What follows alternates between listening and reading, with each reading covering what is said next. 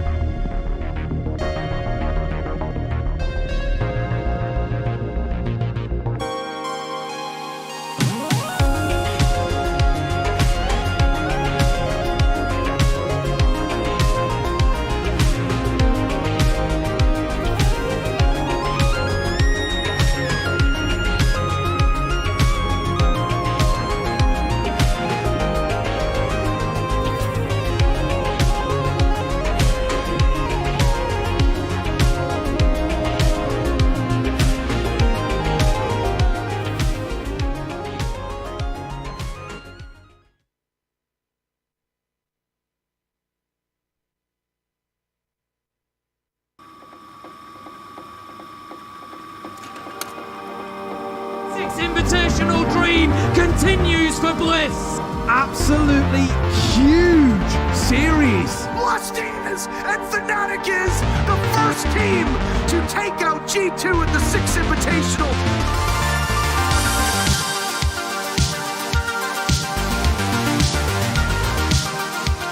The plan's still not confirmed. Credibles, all he's got to do is deny it. How does he win the 1v3? Not enough to have a good day anymore. You have to be the better team to win. Probably had to hit that shot on the save. What a shot from Sage though in the head. Shot taken. He likes the close quarter fight here. He swings. He hits the shot. It putters on. I think ANZ's fair game at the moment. Every team has the potential to beat every team.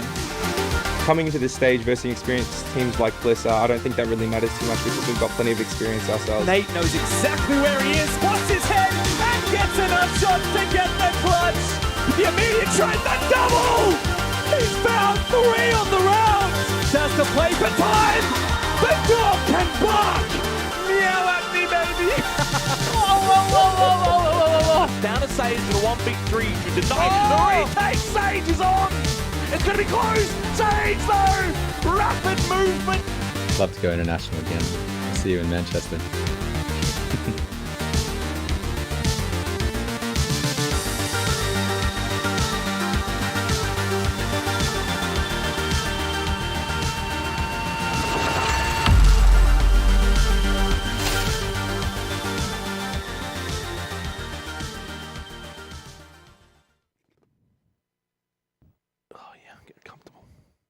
Hello and welcome back for the second day of the OCE League. It's Cyberpunk, but it's a bit punky in the server. We're still trying to figure it out. Get me out of the box. Help! Get me out of the box. Help! Oh, thank We're out, God. we're good. We're It was just clear. a dream, Robert. It was just a dream. Fever dreams aren't as much fun, are they, Michael? No. Sometimes we get caught in them and we never leave. Yes. Sometimes. But hopefully not tonight. I love it here. It's great fun. It's fantastic. Guys, how you feeling, mate? First day under wraps with the OCE League, and, well, we are just as confused heading into day 2 as we were heading into day 1. I'm feeling amazing. You know, any night I get to be here in the studio with you two lovely gentlemen and the other two over there, it's always a good time. So it should be another fantastic night of Siege. Fortunately, we've still got them stuck in the basement. So, you know, they're not getting out anytime soon. But you are, Xenox. Yeah, I got out. Yeah, you did. Got out last night. Yeah, you did. It was a little bit late, but not too late. It was good. It was good. We had a good opening day, did we not? And obviously, fantastic. We continue on with being basically the best region in the world when it comes to entertainment, both in the server and obviously outside of the server. It's unmatched, unparalleled. We have everything that you could desire when it comes to Rainbow Six Siege, except for probably the quality that we get from Brazil. Unfortunately. Yeah, Look, But the quality's getting We there. don't need that here, though. This is the thing. We don't. That's why we have majors. That's why we have 6 invitationals. Right now, this is where you want to be. To quote James Devmarter Stewart, this is the most league in the world. It is the Let's most. go ahead and start talking about the most league in the world and how things wrapped up yesterday. Saw some interesting opening matches that I think, look, most of them were stock standard in terms of the results. Xenox, maybe one disappointment here or there, but for the most part, it felt pretty smooth. I want to be positive on the couch today. That's my vibe coming into. Oh, geez. Whoa. Right after he's gone and shit on the teams. We're now going to revert Well, that. I'm changing that quickly. Okay, Look, the first fantastic. 2 games that we had that myself and the wonderful Guzzle here got to cast, I was pretty impressed by what we saw from Antic. The fact they went to Skyscraper was good to see some different maps. We only saw it once, all of stage last year for that particular map. So immediately out the bat, bring it in to action. And we obviously had some new faces in terms of organization, some old faces as well returning. I will say, I was probably a little disappointed from 6 targets. Expected a bit more from these guys. Admittedly, it's been some time as we get the Bs, and that was rightfully well said. I thought Odium actually looked quite good in that match, but yeah, their opponents left a little bit to be desired, and obviously the final game was, well, not safe for work. It really wasn't, was it, Guz? That was really... I mean, spanking's safe for work. We can say a spanking, we can say a hiding. There's just a couple of other words we can't use to describe what Bliss did to Secular Spheres. Yeah, it was nothing short of dominant. A 7-0 victory. We get to tick that off the bingo card. I think it At one point throughout the stage, we were probably going to see it. Didn't expect it probably play day one, especially against Circular Spheres, who I think we expected to at least put up a fight. But Team Bliss, again, with all the experience that they've garnered overseas, off to a perfect start, quite literally. And I think they'll just be looking to keep that ball rolling.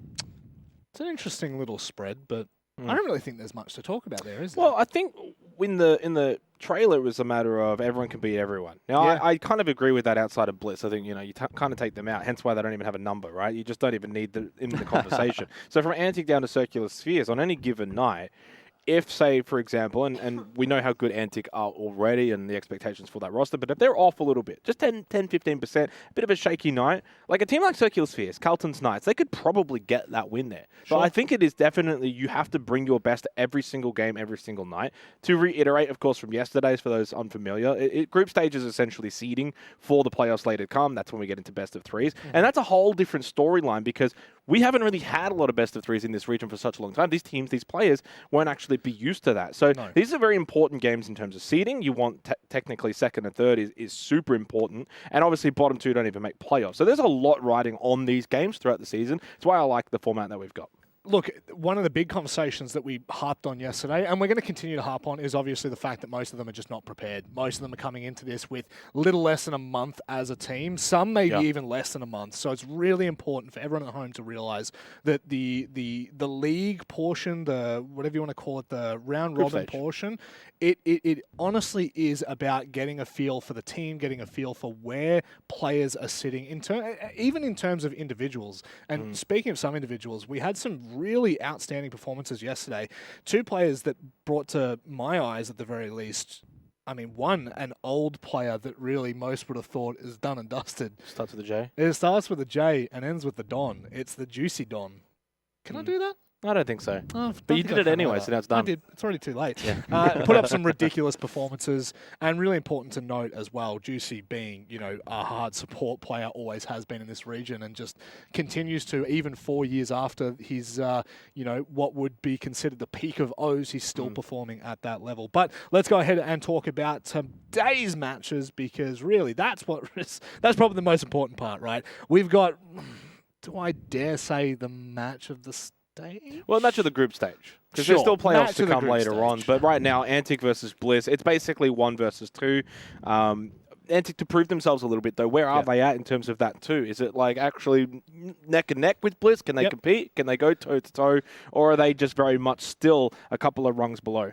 I mean, yesterday we pitched the Antic Carlton's Knights game as potentially being battle for second heading into the playoffs.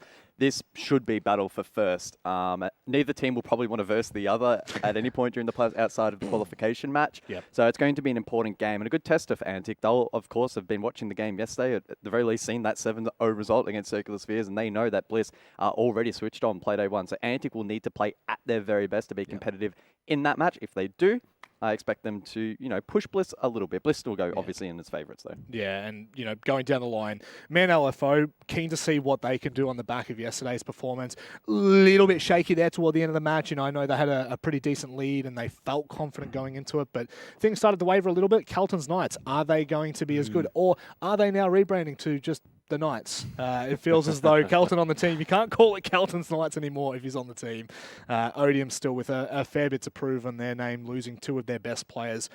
It just, the line just continues to go down, and I think maybe the last game, yes, at the moment it's probably the, really the question about 6 targets, but it's an interesting one. Yeah, I think tonight very much is, and looking at this particular graphic, should highlight, we kind of talk about the term Farmers League. That's really only a term that should be applied to Bliss. Everyone else is very much close. I think the Man LFO, Carlton's Knights game, honestly, at this point, you could throw, any kind of name in the hat and pull one out.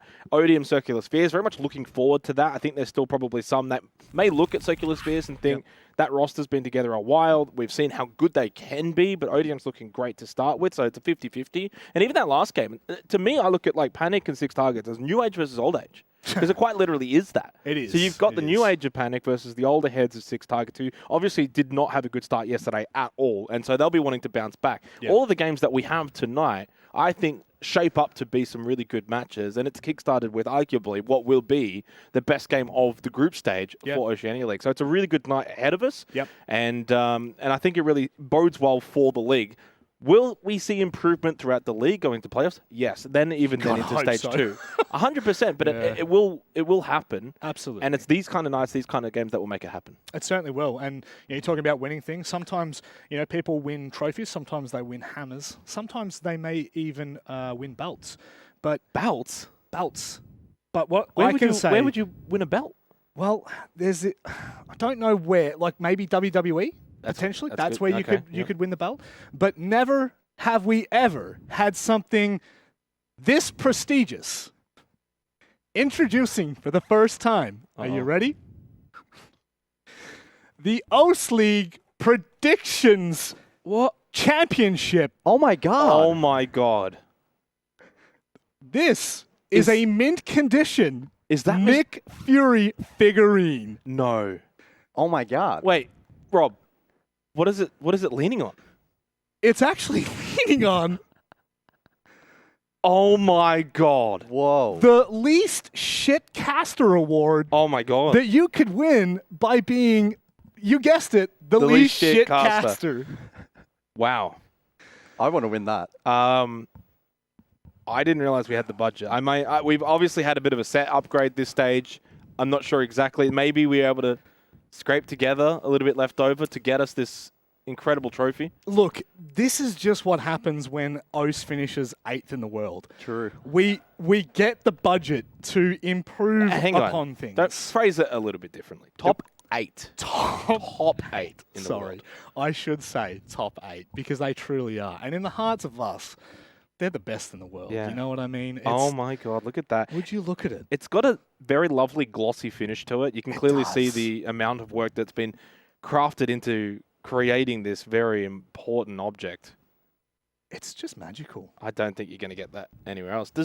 I don't know, does EUL have a trophy? I don't think so. I don't think they've got the budget for that. They No. spend it in the studio. Well, so I obviously don't think they've got the room their for casters it. are from home, so Well, that's unfortunately that's just the way weird. it goes. But speaking about our predictions championship, Mr. Fury.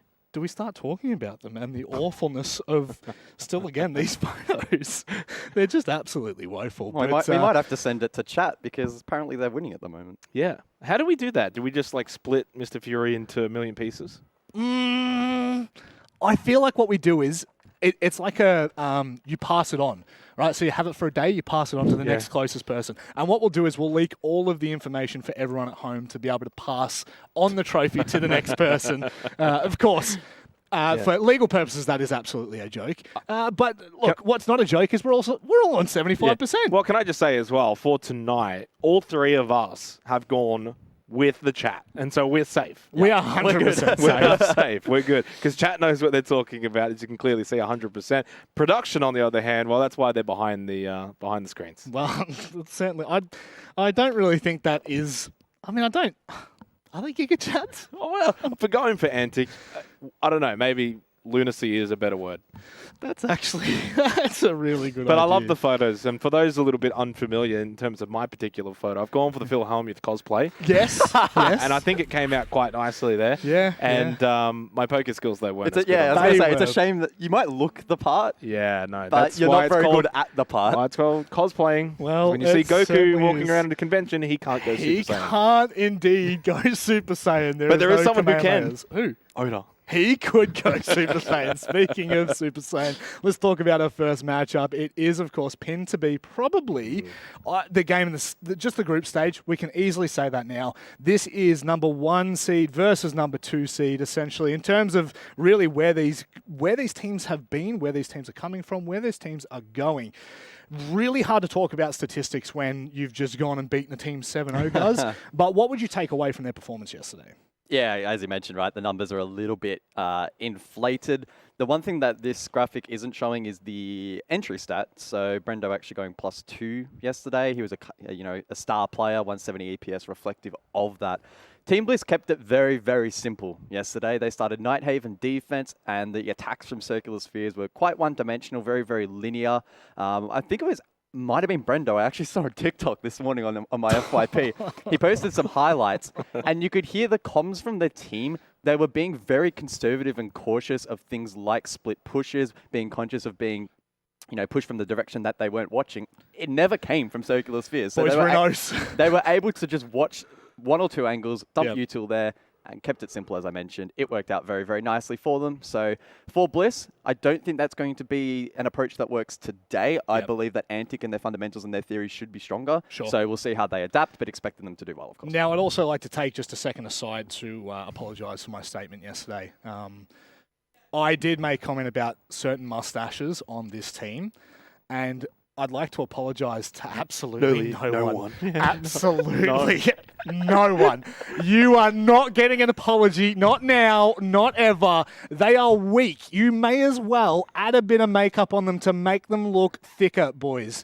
At least the performance in the server is thick. That's all that matters. Let's go ahead and talk about Antic, the team that really has made a bit of a ruckus coming into this year, but unfortunately, we really don't know what to expect. That's really the underlying tone here is it's new faces. Yes, we've got some of the stability that we've seen of old Xenox, but will this team perform to the standard that we hoped? I mean, look at Logic and Tuhan's EPS. They were top rated last stage. Yeah, I think it's a good showing that clearly yesterday they didn't require Logic, Tuhan, the whole team really to be gelling. A lot of that first half and Juicy's performance on defense Skyscraper, he did get kind of played into. For whatever reason, they just kept pushing into Juicy. And to the Don's credit, he was able to deal with them pretty comfortably. That's why he obviously has a very high EPS rating there. He's not really going to have that kind of night that often, right? That's kind of a one-off. Not because he's not capable of that. I think just better teams will look to probably avoid him a little bit more. He is going to play that hard bridge on the attack, so he's not going to be as involved on, say, the entries. So it is up to Logic and Tuhan. When you kind of look at this particular graphic, Frixel played well, Killer played well. We know what we're going to get from Juicy. To beat Bliss, though, all five need to play well. You're going to need Prime Logic. You're going to need Prime Tuhan. They need to frag out. Most importantly, Logic as well. I think for his own individual confidence, but as a team, they have to be all on the same page. My big question is, do you think he owns any sleeves anymore, Guz? Yeah, I don't know. Logic's been very busy in the gym, so he's got to get those guns out. He's cooking up a storm. But to be fair, again, as Xenox has just mentioned, and it's so crucial to preface this, you are going to need to perform at your best to beat the best. And the best in Bliss are miles ahead of the competition. We saw it in the final play day last year. These exact two teams playing, granted a different iteration of Antic, they got absolutely spanked when it mattered the most, Guz. Yeah, and that's the thing. It's all well and good to have the players in place to perform well, but you need to be able to perform well under pressure. And I think Antic would sense that this is an important game. Again, it's not absolutely critical that they do well, but it is an important confidence builder at the very least. And if they can pitch themselves as a top 2 team, again, really important for seeding and heading into the playoffs bracket, where this may end up being a head-to-head for the grand final for the qualification match. Well, that's what we're expecting. And if anything's... look, if we know anything, it's not a granted. This is... Who picked this? I don't know who picked this one, but that's... Why are you looking at me? Well, it was me, but... I mean...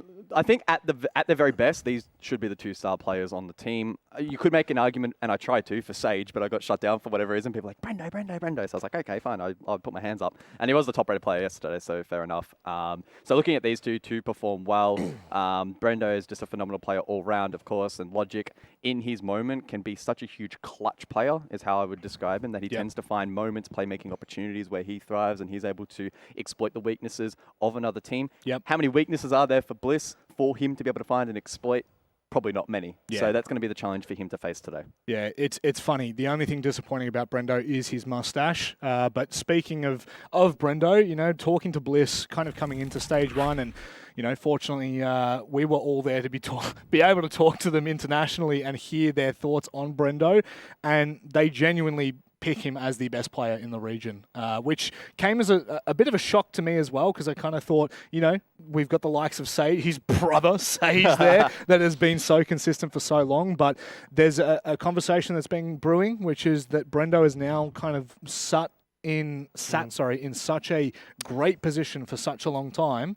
He's now becoming a bit of a fragger. There's an interesting philosophy about this, though. And then when it comes to our region, for how long can you be regarded as the best in this region? Because I feel like it doesn't last very long, does it? No. It's the Which I don't know if that's a good or a bad thing, but like it's the truth of it. I mean, we've gone through iterations where we're like, it's Josh, it's Geo. No. That was 4 years ago. But you get my point. Logic, though. Oda. Yep. There's been iterations where I think whether it's over a particular stage or two for the year, it doesn't really go beyond that though. So it's really difficult to say be the best player in this region for basically more than 12 months. Yeah, they do say that the brightest stars burn the fastest. I cannot confirm that. Maybe Mandy can, but let's go ahead and talk about the vetoes. Break this one down, as we do have to head to a map, and I just hope that we don't see labs, if I'm being completely honest. I've seen enough labs, not out of OCE, but I've just seen enough labs in the last week to last me a lifetime. But no Oregon, that's a good one. We're just going to guess who's been... Oh, no. I'm sent on a spin. Bliss banned out Oregon. Bliss banned out Clubhouse. I'm seeing a theme as they ban out labs. We go to Chalet. Actually, well, they didn't ban out labs, but... Sorry, don't do math on stream ever. We go to Chalet, which is interesting. You do kind of look at the majority of Bliss's bans, and again, it's really difficult to see, but they have been banning out, Oregon's and Clubhouse and Skyscraper, so there's kind of more defensive maps. They want to actually open it up a little bit, so they've gone to Chalet, if you will. Bank was also down 2 out of the bottom 3. I kind of look at that bottom 3, and I think 2 out of 3 of those. I'm a little surprised that we actually don't go to labs, but we clearly saw from what Bliss is capable on that map that Antic aren't going to want to send it there. So Chalet, which I think in the end, Bliss are pretty happy with this. Now, Antic start on attack, Guz. Does that fill you with a bit more hope? We know that Chalet is probably one of the more attacking sided maps we've got in the map pool, but is that still enough to turn the conversation?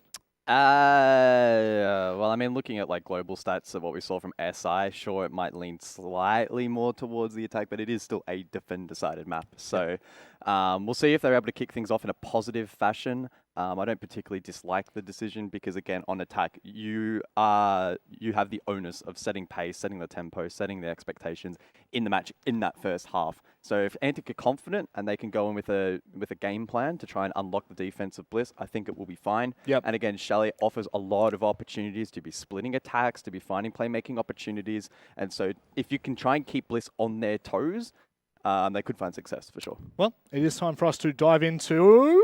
No, sorry, it's not time to dive into, because Xenox has a fun fact. It's not a fun fact. Sorry, apologies as well. But that's okay. We'll just wait the players, the audience. We haven't started the red button yet. I was just a little bit taken aback by Mrs. Swivel here. Now, have we gone with a name? Have we confirmed? We have confirmed the name. That is beautiful. You are looking at the angle from Taylor Swivel's perspective. That's right. Me? We're Swivels. Me? We're Swivelies around this part. That's so that's we're going for damn sure. Taylor Swivel? We have gone with Taylor Swivel. I'm making an executive decision as the host, and that's just... Oh, geez. Hang on. Let's go on.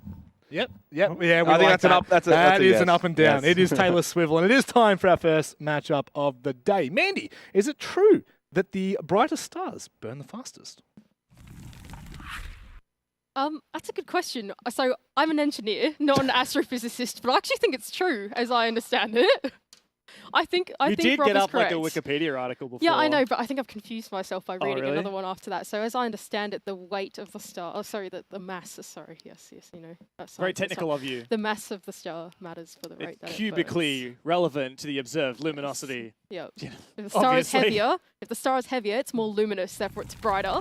And if it's heavier, it burns faster, so therefore the brighter stars burn faster. I think that is the logic behind it. All right, well, but I'm not a scientist. Not a scientist, you are an engineer. Enough of those antics, let's get into our first match of the day. It is the best team in the region versus the runners-up for all of last year. Team Bliss taking on Antic Esports. And on Chalet, An exciting prospect for both of these teams who are phenomenal at Chalet, both undefeated in recent history with one exception, and that was Bliss at Six Invitational, losing this map to G2 in their elimination game. Oh, interesting. Well, I feel like going back into OCE, it's a very different ballpark, right? You know, well, you don't think Antic and G2 are equivalent opponents? It's actually quite a controversial take, isn't it? But, you know, that's my opinion. I don't know what you reckon, but... Well, very bold of you, Mandy. It is very bold of me, in fact. Anyway, interesting bans as we play out the ban phase. Brava being taken out by Antic. It's a pretty unusual one in general. I think Chalet's one of those maps where having your attack lineup isn't like, it's not that mission critical to have particular operators or that type of thing, and I think Brava being taken out does take away some of that remote disabling ability for Bliss, who tend to play the game a step slower and more methodically than I think the rest of the region will. I guess it gives teams a little bit of freedom to ban what they think is a good operator for their opponent rather than banning something like generic for the map. And Bliss is without a doubt the best Brava team in the region. They were the early adopters. Chalet's a great map for it. We even saw Tuhan in chat saying, don't have fun wet. I assume that was in relation to the Brava ban. Maybe that was just in relation to a bit of banter. But I'm just going to put it out there. Tuhan didn't have fun yesterday. He got 2 kills in their whole game.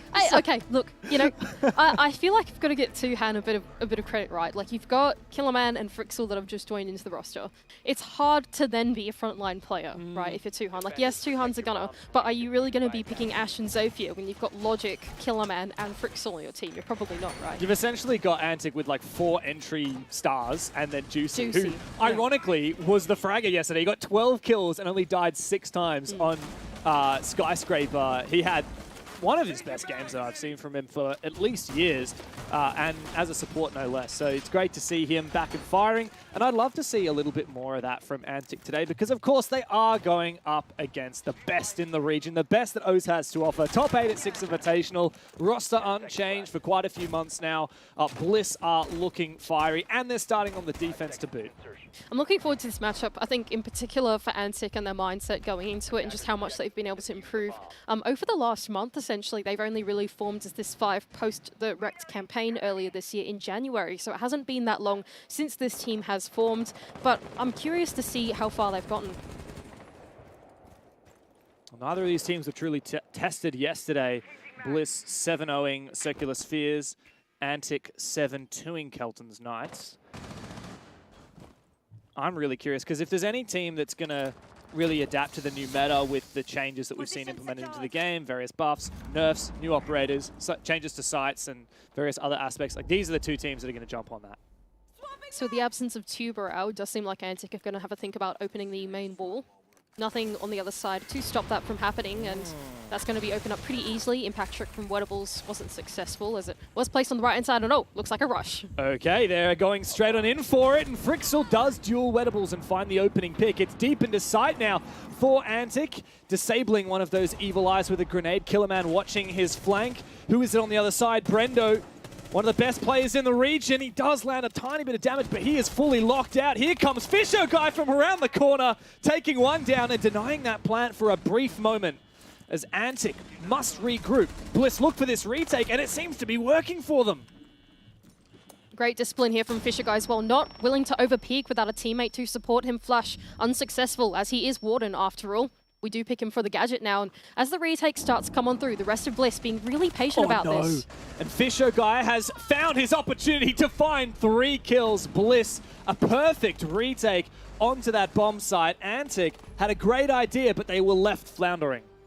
Not bad from Team Bliss there. I thought it was a good idea from Antic to have a crack at doing something unexpected, catch them off guard with a rush. And yes, they did claim the first onto Wettables, but the problem with doing this against Team Bliss is that they've got redundancy in their way of retake, right? You've got Fisher Guy in the perfect spot to be able to rotate between the bomb sites. Not only that, but he doesn't over-aggress in his area either inside of blue. He knows he can play safe, wait for his teammates to come back. Oda comes back down towards the front with Brendo, and then someone else down back through West Main Stairs, and they eventually collapsed in on what was their own bomb site to take down Antic. Yeah, it just really shows a lot of restraint and patience from Bliss. Most teams, to be honest, are going to be shitting themselves when they see that the attack is fully flooded into the site. Chalet is a map where you've got to roam, but Can you realistically roam when they're rushing the site? Well, Bliss have said, yeah, that's fine. We weren't ever stressed out. I was going to say that from compounding from yesterday when we were casting them as well. The thing that we say about Team Bliss that the other teams in OCE do not have is that Team Bliss have got a plan B and a plan C, right? Most teams in OCE have got a plan A, and that's about it. They might have a plan A and a plan like A.1 or something like that, right? Not really plan A and plan B to go after that, right? So I think, yeah, Team Bliss have the capability to fall back on another sort of tactic. I wouldn't say strategy, but another tactic that will, you know, compounds the depth of the game. Yeah, and it just speaks volumes that not only can they have confidence when they're playing well, but even when they're met with a setback like a rush that takes out their only site player or their main site player, it's fine. They are chilled out. They can pretty handily just deal with all of the relevant problems and step by step bring things back. Antic are doing a good job already of dealing with some of these issues presented by Bliss. I love the way Logic is using the Roteros to clear out some site util. I think he was even able to take down one of the Fenrir's FNAT Dreadmines as well in the site, which is going to be very handy later. I don't mind this from Antic, like you've been saying. It does look like they are going in for a direct take, going straight into the bomb site, taking all the way down in the basement, as well as putting some pressure on Library in tandem to try and surround the bomb site. They don't want to go for the full clear. They just want to commit some of their utility into clearing some of these power positions on the top floor. So storage being opened up does allow an angle for Frixel, but Oda actually off the back of that is able to find the first pick. There's a trade on back again. The plan is going down. This execute from Antic. Is there an answer? Good shot there from Logic to trade back his teammate. But Antic are left worse for wear with just 2 players. And of course, Library has been retaken. Wettables able to deny that plan. All up to Tuhan now. They know exactly where he is. He is being baited by Brendo. And he is essentially trapped here in this corner up above. Wettables is watching his little feetsies. Does a hell of a lot of damage. And now Tuhan is a bit uncertain of how to navigate this 1v3. Pretty nigh impossible 1v3 here is pretty low, as there is actually someone in the basement all the way in blue, and Brendo's going to think the better of it as he's pretty low as well and will fall off that fight. I think in general for Antic, I don't mind the approach. I think I was being a bit harsh on Circular Spheres yesterday, to be honest, for the way that they were attacking. And I think we've seen both these teams now go for pretty direct brute force takes against Bliss. There's Brendo to clean up that round, but it was pretty inevitable at that point. I don't mind the idea from Antic, just as, to be honest, I probably shouldn't have minded the idea from Circular Spheres yesterday. The problem with, I think, both the style of attacks that these teams have gone for is I think they're jumping the gun a little bit on the idea. I think going for a direct take is a good idea, but before you move into that execute phase, before you make something happen, you need to do a bit more work before that to go and dislodge some players to then go and make the execute happen. Otherwise, you're just going to have people running in on the retake completely safe, right? So I think ultimately for Antic, maybe not breaking down the defense enough to actually make their plan work, not doing enough setup work for it, and getting a little bit ahead of themselves is costing them some rounds. I do have a lot of respect for Antic for their pace. That's 2 rounds in a row where they were executing a minute into the round or less.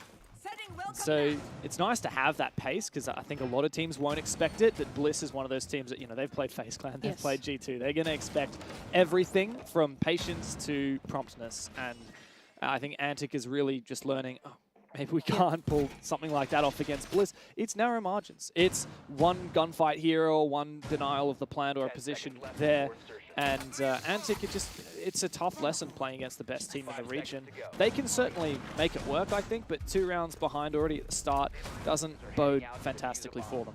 I think that's a great comment that you've made. I'm going to piggyback off that as well, because I think for Antic, as a region that probably have only been scrimming other Australian teams, it probably does work against other Australian teams, Korean and right? Japanese teams that they would likely scrim as well. Yeah, chances are it probably does work, but when you're playing against a team with a bit more depth and a little bit more of your thought-out defenses, then it doesn't work. And I think, unfortunately, it's less of Antic playing a horrible game, but more that Bliss has got pretty thought-out defense here. That's a very nice angle from Tuhan. Lovely to see the ACOGs back, especially on Buck. That was an old classic back in the day. No more 1.5s. You really got to commit, make a decision between the magnified scope and the 1x. And yeah, I know, long angles, but fortunately for Bliss, like, they know how Chalet works. A lot of long angles, a lot of exposed positions, and half of the game of defense of Chalet is just not dying to somewhere outside, some window repel, some angle. That's where the strength of the Azami and Castle combination does come in on Chalet as well. It does mean that a lot of those cut-off angles that once would exist for the attack are then blocked off by at least one form of barricade. Player behind Halfwall is Sage, and maybe contested by Killerman, who's being pretty cautious just outside of the window there. Oh, sorry, the doorway. There's a door and a window. I lost my mind for a bit there. Well, Sage is in an awkward position because his wall breach has been open, and now Killerman has taken down the primary site player of Fisho Guy and doubled down. This is open for Antic. 3 kills for Killerman, living up to his name. And swiftly, Antic have stolen the show. Oda finds 1 back, but he is needing to retake now, and there's a slew of players watching his position. Where is Brendo? He's springing into action finally, put Killerman to rest. Now, I misspoke earlier, the site is of course down in Dining, but that doesn't discount the progress that Antic have made. Here goes Brendo on the retake through the top floor, though. They know that they are 1 man down, and so if they can claim back 1 more fight, make the numbers even, it does make this a little bit easier now for the 2 remaining players of Team Bliss. Antic still need to worry about Oda as well back on the flank. Now, it does look like their 2 deceased players are on these flank cams, so they might not have to worry about them for too long. Nevertheless, the time is ticking away. 40 seconds now, and Antic needs to consolidate. Wow. That is really good patience there from Brendo. He finds 1, he spots a 2nd player. In fact, he spots both of them. Misdroned upstairs earlier, and now it's all up to Oda. Low HP. 4 kills to his name thus far. He's just rounding the corner, but Logic is there to claim the first round for Antic. And they finally have a look in this game. That was the round of Killerman. Honestly, fantastic entry there on the top floor. Completely opened up the one area that they needed to then go and put the pressure on the bomb site.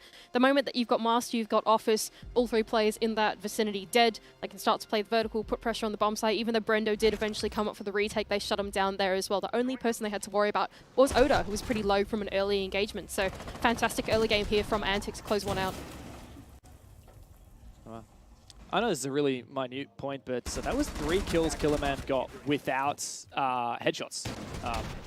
Really hard to land like quick time to kill, but it goes to show like that L85 really does pack a punch, and he's got really good aim that even if he's not landing the headshot, like he's landing 3 bullets, the first 3 bullets that come out of his magazine.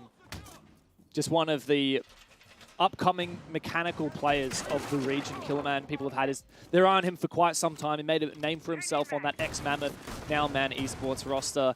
And of course, him and Frixel being the stars of that team now have their upgrade over to Antic. And that just leaves you with a very fiery roster. Tuhan hasn't really needed to step up. Of course, he's in a very different role now. But it just goes to show the fragging depth that this team possesses.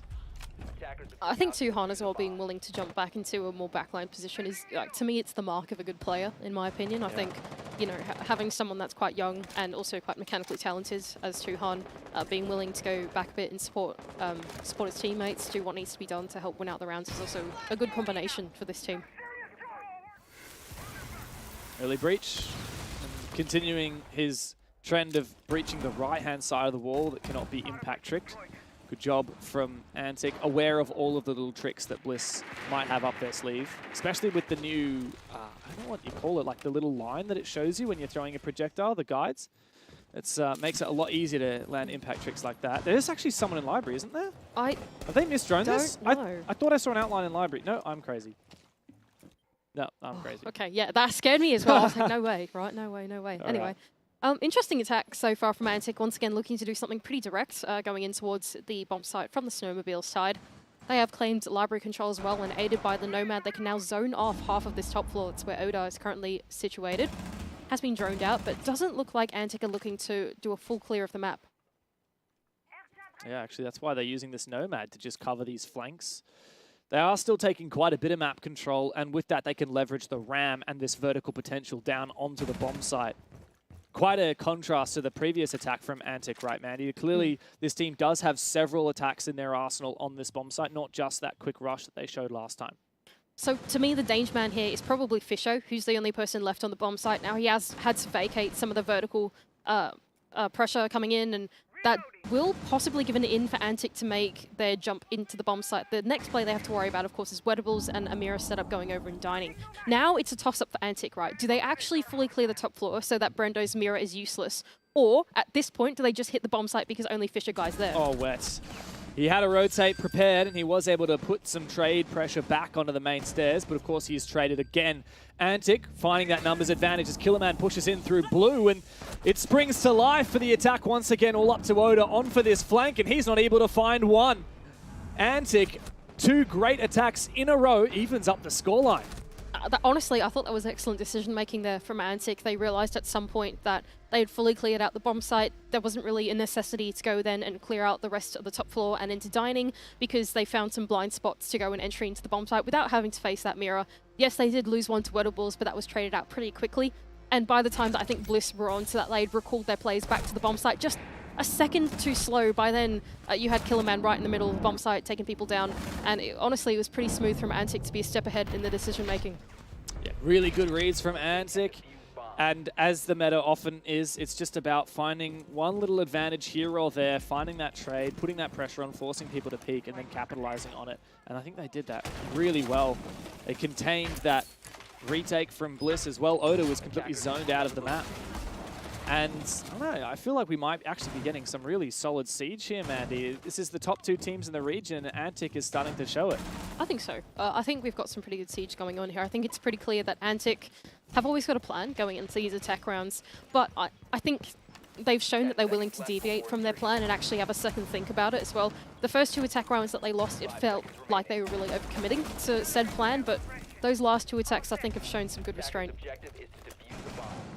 Holistically, of course, we play 7 best-of-1s in the group stage, or the round-robin phase, whatever you want to call it, and then we move into playoffs, which is a pre-seeded single-elimination bracket, so you don't get a second life. The top 2 teams do start with 1 game in advantage. Now, these are likely the 2 teams to end up in that position, but what is the cost of losing a round-robin game here or there? Well, it could mean playing an extra best-of-3 when it comes to those playoffs. Both of these teams want to start in pole position. Clear of library, not successful for Killerman as a C4 has landed from down below. Fisher Guy with info inside a library off the back of the Valkyrie. Does mean that the opening pick has gone in the way of Team Bliss. Very powerful Valkyrie cameras. She's been around for a long time, but don't underestimate her potency. Oh, look at this from Brendo. Wow, how does he see that? Through the bushes, Logic taken extremely low. I think we need new eyes, though, honestly. Right, like, we have the outlines in the spectator cam, and I cannot see that guy. I have no idea how he can see that. We need new eyes. Yeah. Looks like he's got binoculars. I want to know what settings he's running. Is he like 4-3 stretch dress with the 1x sight? Beautiful stuff. A lot of damage done. Antic still poking and prodding. Duhan's actually jumped in straight around that frost mat, and he's looking for a pre-fire. I think he got a little bit unlucky with the timing there. What is going on? Sage is here to support as well. He's looking to come to Wettables' aid, but it doesn't save his life. Duhan has finally finished him off with the pistol. However, Sage may well be on for a flank. He instead decides to vacate the position. He's got a C4 from down below as well. Suhan is vulnerable to said C4 from inside of office as well. Now, I don't think they've got info inside of office that would be... I mean, they could have a cam there, you never know. But Brendo, speaking of the devil, will land one from down below anyway. So numbers dwindling very much now for Antic. Juicy, though, can claim one back. Very good shot from Juice there. The X factor is, of course, Sage. Still on this roam, still in dining. Massive flank potential, but Antic are clearly aware of it. Juicy's just set up a drone for it. Someone's going to have to go and get that diffuser from outside as Juicy tries to put some more pressure on the site, and Fisher's in a really awkward position now with his mirror window. I quite like this from Juicy, putting the pressure on, not being afraid of trying to find the blind spot through this hatch, and it does look like they are posturing for an execute here. Fisher Guy is going to make an effort to dislodge this, though, with the Ward and Gadget online. He can make quick work of those flashbangs. Oh, big pick for Tui. Is it info on Sage? Juice spots him for a brief moment. And here's that mirror window. Fisher Guy still has the ability to leverage it, but Juicy's rotating now. Tuan has the diffuser. Juicy needs to try and go for Fisho. Oh, and he doesn't use his glance classes. Sage now on a 1v2. And it doesn't matter because Juicy's there to frag out. Massive stuff from Antic as they steal the lead away from Bliss. Great comeback in the round there as well. Bliss held the man advantage for the last about minute of the round, and somehow the final 2 players of Antic, Suhan and Juicy, able to clean house. Great execute there as well. I think unfortunate timing there for Fisher Guy. He'd probably just activated his glasses moments before that execute had come through, which gave Juicy his entry and the final kill as well. Great round. One thing I love seeing from Antic is every one of these players on this team is adaptable, is flexible. Juicy, if he doesn't have the diffuser and instead he has to be the one to frag out, he'll make plays. He'll drop the hatch and cover, he'll not only take down Fisho here, which was the pivotal player, but then be ready to cover for Tuhan's plant as well. When you've got 4 star players on a roster and then Juicy is your 5th, you're like, okay, maybe he's the one that's always on the back line, but no, he's ready for anything. We saw that yesterday. We're seeing more of it today. I'm really impressed with this Antic iteration.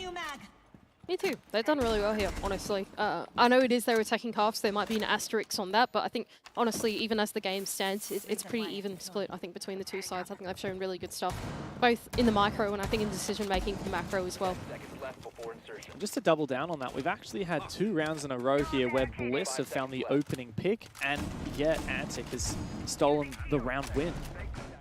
They're unfazed at losing an early player, just as we praised Bliss in the very first round for losing site control, losing the opening pick, and then still managing a retake. Antic are doing something very similar when they're a man down on their attack.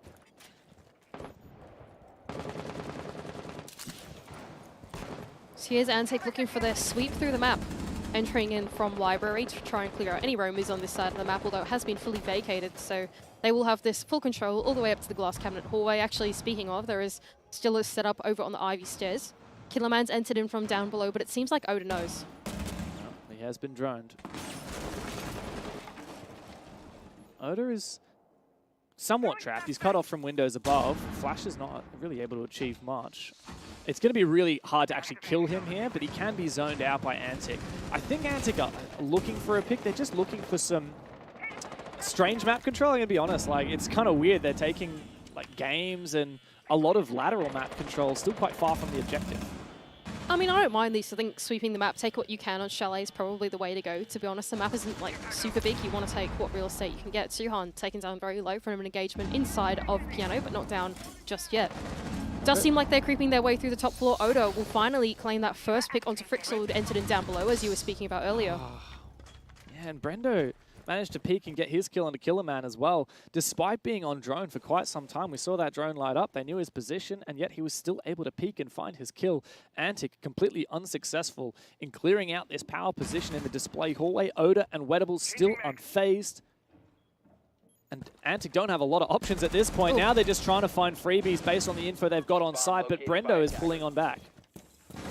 That shield has become pretty popular, that one in the display hallway, and when you want to go for a sweep like that, you are sort of playing directly into that strategy, right? Ooh. So there we go. Nice shots from Juicy. Once again, being pretty sharp this series. We'll take down Brendo, the lone player on the bomb site. There's the first step needed as well. 1 player deficit now for Antic on this attack. They're just looking for one more. Oh, here comes Sage. Lands the critical shot, but he's feeling a lot of pressure with 2 players surrounding him. Dancing around the piano. Oda could fall here as well. He needs to win this fight or at least get away with his life to guarantee Bliss continuing this man advantage. A flash goes out. Oh, what a wall bang from Tuhan. That is what Antic needed. 3v3 with 30 seconds to play. And Bliss unsure of their position. 2 players still above as the bomb site is down and dining, left in the capable hands of Wettables. As Juicy takes a bit of damage on the duel, but Tuhan finds his man. Both players for Bliss now up above, looking to deny the plan. Sage misses his shots just briefly as Antic flood into the site, looking desperately for a plan opportunity, but Tuhan's found his 3rd. Sage v3 to win out the half. Antic could get it done here. 1 HP. Oh, Sage! Are you kidding me, man? 1v3, no kills required, plant denial, and Bliss are even at the end of the half. Oh my goodness, you only needed to kill 1 person then. That was the person to kill, going for the planter right below the hatch. Antic going for a frantic attack in the last few seconds of the round. Couldn't find a safe spot from the vertical. There was nowhere that was safe from the vertical lines or from the hatch. Someone had to go for a desperate plant, and Sage capitalized on that. Wow. Holy moly, like that was massive from Sage. I thought for sure that Antic had that. 2 on low HP from the early round, and he still finds 3 picks to bring back a numbers advantage. That was a 3v4 to a 3v1, and Sage didn't even hit a kill. Yeah, right. Wow. Isn't that insane? Wow, that's a huge buffer for Bliss now. They've really been bailed out of what looked to be a half that was getting away from them. They won the first 2 in a row. They were about to get swept 4 back.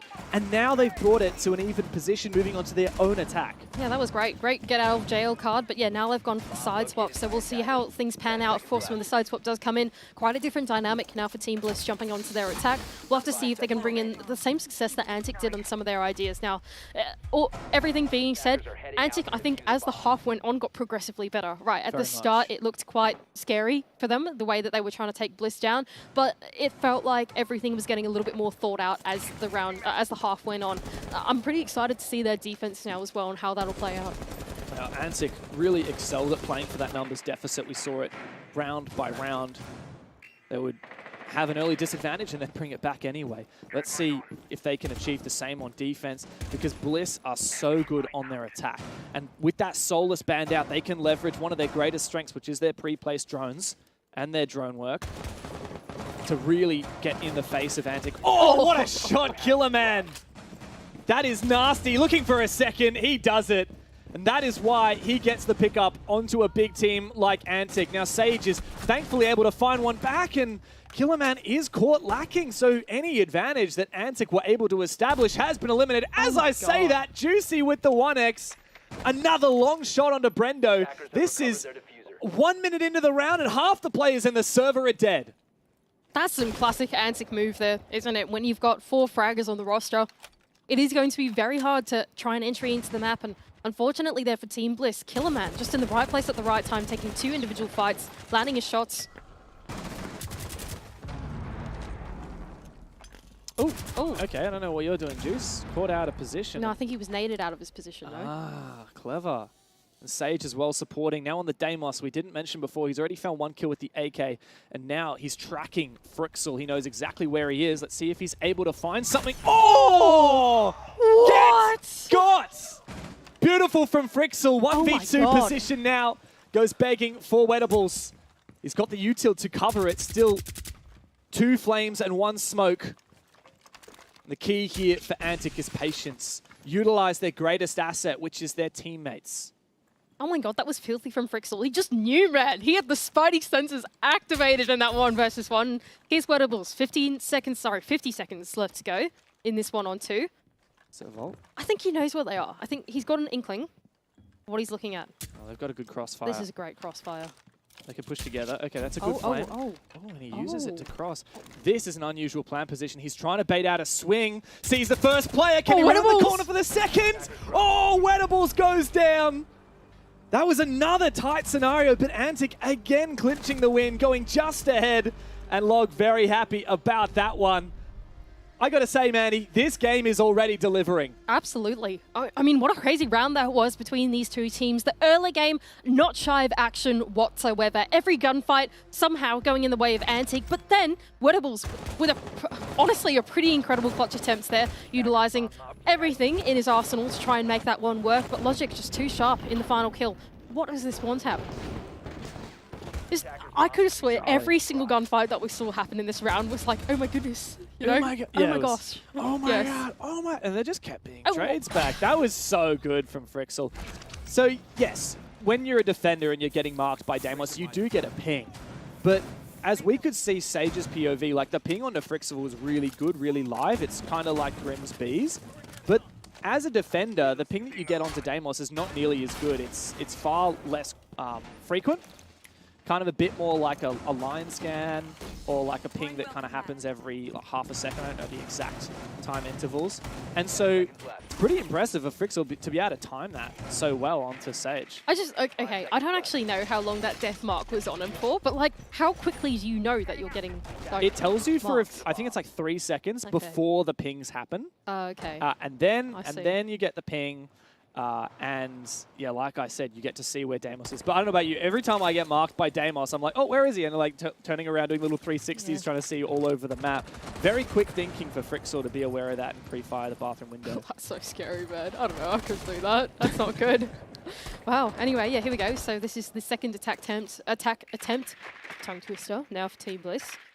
Sweeping in through the top floor. Actually, not quite going in for the sweep in through the top floor. Just putting some pressure out on Library for now. There's a lot of setup in library as well.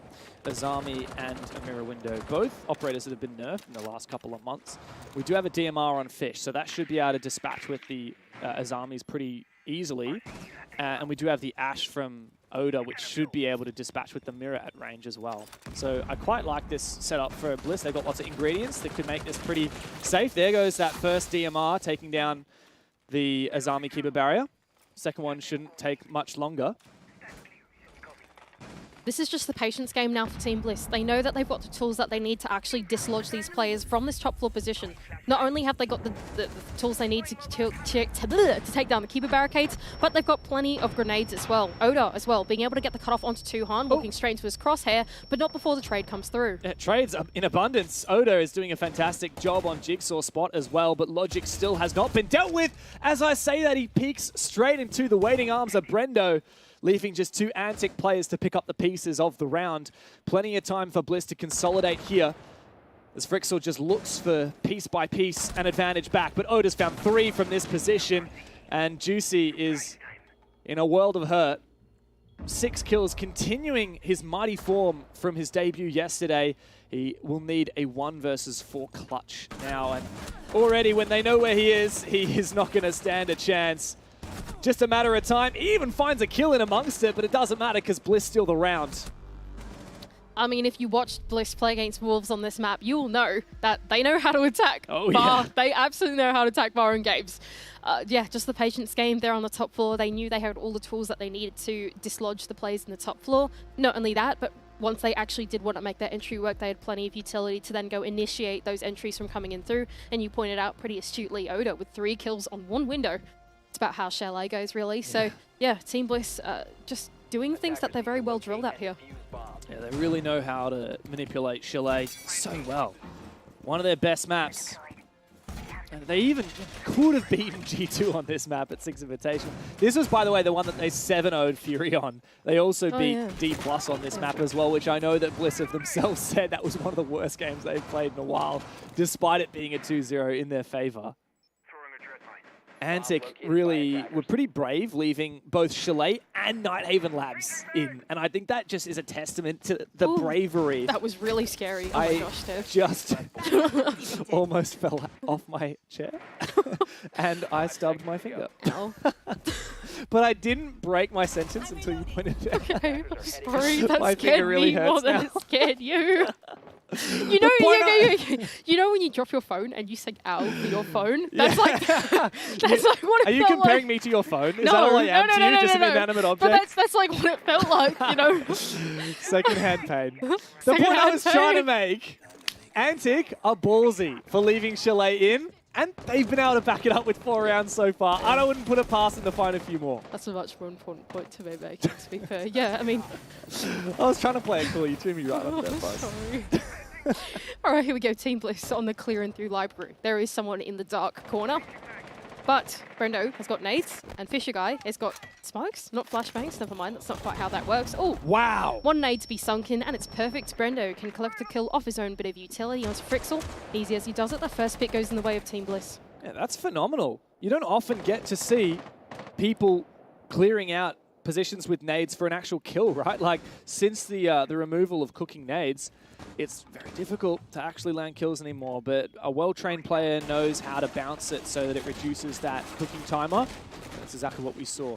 Great start here. Oh, it was a C4. Yeah, wow, okay. I think that C4's potentially gone. Oh yeah, there we go. We just watched that C4 get decimated by the Mars rover, and Juicy now falling back to the bomb site behind the safety of his mirrors. But these mirrors probably will not be safe for all that much longer with the vertical play now in the hands of Team Bliss. Does look like Antic is still trying to hold on to at least the other half of this map for now. But it might not be necessary for Team Bliss to clear the entire map. It is a time sink, isn't it, to try and clear the map? Oh, they're going for it. Okay, this is a very, very quick flank. Oh, Logic, my dude, missed his opportunity, and as a result, his team gets absolutely picked to pieces. Desperate now, going for a run out outside. They're actually going to push for this kill, surely not. I mean, you know it's a 5v1 on the site. Juicy finds his first. He's also got a mirror to look for the second. Don't overcommit here, Bliss. Just because you know Log's off site, it doesn't matter. They found the guy on site, and they've also taken out Log on his flag. That was quite a round for Bliss, and with it, they're starting to run away 2 rounds in a row, and they've found themselves on a 5th. Yeah, well thought out attack there from Team Bliss. They realised that they didn't need a full sweep of the map, and ultimately I think Antic actually played into the hands at the end there, going in for the retake. Team Bliss were already pretty well postured to have that cut off, and as they took those engagements, the crossfires were pretty strong for Team Bliss on the attack, expecting the retake to come on through. You pointed out as well, Brendo going in for the entry down into the bomb site, someone to follow up, take down Juicy. That's about all you need, really, for a round win.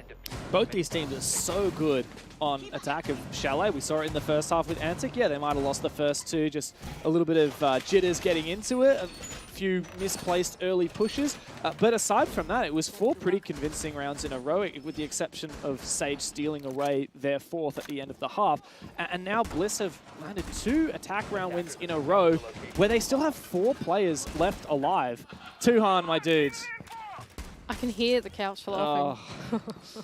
Yeah, well, I hope Tuhan didn't have too much set up to do, because he's not going to have much time anymore. He was just on drone hunting duty anyway, so thank goodness. He had 1 job. Well, if I'm not wrong, how many drones have been taken out? It says 2, maybe 3? Oh yeah, just the 1.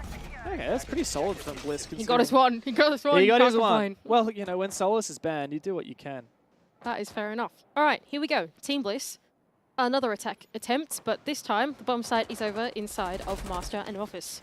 Does look like a solid take this time around, something we haven't seen them do before.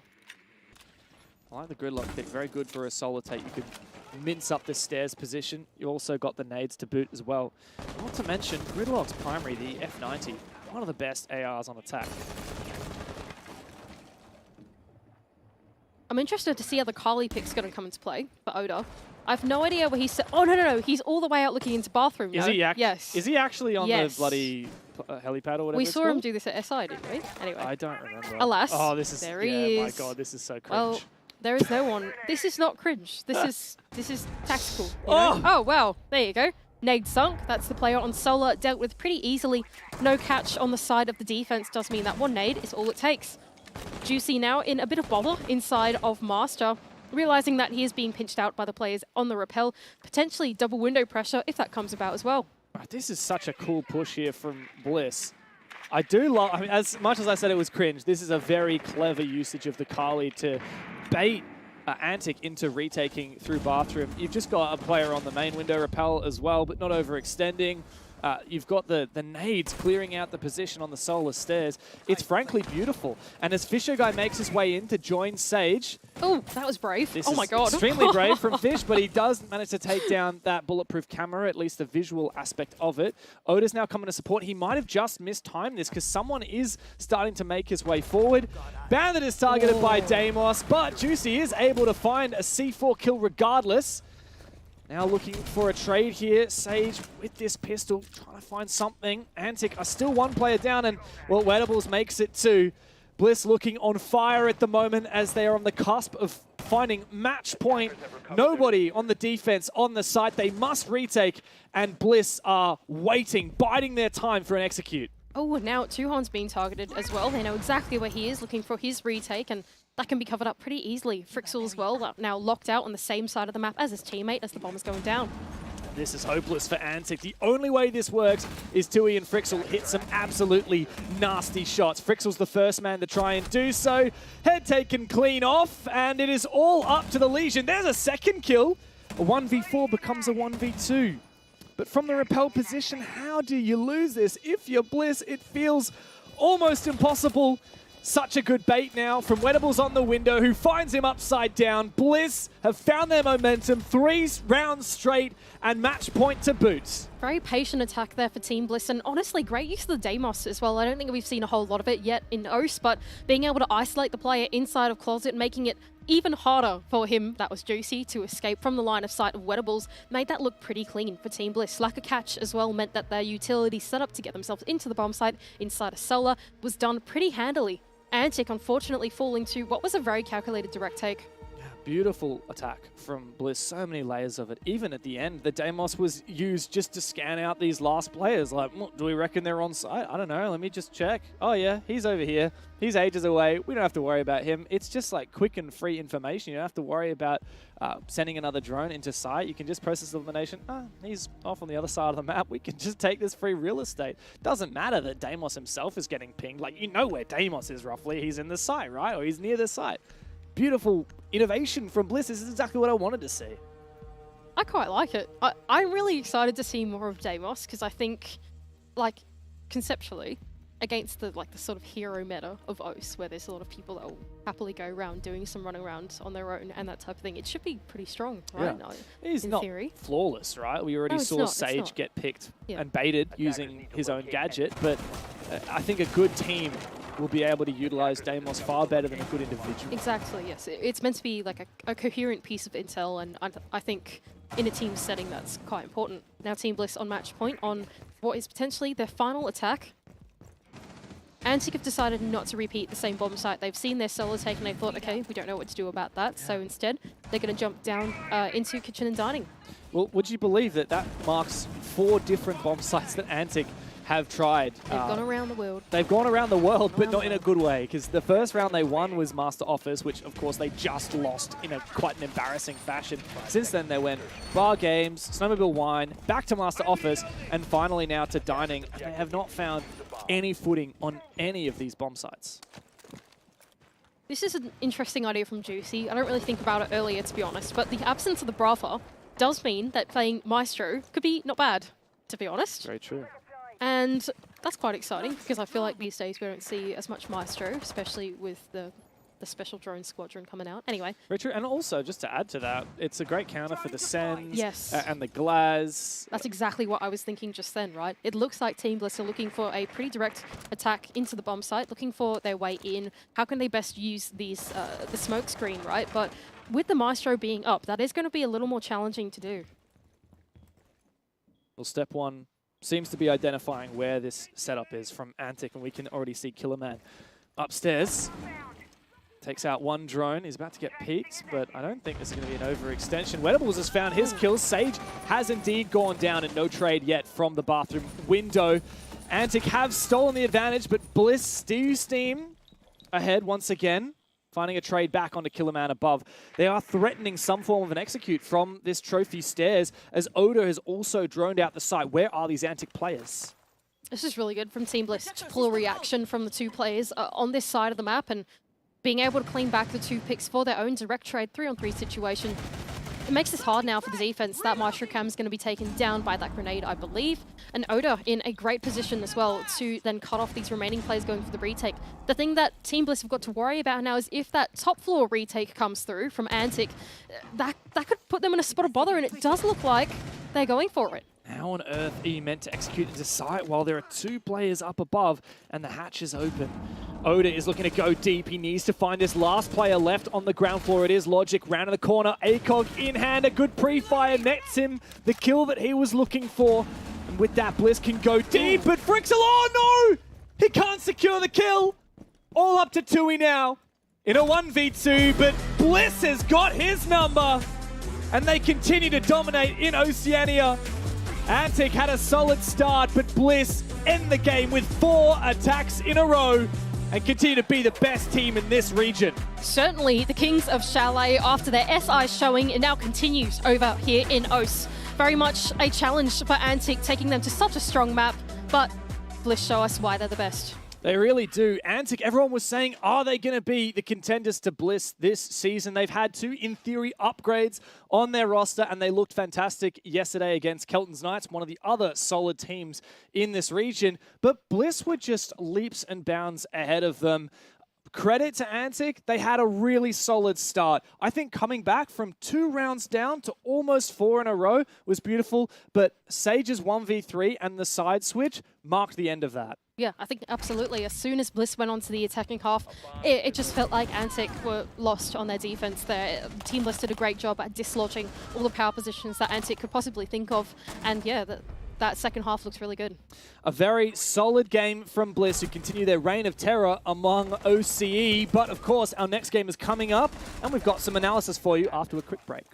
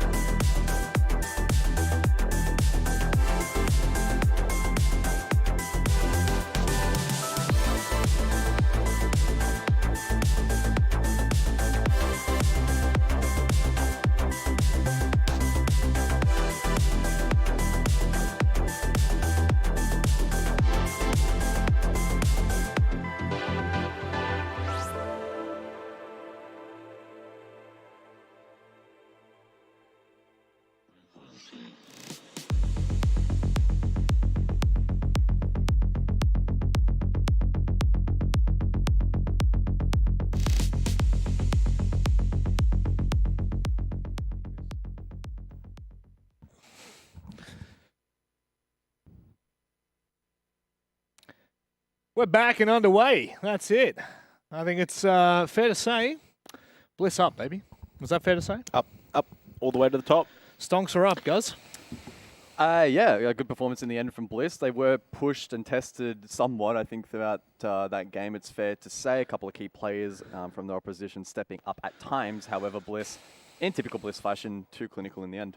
Well, let's welcome in the man with the worst haircut I have ever seen, Mr. Oda. no. What you doing? No, not even what you doing. What are you doing with that hair? I love you, but what are you doing? Oh, just, my idol's Alamar, so I look up to him so much. So, yeah, I had to, dye the hair and be just like my idol. Oh, my God. It's shonking, mate. Don't ever go it again. I'll tell you that much. What do you say to the claims that you actually have the best mustache in the Bliss camp? I think Wedables is up there, guys. I don't know why you did that to me. Mate. Weddy's up there, you know what I mean? Mate, it's worse than the plaster job I do. I'm telling you right now. It's patchy as anything.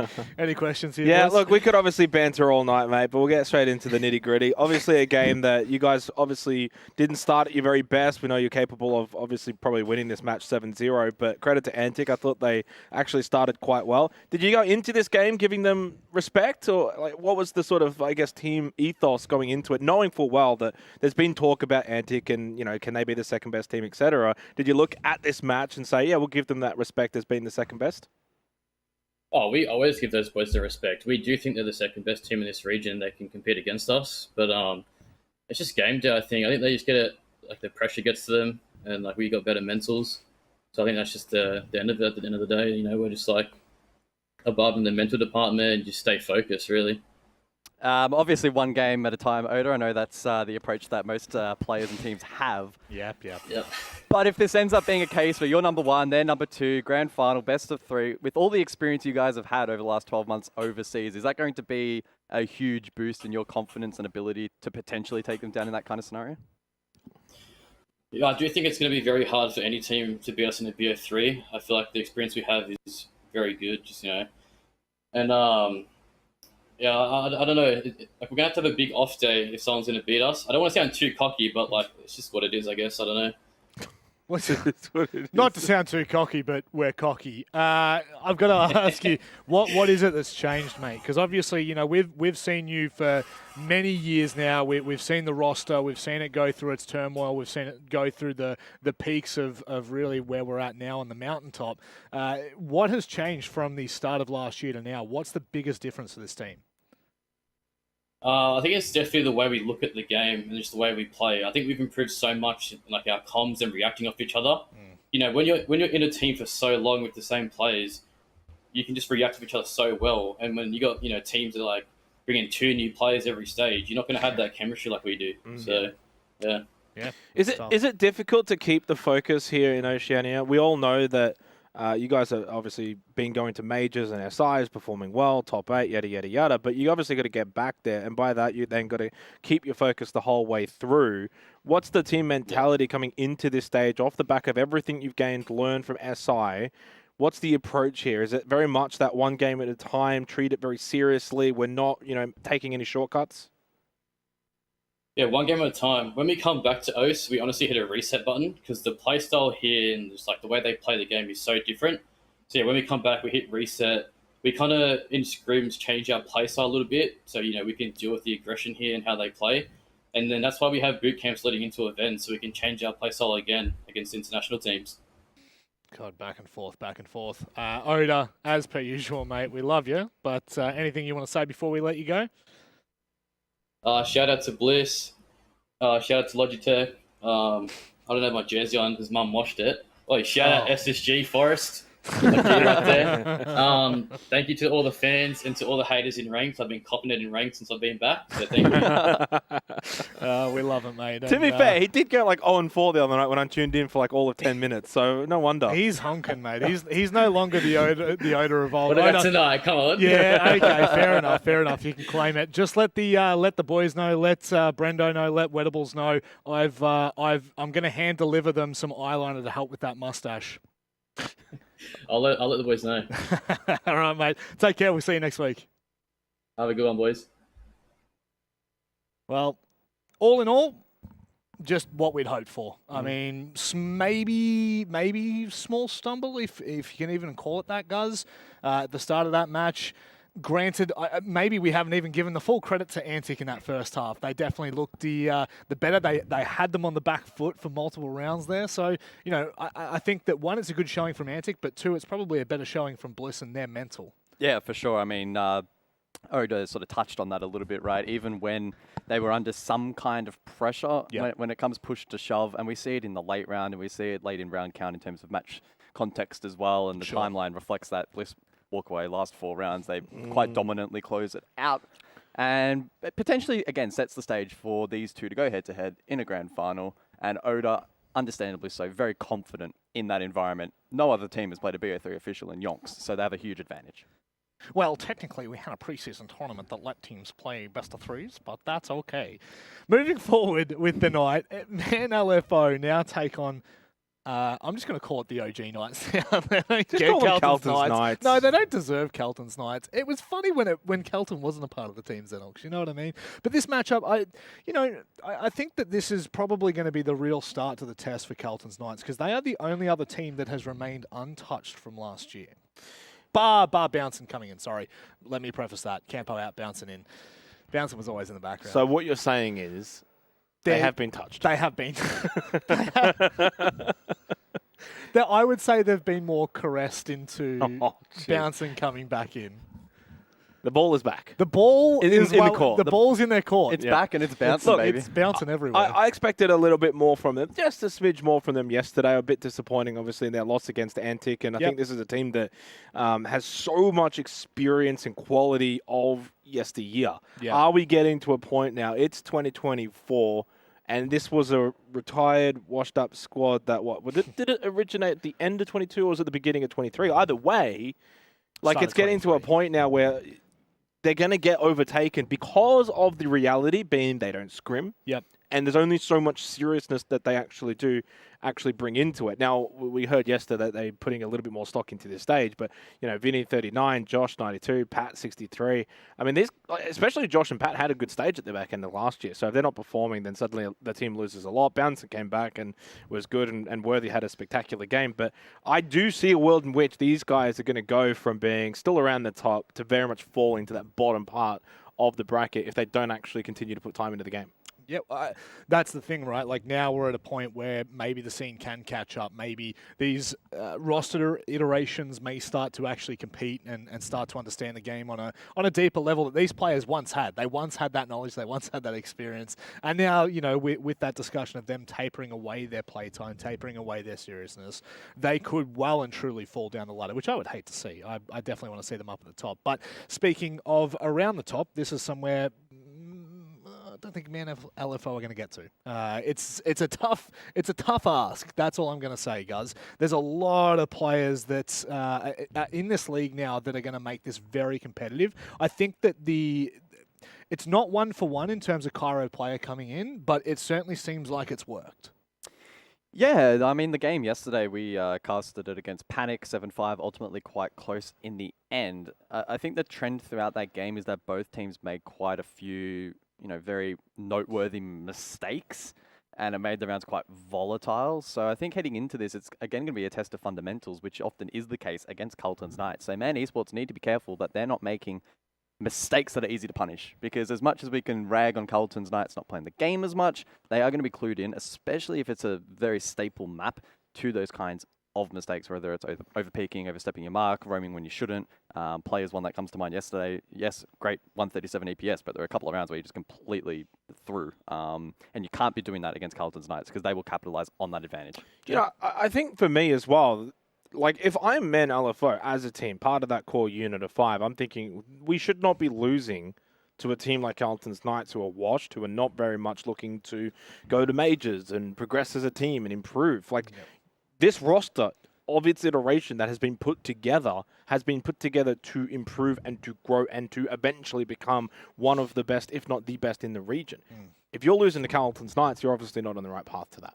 That's very fair. I think that that's a conversation that probably will come back later in the stage as well to see where Carlton's Knights are actually at. Because right now, I feel like we don't have a firm grasp on what they're going to be able to achieve. Last year, it felt like maybe just the instability of the region, it felt a little bit different. It felt like Kelton's Knights with that experience could do things. But now that we've had a lot of players come in and get their first year under their belt, conversation is changing completely. One player, Guz, that probably highlights the comparison of experience versus inexperience might well be this matchup here. Both absolute fraggers. Players only had a year under his belt, whereas Worthy's had, what, 5-6 years? Yeah, and again, I was critiquing player a little bit yesterday based on consistency, and the thing in this head-to-head for me that reflects that is the cost. So 67 compared to 80 for Worthy. It's quite a discrepancy, and it means that players obviously having big rounds, but not as many, and consistency, again, going to be key. Yeah, I'm like, look, I'm not meaning to rag on EPS, but I don't know how you can lose 3 out of 3 categories and you're somehow high rated on the EPS, so... At that point, I just don't even know. It's science. I don't know how it works. It's just don't I will question say, though, in terms of going back to player, we obviously saw him yesterday. It was on Chalet playing the Azami, and he loved to play Library Stairs and then kind of wander off. Sometimes it worked, sometimes it didn't. But he is very much, I think, the kind of player who can maybe play off of that confidence if he's playing well. And I think that's probably a little bit to the whole team for Man Esports. To me, they kind of look like the sort of team that if they're fit and firing and they're playing well, they'll snowball. And if they don't, it's kind of like what Oda said about Antic. The mental aspect then becomes a big factor. I could very much see that team falling apart mentally during the middle portion of a game. If they start poor, Kelton's Knights get on a bit of a run, I could see them crumble. You can see the emotion on them, right? We've seen probably two of the most emotional players in terms of, Cairo and Chef Jeff. Chef Jeff shows it externally. It feels like Cairo, for much of the conversation, is a bit more internal with it. But, two very emotional players that when they're at their peak, they are incredibly dangerous to verse. But let's jump into the maps now, figure out where we're going to be headed for this series. I just, really would love to stick away from Chalet at this point. Thank you for that, Kelton's Knights. I don't think Kelton's Knights have man LFO on Chalet. I don't think that's a fair matchup. But we are going to be going to Clubhouse. So, does it change the conversation, Guz? I think on the balance of this matchup, with both teams banning out the others' played map yesterday, and then it coming down to the two most staple maps many regard in Oregon and Clubhouse, it's probably a win for Kelton's Knights, really, in terms of that experience game and the fundamentals and the synergy that those guys have been able to build over time.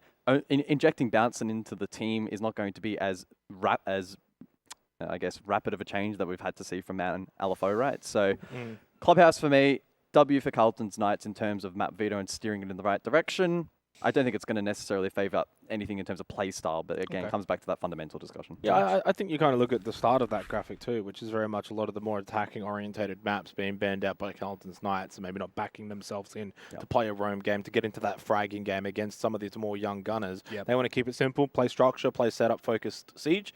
What better than Clubhouse to do that? So I think they've actually probably got themselves into a good position for this particular game. But again, it goes back to the conversation I was having earlier, which is very much, if you're Man Esports, you're going to Clubhouse, you're going up against Kelton's Knights, you should still be in a far better position moving forward as a roster, moving into this new age of Siege. You need to be beating them here. Doesn't matter what map it is. The beautiful thing is there's only one way to find out. That's to get into the server. Dev and Mandy, stand by for the matchup. I'm going to sit by, if that's all right with you. Otherwise, I won't fit in the frame. But I will get to this match. And Mandy, it should be a good one. It should be a fun one because we don't really know where Kelton's Knights are sitting in this stage. Yeah, I don't know. I would say the same about Man Esports, to be honest. I feel like for both of these two, I see this matchup as a pretty even one between them. I'm not exactly sure how much the desk would agree with me on that one, but I feel like this should be a pretty telling match between them.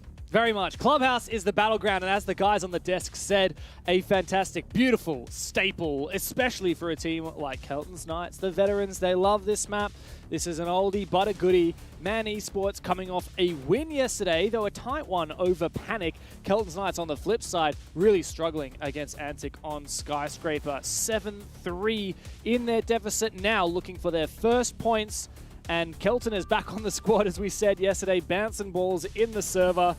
It should be nice for him to finally feel some air beneath his wings and finally get a win on the board. It's not going to be easy against this ex-Mammoth Odium hybrid roster on Man Esports. I'm not sure how the predictions have gone for this game, to be honest. I think most of us have gone Kelton's Knights, right? I think everybody went Kelton's Knights. That's really strange to me because I feel like between these two teams, I would have guessed that at least some of us would have gone Man Esports here. Looking at their lineup now and having it gone to Clubhouse as well. I've got a bit more faith, I think. What on earth does it say there? What did Sheffy do? No, I missed it. Missed it, I wasn't Sheffy. paying attention. Oh, Whoever's on sorry. replays, if you can grab that, I will be very happy. I'll give you a Sorry, big kiss. Jeff. We're not observant enough. I Is he? Did someone tell him to do it again? Come on, Is he- Sheffy. Do it again. Do it again. Is it a little whiteboard or is it like no, it's like a whiteboard. It's like an OCE League whiteboard. Oh, you know? that's very cool. It's very OCE League of him. Since we're looking at everyone's camera, oh, we weren't. Oh, no, I was no, gonna no, say no. Scars, mate. Make your bed. Come on, make your bed. I'm disappointed in any OCE player that does not make their bed. Like, come on, do the bare minimum. That's fair enough. Anyway, we're in Clubhouse. So Maverick and Thatcher have both slipped through the ban phase, which means that balls open. That's a good thing. We saw an ace ban yesterday on Clubhouse. And We I did. was a little bit bemused by it. We're seeing one again. Seems popular. Don't know why. To be honest, less hard breach. Clubhouse equals bad. Yeah, but I guess. I would have thought that Mav would be a more impactful ban. Nonetheless. Nevertheless, Alas. walls will be opened, which is good for this Yeah. map. Hatches as well. Hatches will be opened, which is also very good. The Hibana has made it Yes. through on Hunter. I'm not sure if we've got secondary high breaches on Sheffy as well, but we could with the buck. Oh, I quite like this castle barricade. We've got a little bit of an extended roam potentially cooking up. I just realised that they've all changed Yeah, their I know. bloody names. That's what I was looking at as well. I was like, they're all in it. They're they're the all Kelton's bouncing. Knights now. They are the Kelton's Knights. They're Kelton themed, except for Josh. But aside from that, they are Kelton themed now. That's excellent. It's going to get so hard because, you know, I saw bouncing balls and I was like, oh yeah, bouncing on the castle. And then we switched to bouncing Bouncing Vin. And I'm like, oh no, Vinny. Oh well, at least Josh is being sensible. They've even got like the capitalization right as well. Like they haven't put any capital letters in it. This is excellent. It's funny because it makes everyone, like everyone's got Bouncin and then their name. So it makes it look like Bouncing's name is just balls.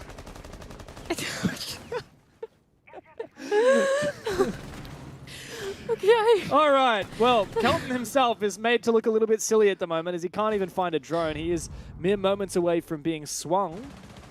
And Josh somehow manages to find a kill on this big run out. Almost traded from outside. A cheeky wall bang, but it doesn't land. And Josh is able to get back to site. That's what you get when you don't have a silly name. That second wallbang's pretty close as well. Anyway, here's Kelton now under the pump slightly with his castle barricade being taken away, but I think he has fallen off from that position. There's a player in the top floor, Worthy, still not cleared outside of Jim. The flashbang will sink onto him, which will force him off the fight for now. But Man Esports got something to worry about. Yeah. Kara's in a really tough position, to be honest, just in the middle of bar. Hatch is open below him, but he can't overextend or he may lose his life. Worthy up above. He's done even more damage and finished off Chef. That really restricts the vertical potential now for Man Esports. And Hunter is still really worried about this player up above. Scars as well. They're just hoping that somebody will walk into their lines of sight and bring that numbers back in their favor. It is a basement execute, and even with even numbers advantage, it is pretty hard to land that. So at a numbers disadvantage now for Man Esports, it should very much be a Kelton's Knights round to win from here on out. Worthy still above as well. Holding out the pressure from the kitchen hatch drop, there is one player inside of Pantry who may meet his demise in a few moments. He's just biding his time. Bouncing's got a really nasty angle though. Kyra is low HP. I just can't see how this would work, especially as Worthy has found yet another kill.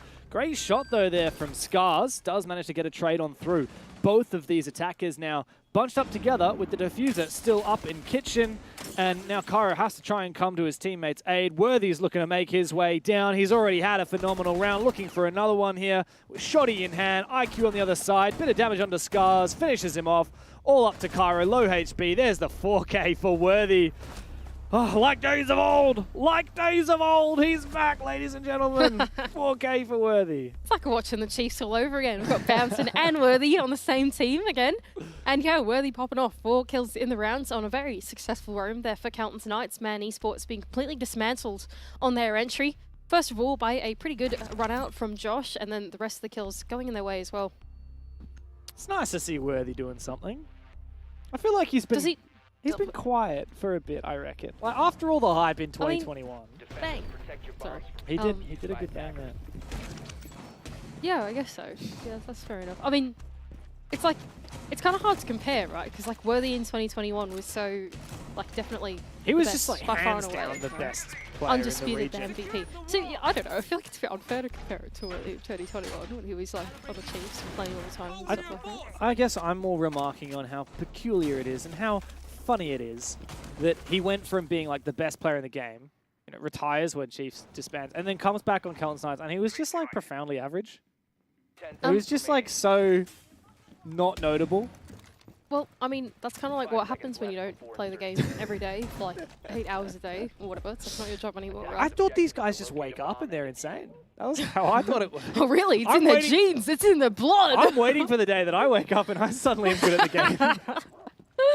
I don't think that's how it works, though, unfortunately. Would you think of it? You might not believe it, but it actually takes some practice and hard work to be good at something. Really, I've never had practice or hard work at anything in my life, so. You can't be saying that on broadcast. We're meant to be professionals. Anyway, here we go. So map trick on the wall for Cairo decides to do the bottom first, and now the top, and Scars will land that one pretty easily with an Ash charge, and that's at least 1 point of entry now for Man LFO. The bomb site is bedroom and gym now, and as they look for the jacuzzi wall, at least that does open up the bomb site a little bit, make Kelton's Knights worry, both sides of the push. This is so odd. Why are they always doing the bottom first? But I guess it's like so that they can see or something. I don't know. I'm not sure, but yeah. If they prefer it that way, then. I mean, it's a bit like scary when the wall's electrified, no? But I mean, to be fair, Cairo hasn't really taken any damage for it, so I guess it doesn't really matter. There is a specific way you can do it where you don't take damage even while you're kind of touching the wall on rappel. I don't know exactly the mechanics of it. It's something I would ask someone like Fisher Guy. He would have that down pat. Speaking of Pat, here he is in bathroom, looking for an opportunity to get a nice C4 kill once that breach is open. I expect it's going to be the Buck to come over. Wait, am I crazy? No, we don't have a Buck. The Ash, I guess, could come over and open up the wall. Oh, Chef. He's going to be a makeshift Buck with his secondary shoddy.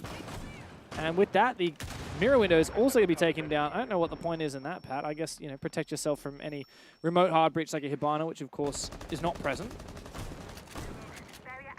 So Man LFO playing a slow game for now. They've opened up every ball. They've made Knights worry about every part of the map, but they are rendezvousing all their players over on the jacuzzi side of the map now, so it does make me think they are looking to plan out their execute in the next couple seconds. Bouncing down below seems pretty ready for that, though. There is a player all the way inside of kitchen, holding on to the bottom of main stairs. That protects some of his players from being backstabbed. The line scan will ring out. Makes me think Man LFO are going for it. Indeed they are. Chef Jeff's the first one in the building. Cairo has dropped, and Bouncing's actually been caught out. Rather, Worthy has been caught out. As I say, that Bouncing is as well, and it looks like it's just a 2v2. Oh, what a shot from player. Poor Pat. Left in a 1v2. His position potentially known, but player, that was a little bit awkward, but he does get the kill regardless. And with that, man, Esports get a pretty solid attack round win. Oh my god. Yeah, not bad. Oh, I thought that was really good from Man LFO, to be honest. The slow game definitely paid dividends for them there, opening up every wall, separating out the plays of Kelton's Knights, and then going for what was a quite explosive execute in towards the end there. Simultaneous, well done, well coordinated. Yeah, caught them off guard. Also, little things like having Worthy being watched downstairs with the Lion still lurking in that hallway, ready for Kelton's Knights to try and make a move and deny that execute. So great stuff from Man Esports. But funnily enough, Kelton's Knights are actually just going to go repeat the exact same bomb site. They want to go to gym again. They don't want to go and change things up, go cache CCTV or even potentially bar. They're probably saying to themselves right now, look, it really doesn't take much to fix up that round. I think that's a pretty fair philosophy going into it as well. Probably can go back and look at some of those mistakes and realize that all they need to do is maybe a bit more attention towards the breach or some kind of intel or something. I don't know. Whatever it takes for them to be able to get a better read, I think, on what Man LFO are doing. They might have even just pinned it down to the gunfights, to be honest. It really felt like at the end that Man LFO just ran all over them with their engagements as well. So it could just be small things that Kelton's Knights are happy to fix up. I do wonder whether Man Esports are going to go for a very similar, extremely jacuzzi-centric push like they did last time. Really, I think it was just one lurker, right? Everyone else was pushing in from jacuzzi, more or less. Similar start, though. Sheffy, once again, you will not catch this man without at least a secondary shotgun. He is such a shotgun enthusiast. And the Grim Bailiff is handy for a little bit of soft breach here and there. Hunter's already opened up the external con wall. This is a nice, pretty basic, but fundamental start. Oh, Cairo struggling a little bit with the wall here on the map. That's dangerous. See, that scares me, right? Like, oh. What? So, what? If you do it from the top, do you not, like, does it not go through both walls? I don't think that works. That was really strange. I don't know if we can have a see, but I don't think that works. No, I don't know if that's spectator bug or if it actually, like, it did it, right? Because yeah, so it's not done. The wall's still reoed. So he only did one side of the wall. He didn't make a full hole. And then the other side of the wall. Yeah, that's a bit weird. Anyway, I think he thought he got it. Regardless, the primary objective here is opening up this jacuzzi wall. And I'm going to be real, this is not pretty, Cairo. He's trying to just deny bandit juggle and take out the bandit batteries, which may work. It did. That's not bad. Flashbang in, make sure the trick can't come through. Yeah, I mean, yeah, that's fair enough, I guess. That's the job. Yeah. Question is, how are they going to deal with Pat here? Oh, Bouncing's actually found his pick as well. Jeff's gone down. Of course, we already saw Scars disconnect earlier in the round, so this is not a great position for Man Esports to be in. 3 versus 5. Out goes the C4, but doesn't land anything for poor Pat. Cairo's in a solid position with Hunter, but I don't think they really have an opportunity here to make a move. Hunter is going to try and initiate one of his teammates inside a bathroom. Flashbangs will be sent in, and Pat is on the other side to meet him. Oh, wow. Where is Pat? I think he's completely vacated the vicinity. Doesn't matter because Cairo's left all alone. He's found 1 kill. Now brings out the pistol. He's just got really unfortunately timed there by Vinny as well. Smacking out that mirror window. Oh, Vinny, speaking of timing, what was that? Doesn't matter. He can land the headshot regardless. And Scars has rejoined the game, but Kelton's Knights have regained the advantage here. So yeah, understandably, we are in a technical pause, allowing Scars to have a moment to jump back in and make sure everything is working as planned. As I understand how the rulebook goes, I don't think that round can be replayed despite the disconnect, because it was too late into the round. There is a threshold in which that can be replayed. Well, it was still... But still solid round there for Kelton's Knights. Yeah, I mean, it felt like even regardless of that that disconnect, Kelton's Knights were always in control. There weren't a lot of ingredients there for Man to try and actually break into that site. Not like they did previously. But Kelton's Knights, 2-1 up, go back downstairs to the basement. And this is the bomb site that they started so strongly with in the first round. The roam game from, I believe it was Worthy, right? Who ended up getting that 4K. That being said, it was never addressed. It does look like they've changed their strategy quite significantly. There's no longer the castle setup of a Bouncing Bulls, the Kelton himself, and it looks like they're more centered in around the bomb site. They've brought along the Keg, they've brought along Mirror, stuff like your Mute. It makes me think that they're less inclined to go for a roam and more inclined to sit on the site, hunker down, make a fortress of the basement. I feel like it'd be good to at least have some kind of a roam going on. Maybe for Worthy, since he was so proficient on it last time around. I can see at the moment Josh and Worthy both actually on that top floor. Josh has been spotted here by player's drone. Ironically, looking for drones, but not able to see the one right in front of his eyes. I feel like I can never see drones, to be honest. Like, we've already established that we have bad eyesight. Yeah, we've got really bad eyesight. It's terrible. I mean, like, everything kind of looks like the same color on this map when it's like a drone, right? Speaking of drones, that's a nice one. That's a good one. Yeah, on the bomb site as well, yeah, exactly. This could very much facilitate a rush from dirt. They could be cooking here. Chef is cooking. Who's going to be the one to open it? 3 players here in dirt. Josh is finally rotating over, but he doesn't seem aware, and he's just vacated it as well. Surely they know now, right? They've shot like 2 or 3 drones inside of the bomb site He's got no idea. He's trying to get maybe they don't. He's trying to get a vert C4 going. I mean, Vinny is the main one. Oh no, they've given up on this. Wow. Oh, I mean, okay. You know what? I feel like this is fair enough from Man Esports. They've got the drone in the bomb site, and they've realized that there are like 5 people on the bomb site. Do you really want to go for the rush at that point, right? No. Very but before risky. Before that, they had the drone in the bomb site, and there was only like 2 people there. That's when they could have done it. But I think, like, honestly, I feel like this is the right decision. It does mean that they've wasted a lot of time prepping for something that did not eventuate. So has this roam almost completely fallen off? I believe that's what I'm thinking as well. I think Bouncing was still upstairs, if I'm not wrong. I can see 1. Oh, no, wow. All 5 on site. We know how to count to 5. Some of us. Yeah. All right, so yeah, they're just going back and pivoting into like a really normal push. Let's open up the hatches, guys. I feel like that's fair enough. To be honest, do you really want to be rushing into full anchor setup? No. Have you now sunk a lot of time and made your execute much harder for yourself? Yes, but I think between the 2 decisions, this is probably the right one. This is good info. Like, these drones are doing the Lord's work. That boost spot, though, is really awkward. Josh is in such a good spot. I like this combo, though. The guy on the hatch is going to open up the barricade on dirt so that Scars can peek without his position being revealed. But you can tell that, like, Josh knows about it. That's a great nade. Oh, and it does enable the kill as well. That is perfect from Scars. And now, man, Esports are in pole position. Bouncin finds one. Oh, this is so awkward, but Chef has gone big. He is cooking indeed. A 4v2 now. Bottom main stairs is a solid position for him to hold. Players coming in from blue, and Scars is forcing that diffuser down. Kelton's Knights have to spring to life here. Cairo dueling for a brief moment, but doesn't secure his kill. It's all Scars this round. Vinny v2. Cairo and Scars on the other side, both players separated, and Vinny doesn't seem to have the read. Oh, he needed that headshot. How much he needed that headshot. Cairo lands a bit of damage, and now Vinny left clueless, left caught out of position. He must take this 1v1 onto Scars on site, but he doesn't even know where the position is. Pumped up Chef Jeff as Man Esports secure a really solid round of attack. I thought that was a good round from Man Esports. Really calculated what they decided to do there. They had an opportunity presented before them.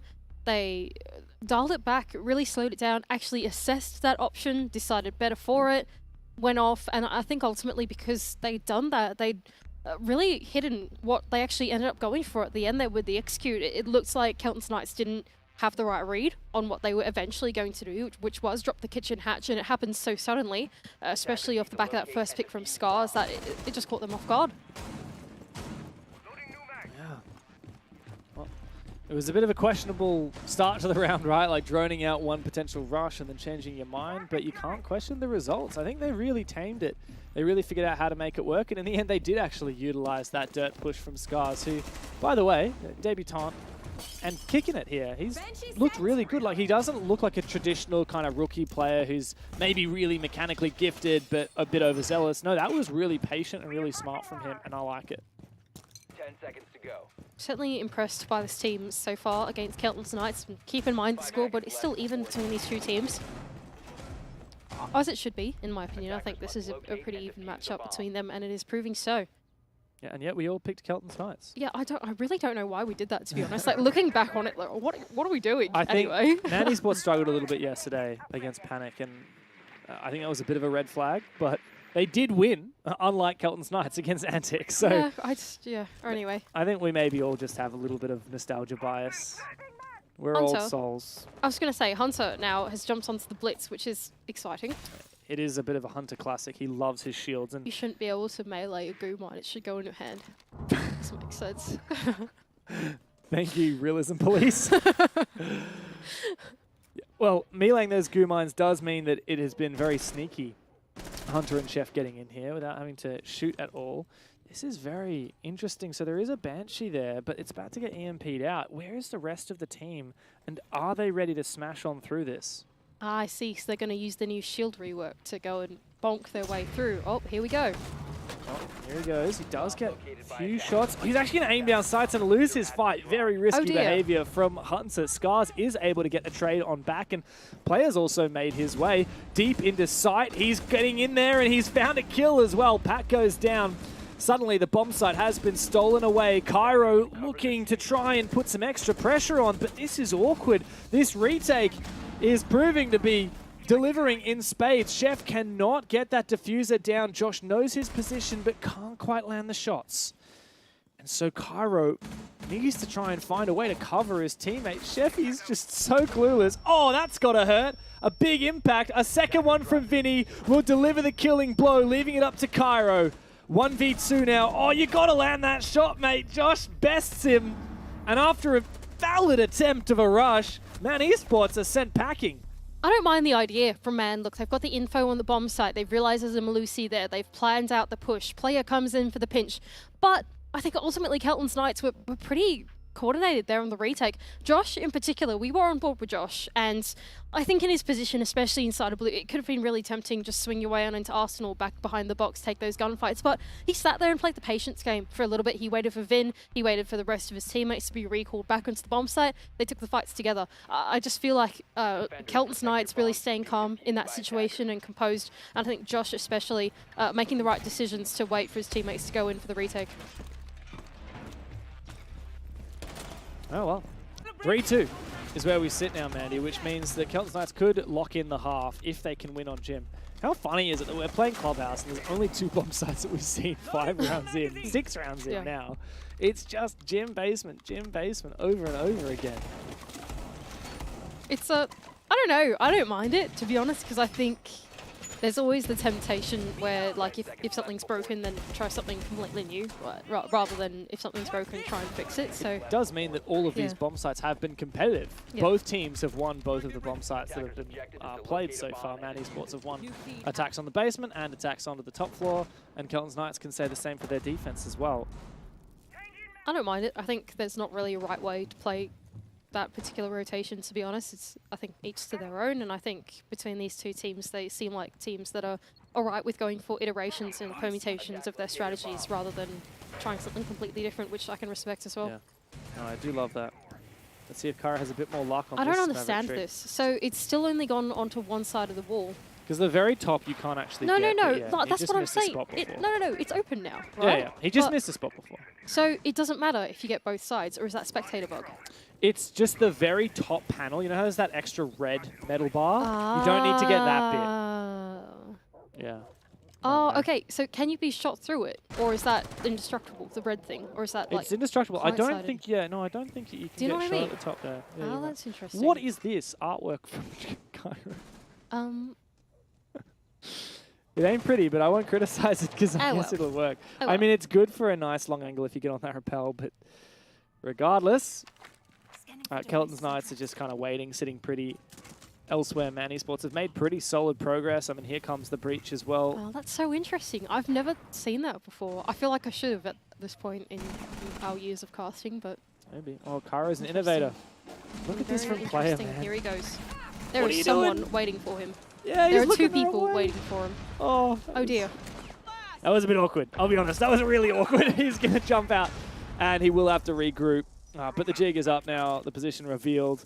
Sheffy is once again here on the Logi hatch, and he's got the bees to work. Don't do it. No, the timing. Mate, if he was watching for a second longer, he might have actually landed some bullets there. Man Esports have tried a few things, and nothing has really gained them much ground as of yet. I mean, I don't mind this, right? Don't overcommit to a plan that you don't really think is going to work. That's all right. They've still got their 5 plays up for it. But as you've been pointing out, the time is ticking away. Yes, shooting down keeper barricades. This is good. Very good. Anyway, very cool. Yeah, excellent. Yeah, I don't know. I don't mind the calculated approach from Man Esports, but it could come to bite them back with only 40 seconds left to go. The time is ticking away, and they need to make a decision soon. And the first player has been picked, bouncing a really aggressive peek from outside a garage. And still this mirror window has not been dealt with, so Pat's going to find a kill off of it. A desperate drop through the hatch for Sheffy. Player decides, yeah, maybe I will walk up the main stairs. But 1 is all he will find, and Kelton's Knights lock in a very solid 4-2 on their defensive club. Yeah, so I think Man Esports there, I didn't mind the idea of being a bit more calculated about what you're trying to do, but then when it actually came push to shove, it looks a bit panic, right? Like yeah, a bit panic. No, that was yesterday they played Panic. Oh, really? It was yesterday. Oh, okay. Well, yeah. But thanks for your pity laugh there. It was all right. Yeah, it was a bit scrappy, you know. And I think Kelton's Knights were just a bit more composed that time around. Don't overpeak anything, be a bit disciplined about it, and yeah.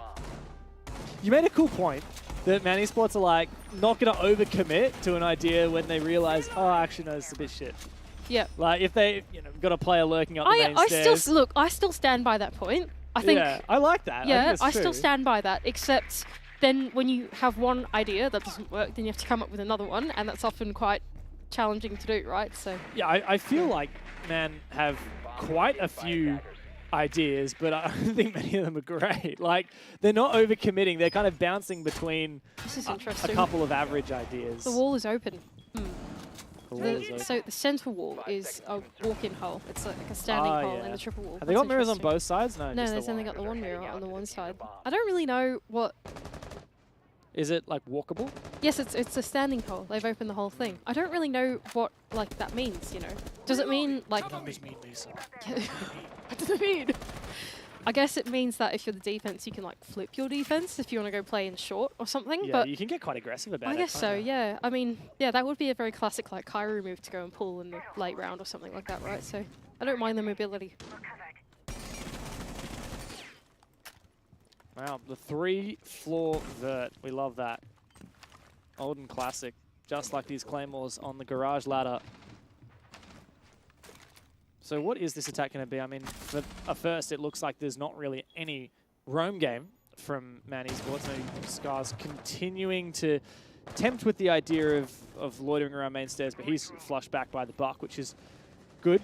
Very smart for him not to overcommit. He does have a Valkyrie camo for potential late round aggro, or even a C4, which is what he's going to go for here. So Nitro out. I think the Nitro might have been heard. Do it now! Oh, the timing was perfect! I think Worthy knew about that Nitro, and yet he still walked right into it. Yeah, nice from Scars.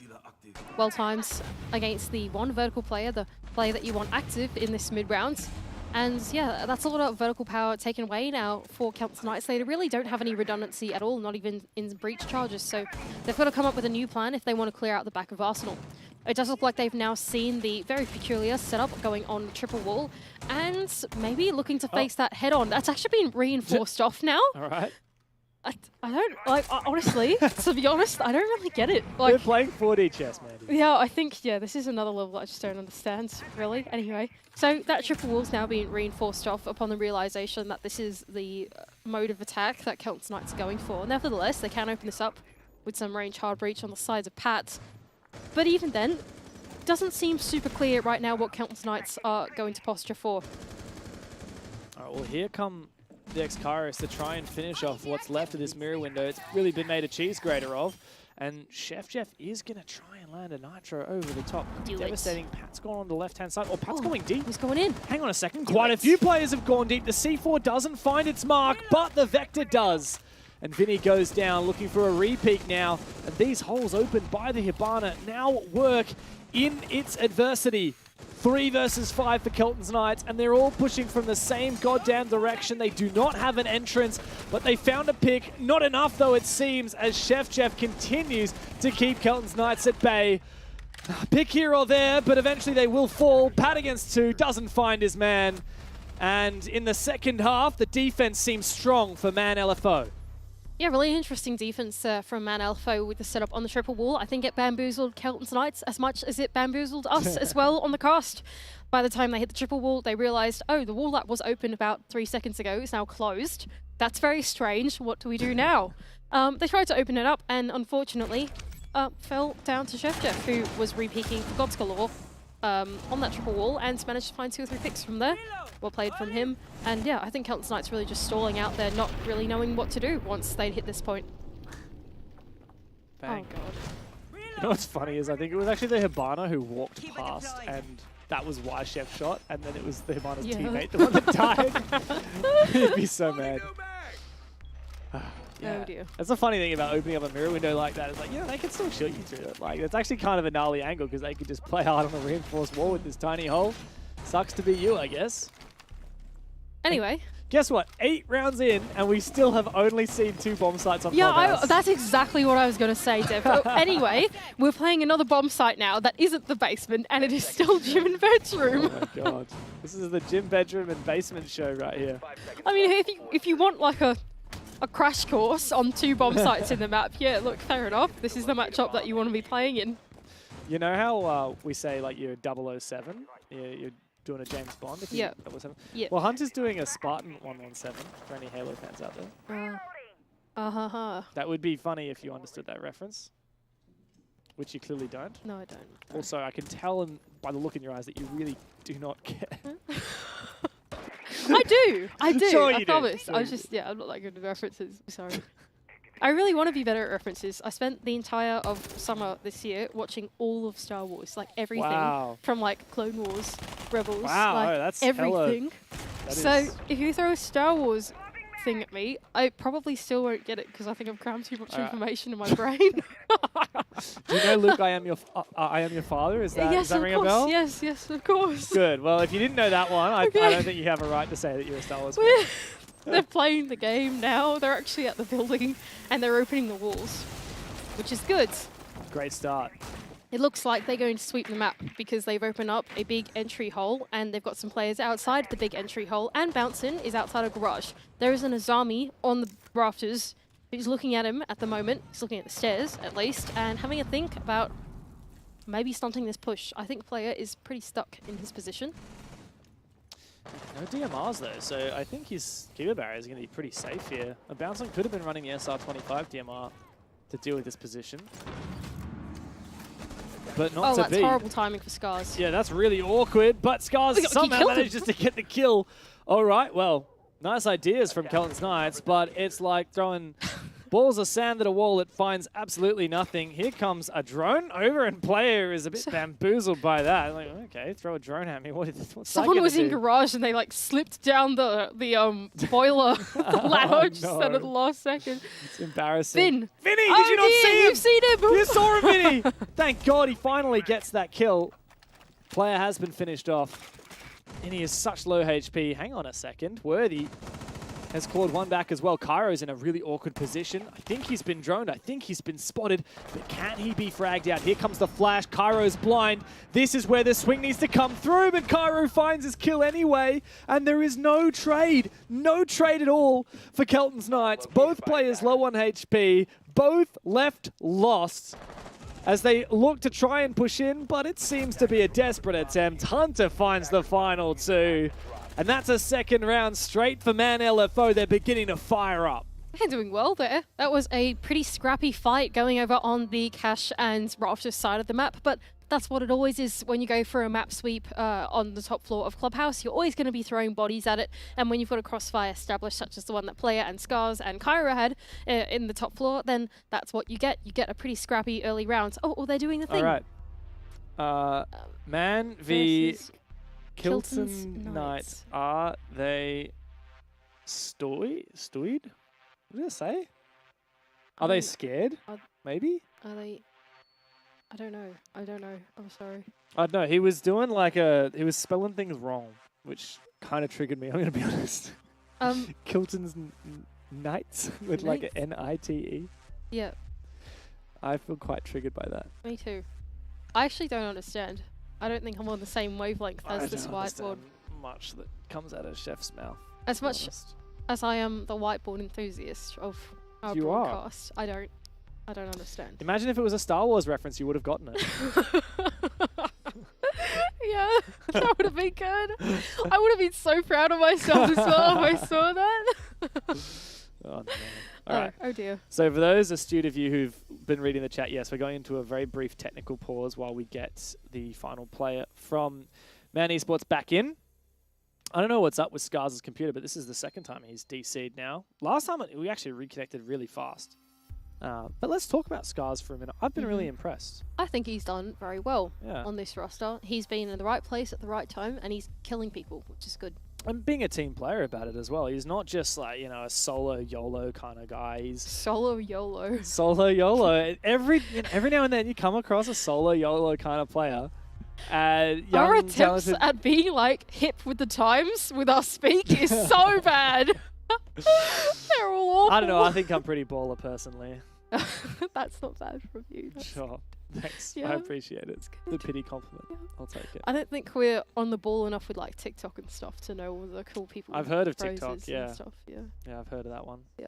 Yeah. No, personally, I just use a watch. Yeah. Sorry. I'll stop now. Horrible. But yeah, no, I think you've been right. Scars has been good. I think good pickup for these guys. Honestly, he just seems like he's listening pretty well, to be honest. He's there, he's doing what he's being told to do, he's listening, paying attention. Yeah, obviously, we don't know whether he's the one coming up with these ideas. Say, oh, no, I'll flank Dirt late round, I'll nade him out. Like, you know, you got to give him credit. All right, let's have a look. Man versus Kilton Knight, are they... Can someone from production tell me what on earth that is? Says? It like meant to say like stupid, but with an O instead of a Stupid. Where's the P? It's an Where's O. the P? Is that meant to be an I? So it's S-T-U-O-I-D. Are they steward? Yeah, wow, that was so funny, Chef. Haha. Great joke, man. Great joke. Keep up the whiteboard. That's hilarious. I think his whiteboard is a bit steward. Whatever that means. Whatever Got that him. means. It's not. Got him. It's not hitting. It's not good. At least he's got a great smile. Credit to him, man. Yeah. Okay. Fair enough. Oh God. I'm glad somebody smiles on that team because Kyra never does. Have you noticed that? He's always so locked in. Yeah. I mean. Yeah. He's a very serious person sometimes. I don't know. When he wants to be. I don't know. Kyra's a bit odd. He's a bit of an enigma, really. I've got no idea what's going on sometimes. Like, yeah. Yeah. No, I think the same thing. Well, let's have a look at some replays of this game thus far. For those of you who are just tuning in, we're just over halfway through this game. The scoreline is set at 4 rounds apiece in the second half. It was a really solid first half from Kelton's Knights, 4-2 on their defense. And now Man Esports have tied it up with 2 of their own. I've been pretty impressed with some of the attacks, even though we've only seen 2 attacks won so far. I like the ideas that we're seeing in a lot of these attacks. Me too. I think there's a good amount of thinking going on, but not too much overthinking. Does that make sense? Yeah. Like, thinking is good, but if you're thinking too much, it's bad. Yeah. And I feel like on Clubhouse, so far, from Man Esports, is half of their attack. It's been like a fair amount of thinking, which is good. A reasonable amount of A reasonable amount of thinking. This, I think, was, of all the attacks that we've seen, this has probably been the more... That was the worst one? the stunted one, yeah, the most stunted of Yeah. all of them. Yeah, there was a bit less thinking going on there, which is unfortunate. Kelton's Knights, but... Yeah. Speaking of attacks, I really would love to see more DMRs. Like, we saw it from Bliss. Like, they had an idea. DMRs. I thought you said Deimos. Sorry. I want to see both, actually, to be honest. Yeah, especially for people that aren't Aussie. I'm sure our accents are pretty cool Yeah, too yeah. when we say stuff like Deimos and DMRs. Yeah. Yeah, like that is Army, right? So powerful on Clubhouse, powerful on Chalet as well in the Bliss versus Antic game we saw earlier today. All it takes is one guy to bring a DMR, and you can clear out those keeper barriers. It almost nullifies the operator more or less. And yeah, there are ways that you can try and swing the player while he's shooting out that keeper barrier, but I'd love to see it. I think it'd be quite fun. I don't think every team is super keyed into that, but then again, there's also the trade-off of having to actually bring a DMR, right? Like, not... Yeah, a lot of good operators have DMRs. But not every player is going to be willing to play it, right? I think Yeah. that's the other part of it as well. Sometimes having the automatic rifles are just a bit better. Yeah, not really any good Yeah. DMR options on this roster, to be honest. Like, you've got the AR-15 for Maverick, but I personally think that gun is only good on defense. Look, I mean, I think it's a trade-off, right? Like, if you look at their attacking lineup now, you've got Ashe and you've got Zofia. Do you really need a DMR in that lineup? maybe Probably not, right? But I haven't So- seen them ashing and Zafira and keeper barriers, Yeah, so let's come back to me in 3 minutes and we'll see if they've actually cleared this util. Okay, fair enough, fair enough. I don't know. I think it's a trade-off. Whatever floats your boat, I guess. You bring a high-caliber gun. Oh, and there's an LMG. No? Oh yeah, hell yeah. That's also a thing that can destroy barriers. Yeah, this is without actually having to reload. one of the first times that we're seeing that LMG, or any LMG really in OCE League so far. Yeah, the LMGs have had their buffs and their nerfs as well. You move slower while you're using them, but the recoil is a hell of a lot better than it once was. I would love to see some action. All right, so there's a mirror window on the breach, which has scared Pat a little bit. He's having a look on the inside and thinking, getting this wall open's a bit less fun now, so I might not do this just yet. Maybe call over bounce in instead. Actually, then it can be impact trick. That would be bad. Maybe not. Yeah. It's not fun to breach a not wall fun. like that without Ace. And Ace has been banned by Man Esports. So perhaps that was part of their idea. Like, you really ideally need a Hibana, otherwise it's going to get impact tricked or something. All part of the plan. Oh, for the first time, we're seeing a different bomb site outside Church Arsenal and Gym Bedroom. Good point. Thank goodness. Man Esports going to cash for the first time. And good progress already made by Kelton's Knights as they're starting to take control of the bedroom side of the map. It's Also, interesting. we did have the lurker down below, which I liked as well. Yeah, I was going to comment on that as well. I think they've realised that, okay, we want to... Oh, hang on, there's player on the main stairs Has as he been well. misdroned? Yeah. They are completely unaware. Like, know- nobody is watching main stairs. Yeah, that's how I feel right now. he's about to get a watching freebie. this. Oh, no. Oh, no. Oh, player. Oh, okay, Oh, thank goodness for that. Awkward. Here's the trade, though, at least. Really shouldn't have gotten the pick there. That is a lot of Oh my util gone. God. And the trade back. What a shot from Cairo. Well, my ACOG. Yeah, we love that. He's looking for another one. Oh, he saw him. He got spotted too. he's got a really solid gun to contest this, though. MP5K with an ACOG. Wow, that's a fun combination, isn't it? Rafters is looking a bit lethal for the defense. Especially since it's a Wamai protecting that position with his gadgets. And yeah, no, Oh my. I don't know what we're doing here for Kelton's Knights. Second exothermic used just to get into construction. So the Mavericks, all we've got to try and open up these actual site walls. Oh, never mind. It's not even reinforced. Pat is instead just going to peek it. This is quite the pickle now for Kelton's Knights to be in. They've got to brute force their way on in. Okay, never mind. Bouncing, which one? Bouncing Worthy has managed to find a pick somehow in the Calamity, and now it's 3-on-3. Oh, Flashbangs do initiate the entry. And they seem to do a good job of it. Oh, but Vini goes down. And the timing, well, it seems to somehow work for Man Esports. I don't know what happened there. A hell of a lot of trades at the exact same time. Pat was the final one to fall, trading himself out, but it doesn't matter for Man Esports. 3 rounds of defense in a row gives them, for the very first time, the lead in this game. I thought that was a pretty valiant effort from Kelton's Knights there in the 3 versus 3 to try and make a last-ditch effort to jump into the bomb site, initiated by some flashbangs. But ultimately, I think the crossfires being held by the defense were just better off. Man Esports very much winning out the early game and then closing it out in the execute as well. Unfortunate for Vinny there, like his timing pushing up red stairs was just off so that his teammate wasn't able to directly refrag him. So I think outside of that, Kelton's Knights almost had a good play. I don't know whether Vinny had any util left to try and clear the barbed wire that he ended up getting stuck in. Ironically as well, he was playing an LMG, which is part of the reason why he was walking so slow. Yeah. Oh, so many funny little tidbits. Unfortunate there for Kelton's Knights in the end, but of course game not over yet. Still a chance to push us. Still technically a chance to win in regulation, but going up against this basement setup, it's not going to be easy. I must say, in general, it's been quite an odd season of Rainbow Six to watch, especially in Rainbow Six, I mean in OCE, because I think mechanically the game's just slowed down so much, right? In terms of like, you know, your movement and stuff like that. And yeah, especially now that like ACOGs are back in play and people holding angles now rather than doing some funky quick peeking stuff. 1.5s are gone. 1.5's gone, yeah. It definitely feels like a different game from a spectator point of view.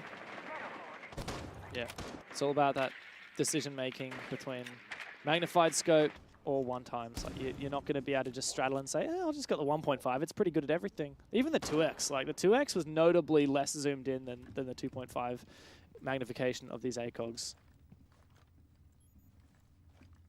Well, Man Esports ready to man up and make this work. Oh, nice. C4 just dodged there. I think Worthy's seemingly aware of it. Well, this round in the bank for Man Esports would mean match point. And Kelton's Knights really struggled attacking this bomb site last time, but they haven't yet lost a player. I mean, oh gosh, I was going to say this is pretty dangerous for Worthy here. Not only has that one C4 connected onto him, but there's another 2 still in pocket that he's got to dodge now, trying to make the vertical work. Oh, here we go. Worthy is actually shot through the floor somehow. Yeah, okay. And I've just seen the reinforcement, the triple wall now as well. So is the whole point just so that they can play like bot main and then just fall off at the end? I think it's never intended to actually be open during the execute. It's just to try and play aggressively in the mid round. That seems a bit, I don't know. Maybe I'm overanalyzing it, but that seems a bit overkill. Don't knock it till you try it, Mandy. They've just picked Worthy 2 defenses of this bomb site in a row. Yeah, okay, that's fair enough. Anyway, I'll think about it more and then tell you my findings later. So Kitchen Hatch is open now, which wasn't open last time, I believe, by Kelton's Knights, so better progress now going into the basement. The other thing that they have on board now as well is Capital on Josh as well, so if they want to make the utility execute utility work going down through the hatch drop, they can. What's this from play? He's getting very aggressive. He actually wants to take this position on a 90-degree angle, so he's got that really solid crossfire with Hunter onto blue. Vinny's going to have a big impact here from Dirt Tunnel. Kelton's Knights are getting desperate. It's been a long round so far, and as push comes to shove, Scars is the one to open the equation. Achieving absolutely nothing. Kelton's Knights are completely lost, shut out of the game. Man Esports, a flawless round to propel themselves onto match point. And Kelton's Knights, things are looking extremely grim. Yeah, it's always going to be tough to make an execute work into the basement, but when you're a man down and when you've got such great crossfires being held by man LFO as well as they tried to go in, unfortunately the fires and the Grims both not quite sinking where they need it to for the execute to happen. Yeah, man LFO will come out on top. This has been quite a sleeper second half, I'll be honest, Mandy. I had higher expectations for Kelton's Knights, and now there's egg on all of our faces. Every single member of talent I don't know why we did Kelton's that. Knights. I think it was maybe like a 50-50, but this second half has been anything but 50-50. 4 rounds straight from Man Esports, and these rounds haven't even been okay from Kelton's Knights. They've barely put up a fight on their attack. Sorry, I sneezed there. I know. You could have just not told the audience. They I know. wouldn't have known. You threw to me at the strangest point. You could have just left like a natural amount of pause and then kept talking. See, that's what a professional would have done. Yeah. No, not us. Yeah, I would have to agree with you on that as well. I think, man, LFO winning out the 2 attacks, was it 2 attacks that they needed to, essentially on their half to, yeah, I think very much send themselves into a very successful defending half now. And Kelton's Knights being a lot more stalled out, I think. We praised man LFO a lot for their decision making on their attack, and I feel like it's hard to say the same thing about Knights. Well, a last chance at redemption will need to be pushing 2 rounds in a row and then clocking into an overtime win, of course. In this group stage, we run by the classic point system that you know and love at this point. 3 points for a win, 2 points for an overtime win, 1 point for an overtime loss. So Kelton's Knights still have 2 points up for grabs. And keep in mind, these guys haven't even got a point on the standings so far. They lost yesterday, quite embarrassingly, 7-3 to Antic. On the flip side, Man Esports have not dropped the points so far. And if they can lock it in the next 2 rounds, they'll be 6-0 on the standings for their first 2 playdays. Potential final rounds for the series between these 2 teams. Knights taking it pretty slow here on the attack, just getting some of these walls open. They've got the double hard breach on the board, where the impact to collect themselves and at least try and put some pressure onto the bomb site. Jacuzzi open now. Justice is going to come along and collect that wall for himself, and now it's just decision-making time here for Kelton's Knights. Get some drones in, get some intel, and see if there's an opportunity to jump their way in onto the bomb site. This is going to be a pretty tough point of entry. The Banshee preventing the run-in from Jacuzzi. Not only that, but the mirror window on the other side to meet him as well. Yeah, and Josh has used both of his Ash charges, which means they're not going to be used to drill a hole in that mirror window and disable the glass.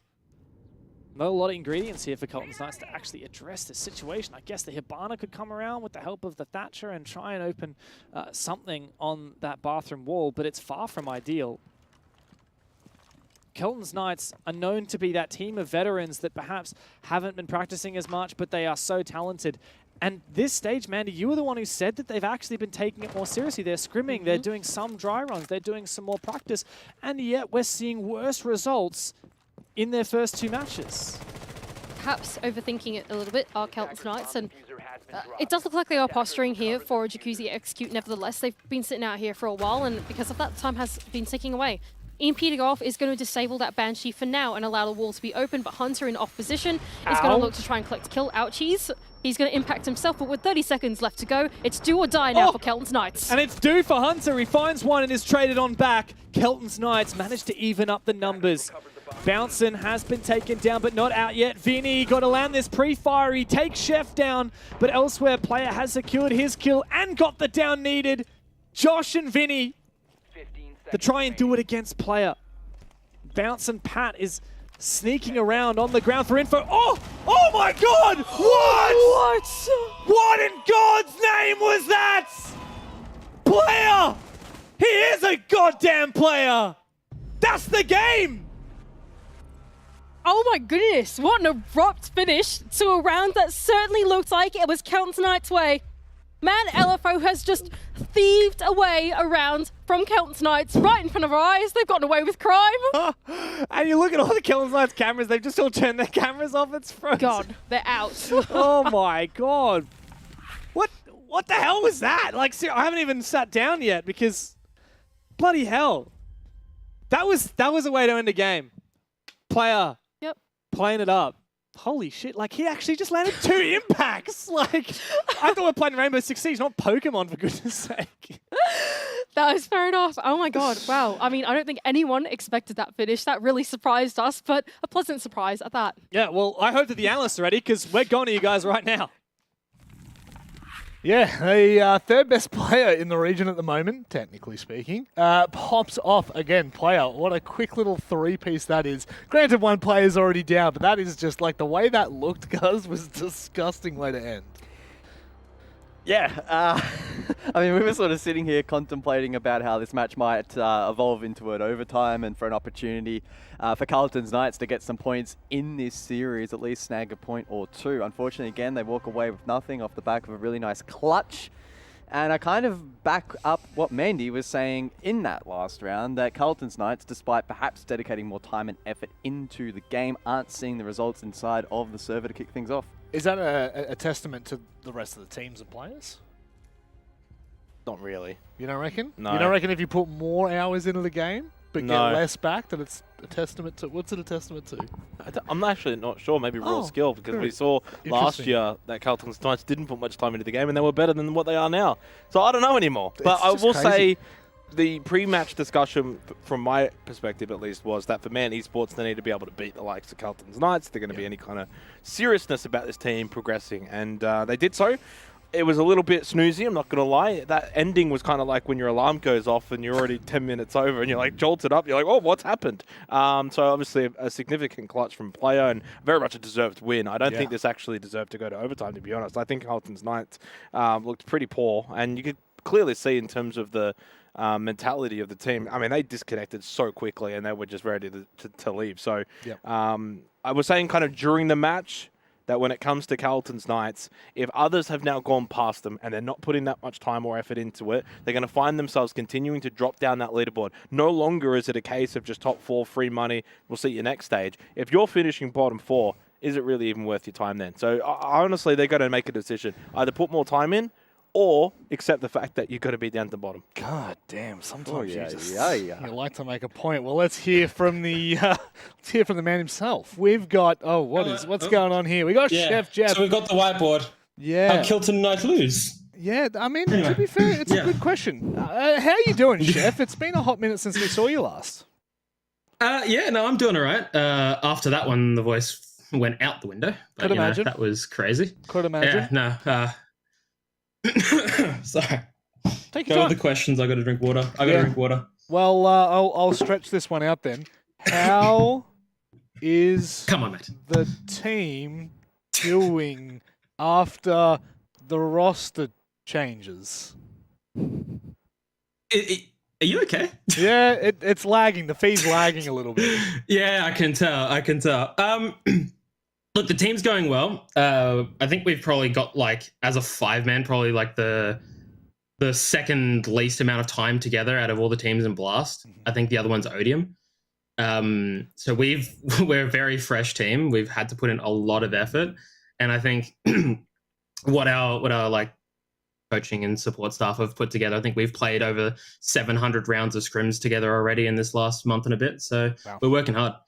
Yeah, I think we can clearly see that from yesterday, now today as well. Reward for effort for you guys and the roster. And when I kind of look at the team that's been put together, to me, it doesn't really scream maybe like a right now thing, but certainly what it could be in the future. Probably a little bit of Old Mammoth about that in some ways, but obviously a really good result against the Carlton's Knights team that have got a lot of experience. But evidently, Chef, it feels like maybe they're starting to fall away a little bit. I don't know. I think the rest of OCE is definitely improving. They are scrimming. We've scrimmed them. Well, that's got not a scrim good. booked with them in the future. Yeah. Look, it begs the question if the scrimming is actually helping them improve, whether or not it's the right thing for them to do, whatever direction they're choosing for themselves. But they're still a very solid team. We still go into the game with the same level of respect that we take to any team, and we fight our hearts out to win. Yep. Well, next week, Chef, you're going to have to fight very, very hard. You have Team Bliss, of course, #1 in the region still. What's the mindset and the mentality going into that kind of game? Is it just throw at them what you have and see what the result is at the end? Oh, yeah, look, the Circular Spheres game for them looked like a bit of a cakewalk. So it's definitely an uphill battle. Again, with very low time working together. So it's a matter of can we use what we have so far to get whatever we can out of that? It's going to be a learning experience, and at the end of the day, we're fighting to get to playoffs, and then from playoffs to get to Manchester. So we need to eventually play them and beat them if we want to make that. And we got a lot of work to do. Yeah, it's a very interesting mindset to go in. I think it's also the right mindset where you kind of treat the game as very much that kind of learning landscape. You know it's going to be a difficult prospect. Everyone knows that. It's Team Bliss. But what are you going to, I guess without maybe sharing anything you don't want to share, go into it with and try to take away from that match? Look, as I said before, we've had very little time together, and as a result, we get close to the season. Bliss won't scrim us because we're that close to the season. So we don't have much scrim experience with them. So the reality of it, it's game day experience and it's practice against that really, really good team. And I think that's what we look at it. If we win, fantastic. That's really good. But at the same time, in the grand scheme of things, the regular season won't matter if we go flawless and still lose in the semi-finals or grand final. We still got to just game by game. Yeah, that's fair. I think one thing we spoke about at the very start is obviously, the issues that you're talking about compounding across really a region of so many roster shuffles and so much instability. Are there plans for the future? Do you see this team long-term into Stage 2? Is the idea now to try to cement everything? We had we have theory sessions every week, and where Sally and our analysts talk to us about what we're doing good, what we're doing bad, show us the stats of what's happening in scrims. And I think the biggest thing that I said to the team as a recapping remark, we have the foundations of a team that can win. We have the support mechanisms in the background. Hunter's an incredibly good IGL, and we just need time. So it's just a matter of, are we willing to put that time to work, and what happens at the end of it? And who knows? Look, to be fair, it's looking pretty good to start the stage. 2 from 2 so far. Anything you want to say before we let you go, mate? In Rect, I said that we weren't going anywhere, and then things fell apart. Manic, we're sorry. You liar. I'm sorry. We tried our best, but it didn't work out in the end. I think shout out to my team. They're working really hard. We're putting in a lot of time. Shout out to Blackout over in NA. He made our new logo. The first one in the first graphic was atrocious. That was made in MS Paint, and the current one's actually I like a lot. So shout out to that bloke. He's a legend. Shout out to the production team for supporting us to win this game. The rest of you are fake fans. Yeah. Well, wait, hang on, Jeff. You missed one. You're looking for an org, mate. Who else? Oh, that is true, eh? I'm sorry. I'm so enriched by the Man Esports brand that I've forgotten about that. But yeah, we are looking for an org. Shoot me a message if you want to have a chat. Yeah. We love Thanks, that, everyone. Man. Well, thank you for joining us, and best of luck next week. Hopefully, we get to chat to you about your triumph over Bliss. Oh yeah, we're getting ambitious today. I'll speak to you soon, mate. We love ambition. Yeah, we do. Ambition. We do. And that's what you have to be. Yeah, they're undefeated. They are undefeated. Ambitious is ambition in OCE is a very funny thing because we've seen a lot of players a lot of times before have deep ambitions to go very far, and unfortunately sometimes it hasn't worked out. Sometimes the stars do align, and on this occasion it looks like Man Esports LFO are getting off to the right start for their stage. We're going to go to a short break, and on the other side, Odium will take on Circular Spheres.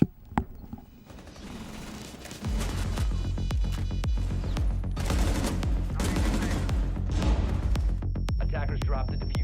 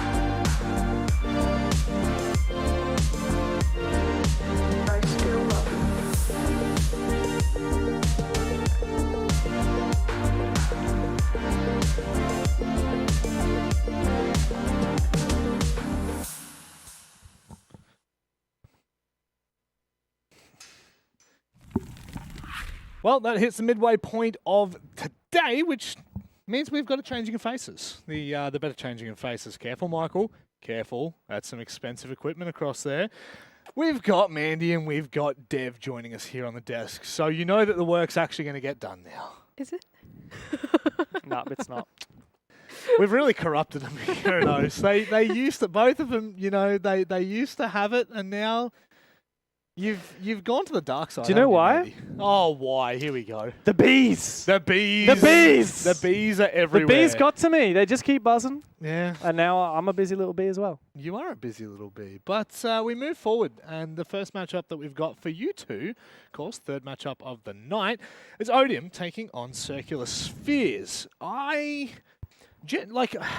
know I've said this quite a few times in the OCE League, and I did a lot last year, but Mandy, I feel like we never go in knowing 100%. Outside of the Bliss game, we really don't know 100% what the result's going to be. So I think I was the only person that predicted Circular Spheres for this matchup. Yep. And I'm pretty surprised by that as well, to be honest. I feel like there should have been a more even split between these two teams.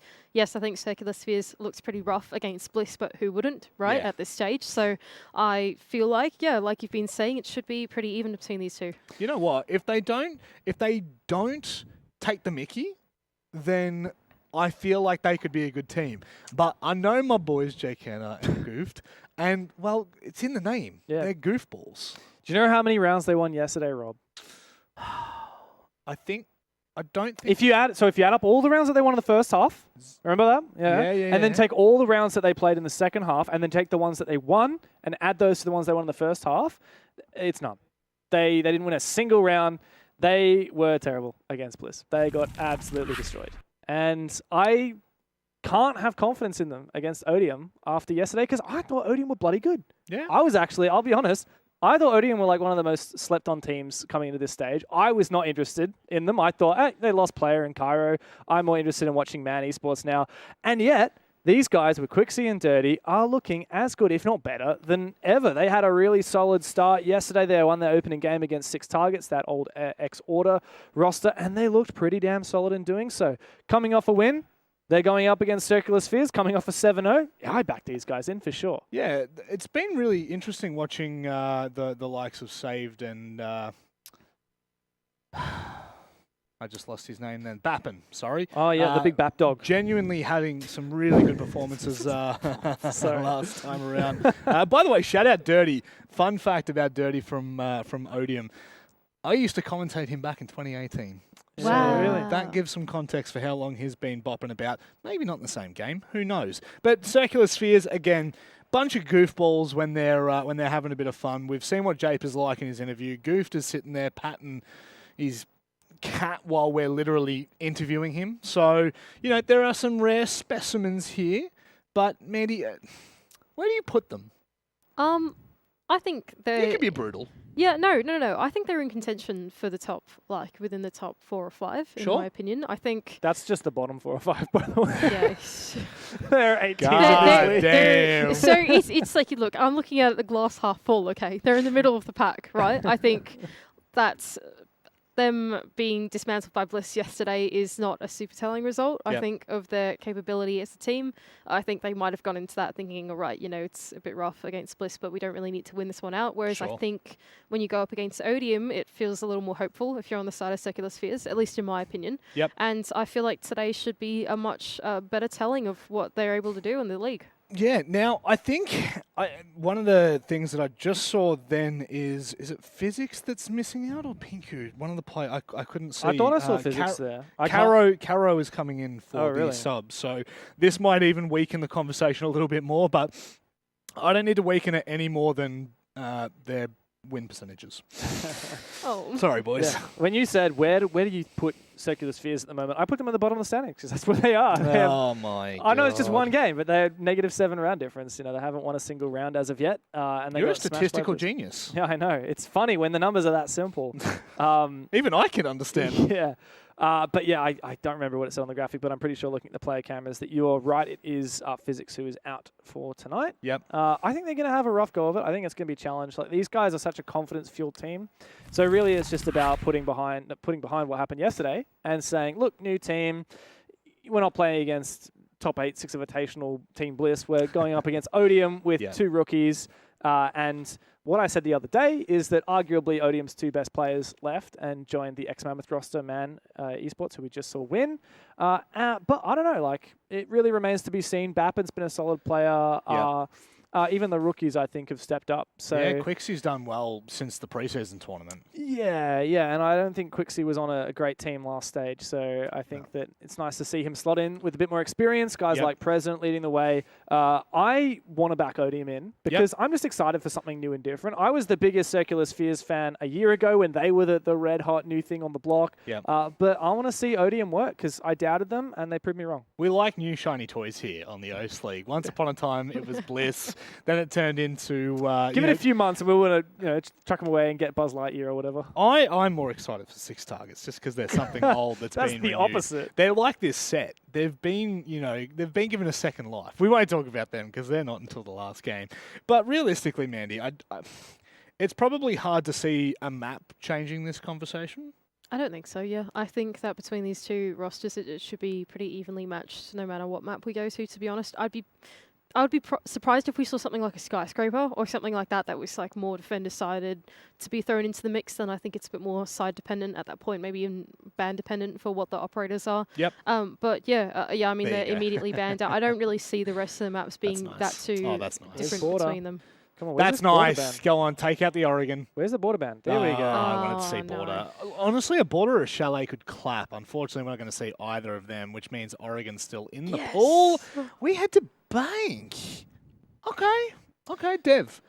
Yeah. I know you keep some numbers. I with do you. like some numbers. Just every now and then. What have you got cooked up for us in the cookbook? So, Odium, since the new roster, I think...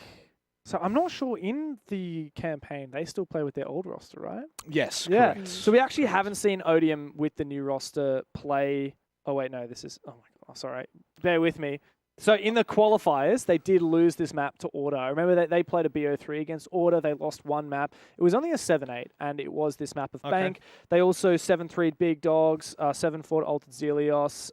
Some pretty solid victories on that map since the roster changes, so credit to him. As for CS, like you have to go pretty far back to see Bank. It was all the way back in the Stage 2 qualifiers where they played Nut E Gaming twice and won both times. So I think not only as recency, but in terms of the competition they were playing against, Odium I would definitely put as the upper hand on Bank. But for CS, unknown quantity, good roaming potential on this map, and CS are a great roaming team. So I wouldn't be surprised. I think this is going to be a fun brawl. Yeah, I didn't know Nut Uri had a...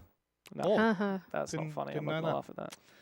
Well, sometimes I get left out to dry, sometimes I don't. Mandy, I mean, do you have anything to add further to this point? I think that it's probably a good open map to see both of these teams on. Are you worried at all about structure for either team? No, not really. I wouldn't say so on Bank, to be honest. I feel like Bank is like, I mean, there are a few things you need to get done on the map, but I think ultimately this should be a good opportunity, I think, for CS to bounce back after a pretty tough loss yesterday. This should be the right opportunity for them to go and prove themselves against Odium.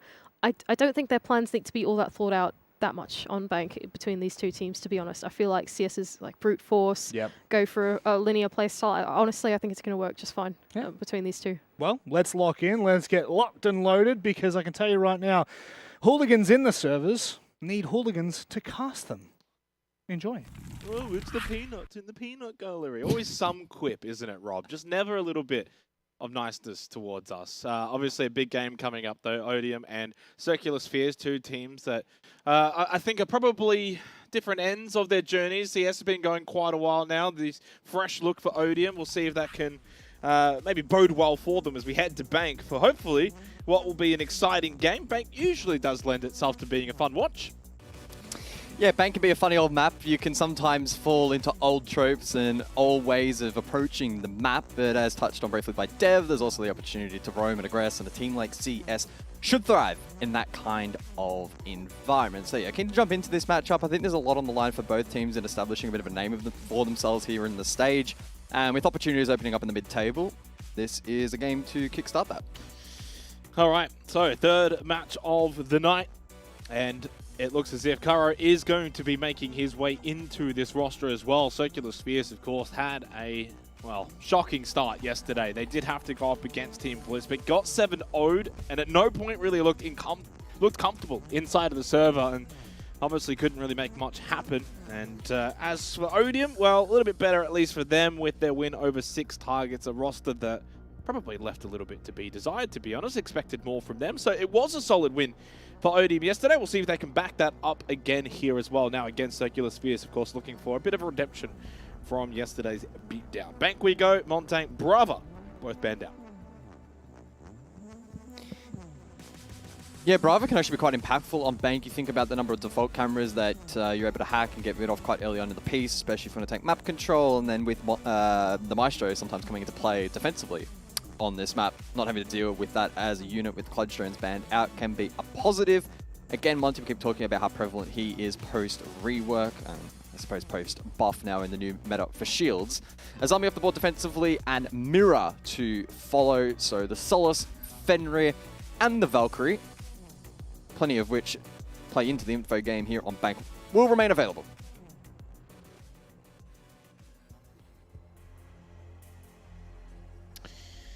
Well, suddenly feels like for Circular Spheres, kind of a big game here. A team that I think on paper many kind of looked at as being around the mark, top 4 in the conversation. Certainly not in any kind of conversation now regarding first with their beatdown yesterday at the hands of Team Bliss. Defenders, protect your bombs from being defused by attackers. Once again, getting in the chat just to make sure, a reminder for these players to just keep it friendly. Some words of advice as well for Caro to not get nervous, makes his official debut. Did not play yesterday. And I believe it is it Pinker that's out? I can't tell with these names, to be honest, so makes it a little bit more difficult. I'm not even going to bother. I'm just going to call them what they're named in the server. Doesn't bother me. Odium on the attack to begin. We'll see what they can bring to the forefront as we go to basement here for the opening round. 5 seconds left. Yeah, let's jump in. Keen to see what the approach from Odium will be in terms of attack here, whether or not they're going to go for map control, perhaps be a little bit more direct. It's a traditional lineup against and around that Hibana pick. Very typical here on Bank. With the Docker in play as well, Roam Clear should be the name of the game. Although in response defensively, Circular Spheres going with a very structured bunker down style. You have the Goyo for area denial on that default plan alongside Smoke. And Fenrir as well, also in play for that additional trap utility. That said, there is a roam being employed. The mute up above inside of Jan. It's been identified by Odium, and we'll see how they look to pick it apart. Hatches likely opened up, so the defense will be looking to, as a wise man once said, employ the onion meta and peel back defensively. Yeah, of course you'd say that. There you go. That's onion right there. Dirty with the opening kill. It's going to take out J-Put. Could start for Odium. Logic Bomb now utilized as well by Dirty off the back of that. Save can make a push over towards top square. Physics over towards top blue. And suddenly, the start that you would very much want when you're attacking into a basement setup. You know, that roam game is going to be up above, and you've been able to at least find that one kill. Bap it over as well towards Janitor. A lovely line of sight as well, controlling these hatches. Yellow ping information too. Over towards Archives, player spotted. Right over towards open area as well. 90 seconds left in the round. You can make that drop, go back to site, but electing not to right now. Very much forcing Odium to try and clear out these positions. One in towards elevator, but again, can make the drop. And you can see the defense of Circular Spheres just being mindful of the lurk potential in through garage as well. Although efforts seemingly focused at the moment towards open area. Still with a minute to go though, an opportunity for Odium to lean into that man advantage and send a player in that position a little bit later on. In the meantime, Circular Spheres defensively chipping away a drone economy. 4 now left for Odium. So despite being a man down, they've been able to consolidate at least somewhat. And again, with the Goyo canisters already in play, Smoke as well still alive, there's potential for Circular Spheres to still stall out this round. Advanced position here as well from the mute. Though in the middle of a pinch, so needs to be mindful that Quixie doesn't take him down. Smoke's deployed, 35 seconds on the clock. Odium are going to find it tough, I think, to unlock some of these positions. Aggressive from the Smoke inside of server, though, if they can isolate. Drop down hatch, Physics under pressure. Cannot win out against Dirty. That was the final gas pipe thrown as well. Line of sight also created. So not a bad little pinch here for Odium with the 5-1-3. Longest in CCTV as White makes his way over towards bot main stairs. One with a slow push though is Bappin, and he will get punished. He now turns his attention back over to Sight through Vault. It's an easy win for Quixie. And suddenly an overwhelm on Sight goes the way of Odium, and that is certainly a way to start. They do take basement pretty comfortably in the end. Got the opening kill, but then didn't rush off of that. Kept themselves going in terms of checklist, clearing nicely. Not too worried about doing so swiftly. And eventually Circular Sphere's defense got completely undone, and they give up on basement straight away over to first floor. Staff an open area going into the second round. Yeah, I think the key clear there for Odium was their ability to flush out server with the smoke in an off position behind the rack as opposed to playing in red or CC for denial. It was really important to deal with that cleanly, and they did without faltering, without losing a pick. 5v3, pretty easy overload of Sight through that default position irrespective of the other utility that had to be cleared, or would have typically been cleared. So solid work from Odium. Again, attack typically more tested though if you lose that opening duel or if things get a little bit dicey, how you're able to then find win conditions that are perhaps a little bit harder to identify. So in the second round, we'll see if Circular Spheres can respond. Ram in play this time from the attack. Castle utility also in response, so explosives will come at a bit of a premium here for Odium, and Quixie will go onto the floors for those Roteros in response. Buck and Ramp as well here as well from Odium, so doubling down on that sort of soft breach potential. Triple down in theory. You can also do so with the Roteros, although Quixie will be using those elsewhere. Far more utility that you'd be wanting to take out. Great start as well for Dirty. Got a little shout out from Rob in the pre-match discussion. Saved with a swift entry. Bot square and one lurking in towards Archives is swiftly dealt with. McCraw had no idea. Well, great start to the round for Odium. Second round in a row as well, mind you, in which they've been able to get off to a strong start. Opening kill in the opening round, and then also here in the second. Saved on the board, 2-0. Suddenly, where's the response from Circular Spheres? Not just really in this round, but for this whole game, and that's not going to do it from Physics. Looking for that said response.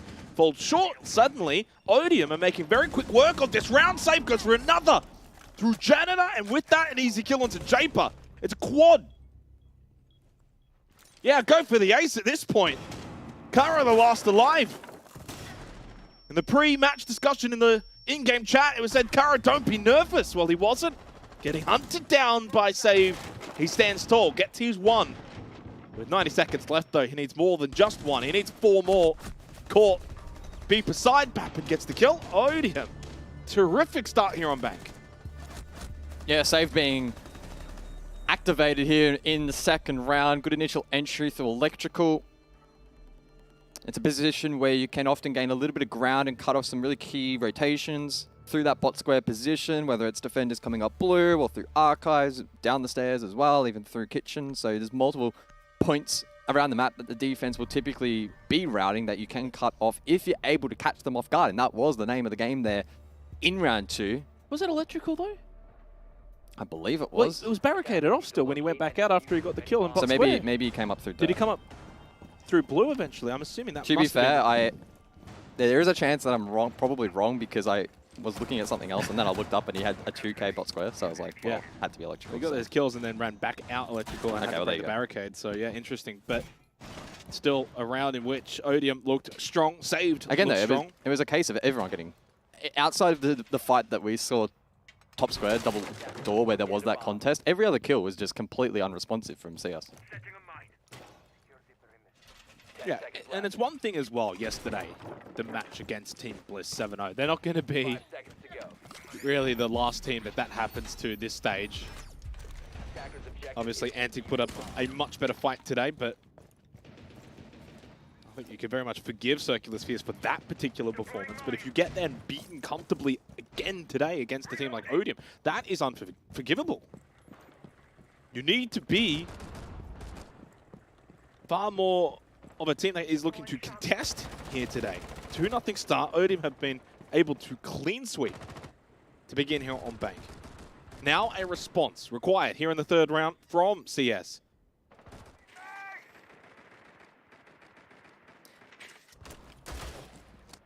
I think they're just going to live drone saved here. If not, Fenrir Mime will project his position temporarily, but no one's holding Garage directly, so Saved can post up behind the ambulance. where's the point of that? No one's playing off it. What do you mean? Of the mine? Yeah. Ah, okay. I thought you meant the drone. I was like, well, then. What do you mean? No, I get what you're saying. But Saved is playing this actually quite cautiously, rightly so. Probably the best course of action. Circular Spheres may elect to ignore this, and at the moment that's what they're doing. Again, investing manpower, util, focus on this roam. Multiple orange outlines on the first floor, but it's Bappin to unlock that. Oh, talk about... Oh, are you serious? What? The computer screen has kept President hidden. Positioning God, apparently. Whether he has done that on purpose or not, he clearly probably hasn't. Has kept White at bay. Stuck in towards Tellers. He would have been absolutely good for a free kill there on to President. Minute 15 remaining. Top square control. Now for Dirty. And I think they're starting to clue on. There is a lurker in Archives, courtesy of that logic bomb that Dirty just threw out. And this position from Saved, absolutely critical. As these defenders look to peel back, he can sit and wait for the cross. He almost catches one into Red, will now swing, but doesn't find that defender. The scope as well, the housing blocking his view in towards the objective. He had a free kill. We've seen it both ways now. Unless that player's rotated through gold, which also may have been the case. It's a very tricky read to know exactly where that defender path, but either way, some unfortunate timing means that Saved kills goes astray. It was gold, or more so towards Pop, but there is one that goes the way of Saved. And with 30 seconds on the clock, Circular Spheres need to scramble to win this round defensively. Spotted him as well over the... Oh, what a headshot from Saved! 6-1, and again, Circular Spheres are just falling apart. White was there to get Bappin over towards... I think that was maybe Beepers. Regardless, traded though by President, and suddenly Physics, just like the last round for Garo in a 1 versus 4. Not a lot of time. There's one, there's two. And that's Kit down as well. Shotgun now in hand. Red time, deep flash, and Quixie though, with a quick scope and gets the kill, and 3-0 start for Odium. Yeah, good attack there from Odium. They identify that Garage is a weakness, so Save just posts up there. He sits there for the entire round and puts the trust in his team to flush these defenders back. He catches the first of the Goyo. Perhaps a little bit unlucky not to find Japer before that, but is able to tidy that up by just holding down the line. That's a pretty simple kill for him. And then even here, 4 versus 1, and they just have the discipline with 10 seconds on the clock to throw out a flash. Repositions Physics into a more favorable position there for the attack. Confirms the round, confirms the 3-round rotation as well for Odium. So for Circular Spheres, at the moment, this has been a really devastating start for them because they continue to try, I would say, in my opinion, relatively modern meta things with these peelbacks and the extensions, and looking to play into the meta as they should, but the execution is just falling flat. You're doing that, but Saved is just walking in. Exactly. He's just walking it's execution in the that's not there at the moment. 6-1, 4 saved on Odium, 3-0 start. So far, haven't really made any mistakes, winning all of the gun battles as well. I mean, this has just been clinical here on Bank to begin. The opening 3 rounds of the attack for Odium, they've looked very lively. Circular Spheres now find themselves staring down the barrel of, unfortunately, 0-10 start for Oceania League 2024 Stage 1. They have not won a single round through 10 rounds of Siege. And that will continue until, obviously, they, well, do so. Opportunity presents itself once again. Over to CEO we go for this 4th round. No sight has been kind on the defense for Circular Sphere so far. Odium's sheer aggression has very much been a boon for them. Led by Saved, but helped out by others. Good logic bomb usage in the last round as well. That was by Dirty at the time. He's going to lurk into another position. Top square. Oh, no one was watching it at the time. Shoots out the felt camera. And what this does is a defensive unit, you are always now questioning where you're walking if you're in this general vicinity because you don't want to be the one that gives away the first pick. So it starts to play on the minds of this defensive unit of CS and may limit their playmaking potential if they don't know exactly where he is. With the shield in place stock hallway, they do now. But still, these long lines of sight, which Saved is monitoring. As a defender, you have to be so careful. If you're not going to aggress and look to isolate him, you're then on the back foot by playing you know, more defensively than you otherwise would want to. Kanto wall opened up as well, further now putting some pressure onto those in the hallway, especially with that shield in place. Save does find the opening kill. I cannot believe it. At this point, you may as well just stick on him. I think that was the swing from the janitor side in towards site. Maybe not. Actually, was that the player that was sitting top blue stairs? Potentially. No. Okay, white was top blue. He's now shifted in towards E-box. Does kind of need to help out here. There is flank potential, but we need to see this Solus eventually make a move and not let Save do more damage. Now, he should be unknown in this position. The call. Oh, now he will know. The call. The logic bomb gives away his position inside of E-box. He's stuck dead to rights. Saved has made his way down from top to bot square. 5 versus 1 with physics. The solo spotted. Headshot dealt with. It's a slaughter on Bank. 4-0 start from Odium. A circular spheres just look quite silly. And a tactical timeout is certainly required. I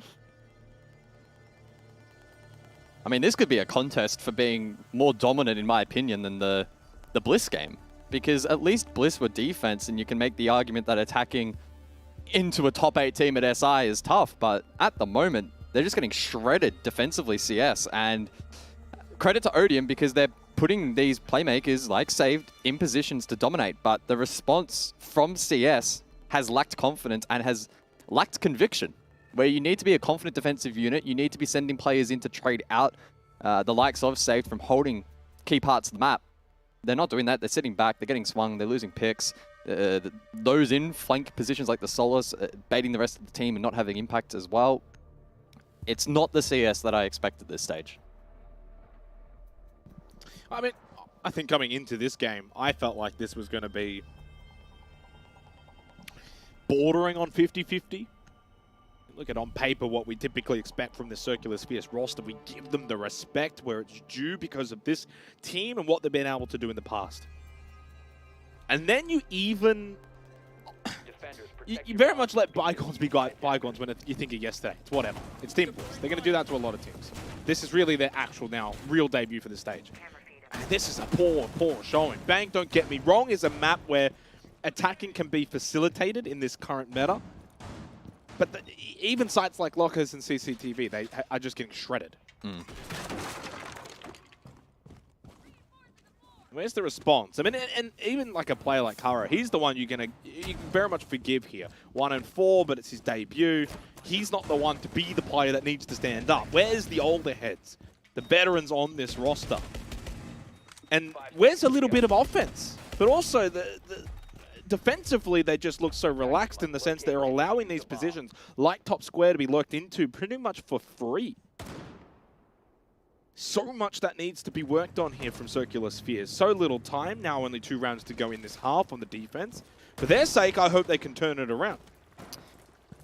Well, they don't bring the Solus this time, and every single drone is still standing in the conclusion of the prep phase as we enter the action phase. I anticipate that there are pre-place drones around the map, and Odium once again are going to get relatively free control.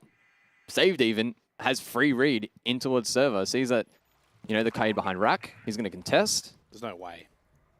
Oh my goodness, does Kara not spot that drone? There's the swing as well. What is the jiggle peeking? What are you doing, Physics?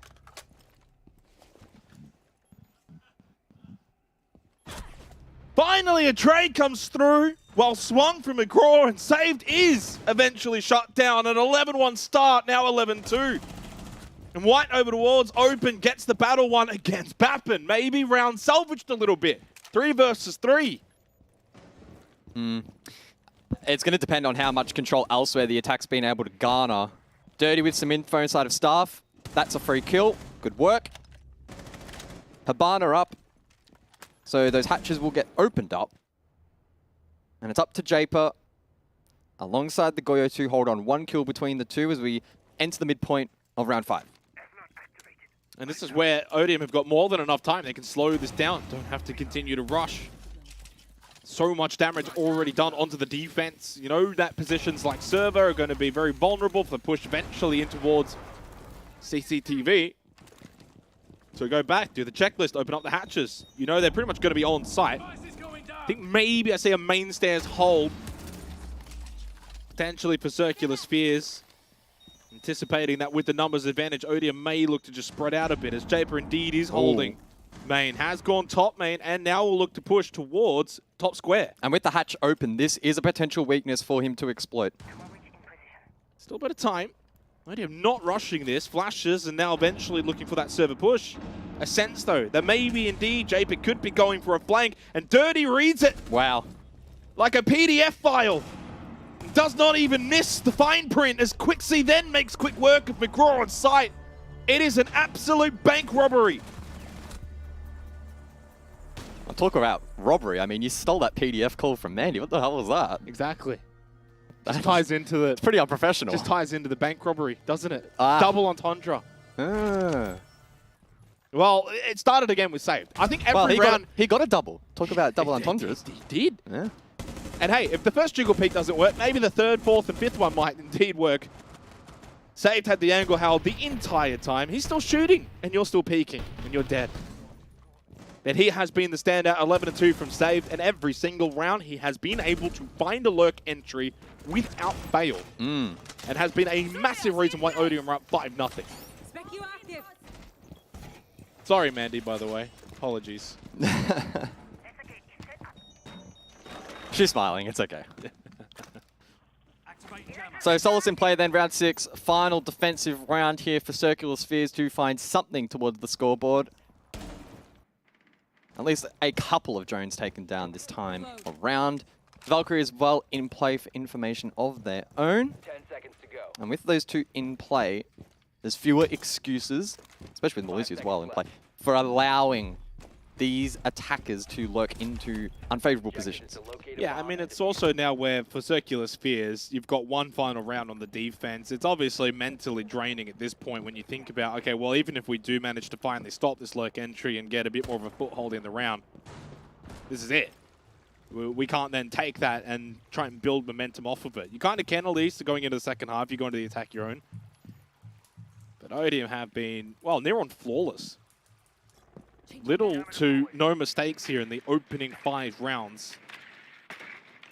Certainly alarm bells ringing for Circular Spheres as once again, again. Dirt, flash over towards the rack, clears out the left-hand side. White is just then caught out in the open, essentially not even on an island. He's just stuck in the middle of the ocean. It's just poor positioning. You shouldn't be in a position that you cannot escape, even if you are Solace, because the moment that you get droned, and based on the way Odium has been playing, they will immediately follow up on it. If you're going to play that position, somebody needs to be supporting on the roam, and there is nobody within earshot of the Solace. So that is a free kill for Odium, for a player who is not missing shots at the moment. Yeah, to be fair, at least for Circular Spheres, in some kind of form of devil's advocate, I actually think, you know, going back to what you said earlier, like, it's not as if they are not really playing the right way. The execution has been very much off. And I think Odium is just playing far, far better than anything. This is certainly a case of you've got to give credit where credit is due. For Odium, the way they're hitting the shot, Saved is on a He missed one. Well, half. He did get JPEG down to below half. Flash into Archives. And at this point, he's just probably feeling as if he can just do no wrong. And can do just about anything. Karo does win his battle. Saved now checking on the right-hand side off the back of this Logic Bomb. Physics is then dead. Again, they've played off of the Dockerby so incredibly well this game. Yep, 100%. There's actually a second around the corner, but Saved does not have a read on that. Still a flashbang in pocket. 13 kills so far. There's one close by, and he hits the shot. Are you serious? It's 3 for Saved. And another potential ace here. Bro's on 14-2 from, well, 6 rounds and shot the back from McGraw. Final Logic Bomb expended by Dirty. Now they're going to have to finish the round without save. Flashes to come. Karo to watch for the drop. Does actually get the kill. Nicely placed. Another red ping. President, though, allowed to continue forward, and eventually from Beepers, Dirty gets the final kill. It's 6-0 to Odium. 13 rounds in a row that Circular Spheres have not been able to find victory. Whew. Match point, Odium. And as quick as this started, it feels like it's about to end. I feel like we just finished the band phase. Wow. Yeah, really good work from Saved. Again, being facilitated by the early drones for map entry, then also the Dockerby throughout the mid-round. And then just incredible game sense as well to have a read on some of these kind of positions and the mechanics to pull off these kills. Gets flanked eventually, and there was a window of opportunity here. If Curry hits both on the drop, they win the round. But unfortunately, he doesn't, and then a really, really good swing in from the elevator hallway means that the round goes the way of Odium. And I posed the question before as it started to mount, is this a more dominant loss for CS than the Bliss 7-0? I think Go on. Uncategorically. Ooh. Is that even a word? Probably. Or categorically. Just remove the un. It is. You're defending on bank against a mid-tier, or what we're classifying at the moment at least, as a mid-tier team. Well, I think also, I can't for the life of me remember, someone actually played Devil's Advocate for Circular Spears yesterday. Don't know if it was one of our talent crew or not, but it was essentially saying some of the rounds were kind of close, kind of somewhat. Like CS had some moments where they were able to, at least the rounds themselves weren't always total blowouts, while Bank has been far more one-sided. A couple of flawless rounds, what Saved has been able to do. This is far more embarrassing, and it's not particularly close for Circular Spears than yesterday's loss. Especially if it ends like this. I mean, if you can at least bring 3-4 rounds back and you end up losing 7-3, 7-4, it's a different story. Such a long way back, though. Good for Odium, though, right? Like, oh, yeah, Odium have been great. Saved is, well, I mean, Saved is basically the MVP for the day. That's locked in. I don't think he can do any more. 14 from 6 rounds. We'll see what happens, very hard though. to beat. Very, very hard to beat. Game's not over. McGraw with the entry through stock on the Jackal to help facilitate the entry. Ping goes out down below. And now eventually looking to push main stairs. So the Jackal's good at gaining information, but the defense then is able to react accordingly. They know they get tracked. Whereas the Docker being a little bit more global can sometimes make it more challenging to know if you're the player that's being directly hunted down by the attack. So we'll see how Odium as a defensive unit look to respond. Docker does come through. Shoulder peek from Japer, yet to find a pick so far. The Nitro comes out. Almost taken off the board, but he will survive. Bappin to hold towers currently. Yellow ping to come through. Saved inside of Archives. He has been called the Logic Bomb, and it does go the way of Circular Spheres. Response from Dirty, but Japer as well to find his first. So they do have the advantage CS, and they have the time available. Oh, Dirty though. He's fragging. 7-on-1. Yeah. Still over a minute. President elsewhere gets the kill onto Japer, and that advantage has, well, diminished. Advantage Odium. With the final minute remaining on the clock, they can play side if they so wish, but Dirty still over towards Staff. Has yellow ping information. Dead to rights is physics. Yeah, Dan. There's no way he's going to not live. Oh, he makes a goal! That's one. It's okay. It's great from physics. I thought he was just dead to rights, but no, apparently not. But still needs to do so much more. Quixie and President as the two remaining. 30 seconds. Goomine stepped on. Does have the kit. But such an incredibly difficult task now awaits him. Great flash. Doesn't play off it immediately, though. One more available. Never made the drop. Of which now President, of course, is watching. There is said drop. Goomine stepped on. Needed to hit an initial swing. He couldn't find it quickly to put an end to this one. Oh, so quickly. From Odium. 7-0. Dismal start for the Moggers. They have been 7-0 2 days in a row. Maybe time to change those names because you're not mogging anyone. Definitely not stealing any points. Struggling to steal rounds as well. Really good work there from Odium. I think that's, for me, the big positive takeaway, at least from this particular matchup. The fact that they have now well and truly entered the discussion, for me at least, as being a top 3 contender here in the league. Kicking things off really, really nicely. So again, we'll have to obviously see them against the likes of Antic and Bliss. But they didn't put a foot wrong today. They played the perfect attacking style here on Bank in terms of work and keep players into, dangerous positions. And whenever they had that advantage, they were able to convert. Yeah, an absolute amazing performance from all involved for Odium. Saved was significantly the MVP as an individual. Dirty was incredible, both in terms of his fragging power, great logic bomb usage, and the rest, of course, all had their part to play for this 7-0 win from Odium. That's right, no mistake. This one's done. It is over. Fortunately, we've still got one more game to go. Short break. When we come back later on, we'll dissect everything on the desk and then get into that final game later.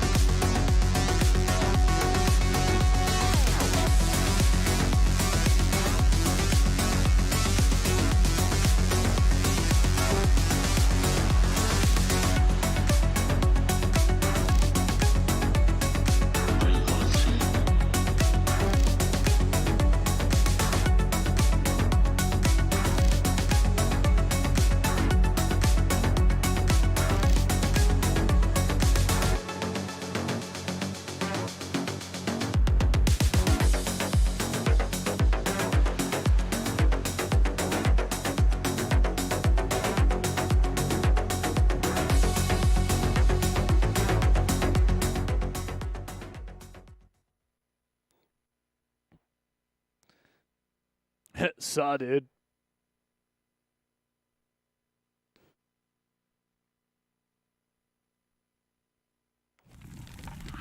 Well, we're blasting our way through. Actually hit me in the fucking face. Just be better. That's a skill issue on your part. That was a good shot. That was a dude. damn That good was hit. excellent. You know what? That was excellent. He's like, he was just collateral damage. So It it was was like- a great shot. I'm I got sorry. some ricochet damage. Get Jeez. some collab on you. That was like a grim bee with the bounce. The bees. The bees knees. Bees. Tell you who the bees knees were saved with an unbelievable performance in his previous matchup. Shout out to Dirty as well. Only his second Pro League match and managed to put up some pretty ridiculous numbers. And Circular Spheres were shit. So let's move on to our final matchup of the night. Panic take on 6 targets. That's right. We've got really the newest roster joining.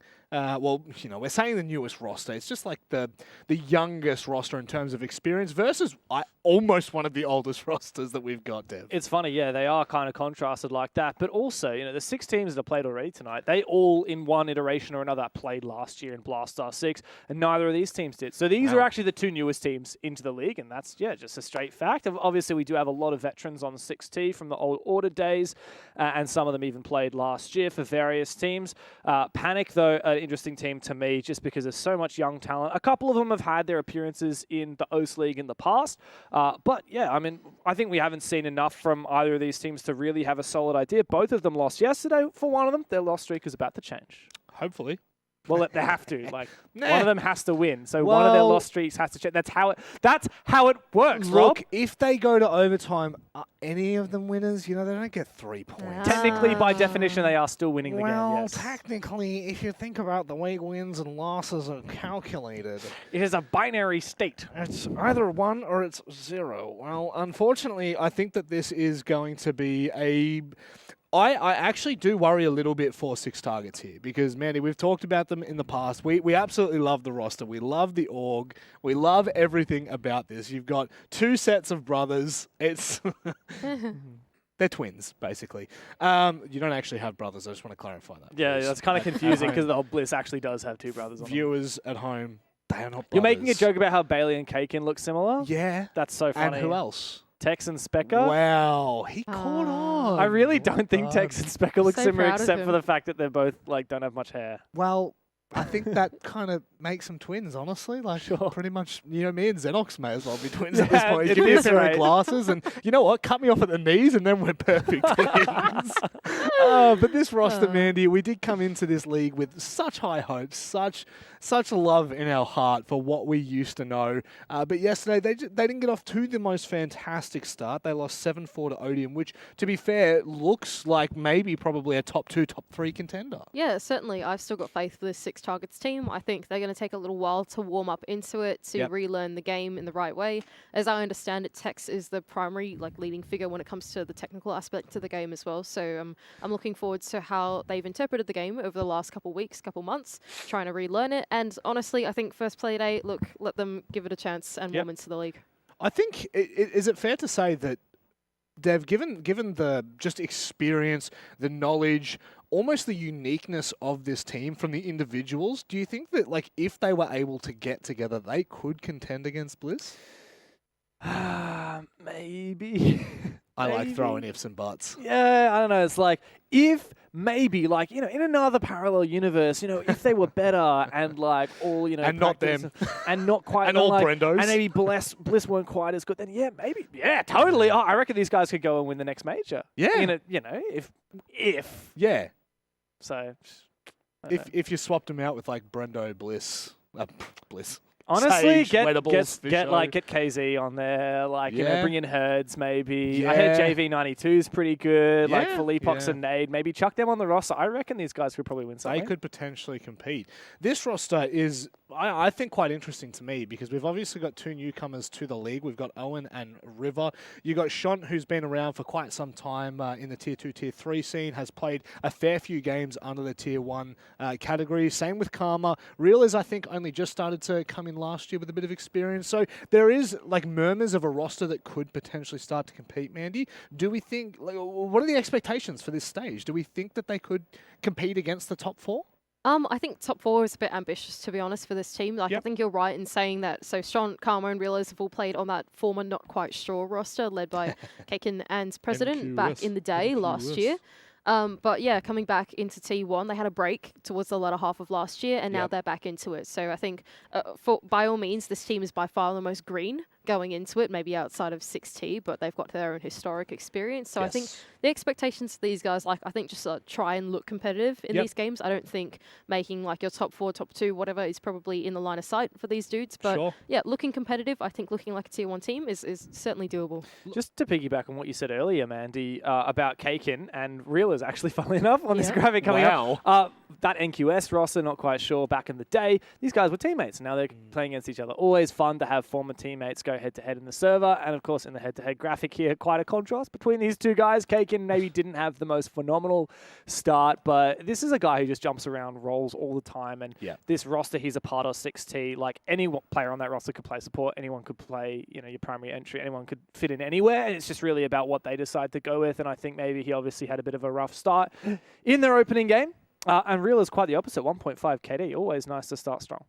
And, given their performance yesterday, I think that's quite the testament to where Real is at. They, look, albeit it was a close game against Man LFO, they still ended up losing that matchup. So, there's something to be said there that Real is /Fakers, whatever you want to call him, is really a performer that could make things interesting. That is indeed a cat. I think so cute. We saw it yesterday. Had an appearance twice. Yeah, I love that. He's so small.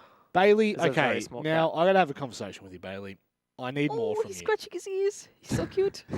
I need more from you, Bailey. There's a lot of love in my heart for you, but I need more out of your player. You want a different player cam each play day. I want the Cap player cam that we used to have. He used to put it on top of his hat. The hat. We've seen it in some of the most unique places. So I might get on the Frog and Toad with him and have a bit of a conversation. But we can talk about the vetoes a little bit here, Dev, because guess what? I actually can guess where we're going to. Yeah, where? Tell me. Well, no, I can't get. I'm lying. I've seen where we're going to already. No. So I could spoil it. All right, I'm going to guess. What are the chances that we go? Okay, so I have a feeling we're not going to go to Clubhouse. Okay, so not Night Heaven Lab. So if it's not Clubhouse, it's not going to be Bank. So hurry up and show Chalet. I don't think it'll be Skyscraper either, because Panic don't like Skyscraper. So are they going to ban out Skyscraper? Oh, 6T ban. Oh, he got a Chalet. What a guess! No. I actually did guess that. I'll be honest. Did you actually? No, you didn't. There's no way you guessed that. Oh, you actually don't have it He's got evidence as well. Yeah, you I don't have the Wikipedia up right now. Can I give you a fun fact? Can I hit you? Can I slap you with a fun fact? Only if it's sponsored by Jake Xenox Venditti. All right, so Jake Xenox Venditti has brought you this message via Dev Marta, and that is that Chalet was played yesterday by Panic Esports, and they lost it 5-7 to Man Esports LFO. That's it? That was I mean, it's not fun, but it was a fact. I was waiting for an unbelievable statistic. No, I don't have those. I have a fun storyline. Oh, what's your storyline? Well, just sorry, man, you don't even bother. Yeah, do you want? If you want to talk at some point, you can. Just like we can get some duct tape, put that over my mouth. I can shut up for once in my life. But first, just harking back to what we were talking about yesterday, right? This league is kind of like 2 till 7 is going to be tight. Yeah. Bliss at the top. Is it Panic at the bottom? That's my question. No, man. I don't know. We've seen Circular Spheres maybe twice it's now. maybe it's CS at the bottom. No. Look, well, that's a good sign for both these teams if they're not as bad as CS. To be fair, any team at the bottom will be panicking.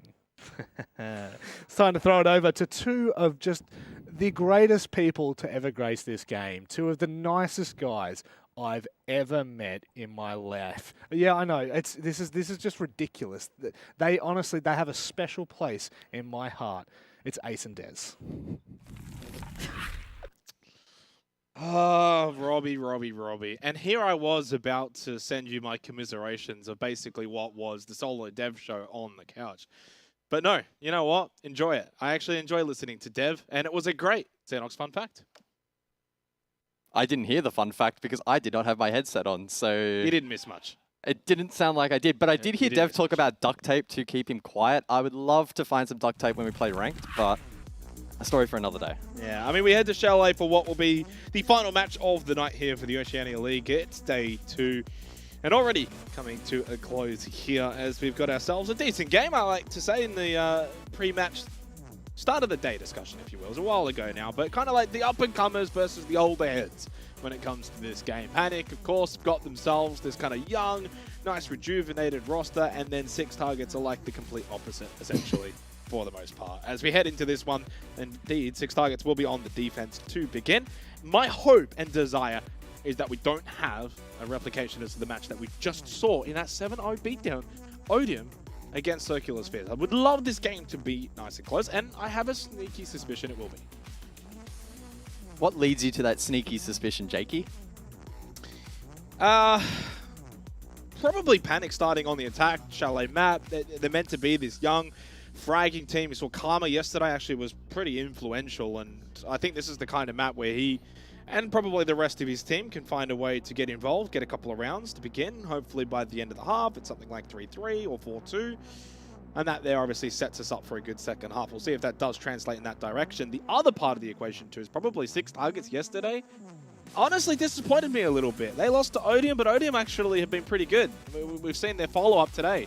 And so maybe we don't quite have the full picture when it does come to 16. Trademark. Ying IQ taken off the attacking board. IQ is quite the intriguing attacking ban. It's not one that we see frequented. Will bolster the Valkyrie if she is not banned out, and so in response, Six Targets will get rid of her. Maestro as well off the board. That's a target ban from Panic. Maestro is an operator that Six Targets do quite enjoy playing, and that role is filled by a couple of different players. Seen it before here on Chalet, but we will not see it this time around. Again, as I always preface, it does leave up plenty of other really powerful defenders that still persist, as Army, Solace, and the Fenrir make it through. Six Targets starting D first, and we go to second floor for the first round. Yeah, I mean, what's your thoughts on this match? Because kind of giving you mine. Do you agree, or are you very much disagreeing? This is a bit of a weird game for me. I think Six Targets probably did underperform a little bit yesterday, so today is going to, for me, give a better barometer as to where this team is actually at. If we see a similar-esque performance today, where they struggle a little bit, maybe even lose, then I think it probably sets in stone that Six Targets maybe aren't a real threat for top, that top 3, maybe top 4 discussion. On the side of Panic, I think they probably have less pressure on them heading into this stage with less experience on the board. And for them, it's certainly a stage to learn and improve. They could prove themselves today, though, that they can take down a relatively experienced and formidable roster in Six Targets, though. So an opportunity, I think, for them to get some work done today, because their last game wasn't, particularly poor. Mounted that little comeback against Man LFO, unfortunately lost 5-7, though.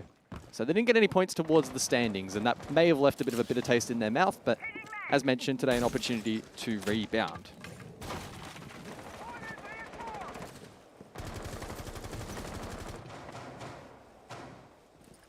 So that wonderful little camera shot as well to begin this game. Shout out to our observers in Cthulhu and Sky. Mainly Cthulhu. They are working hard, as always, to bring us the best product here for the Oceania League. It is the best league. It really is. Entertainment factor through the roof. I've never felt so entertained in all my life watching a 7-0 on Bank. What about a double stack over towards Piano? Heavily guarded here. Opening kill for Cake. Tex in Piano, going for that peak as well. Lots of lines of sight created in towards Library. Offers some bedroom to begin on the defense for Six Targets. Great start. You get rid of the ace. Only hard breach of brought, and also no secondaries available. How much that may change the round. Vulcan canister as well on the castle barricade, and so a little surprise for Karma as he opens that off, and so far, great start here for Six Targets. Can they keep it going? Yeah, open breach here, just making it a little more difficult for the attack to approach. Kaken with line of sight, and Kaken with a down, Karma to fall, but probably in a position where he can be picked up. Kaken holding down the line still, footholds to the library box position, so an info read here for the dock, and he's not being pressured by that exterior door. Yeah, he should actually have info on that down having taken place simply because of the river cross and the way he went over towards library stairs. That is also an assumption, though, as obviously Kaken takes a bit of damage, but he is playing the dock. He can heal himself back up. Under 60 seconds left, still holding half wall Will drop down as well. There's another opportunity. Good shot onto Karma. Does find the kill eventually. After getting the down earlier. And already damage onto River. Need to see those bees buzzing. None used so far on the Quan Hive launcher. And a lurk as well. Over towards Fireplace Stairs. Shot has taken some damage. And so far it's all one-way traffic. As I say that, though, Reelers will change the tune. Gets the kill onto Kaken. 30 seconds remaining now and still out library hallway control. They do need to clear out Piano, which has not really been achieved as the bees now start to make their presence known. And there goes River.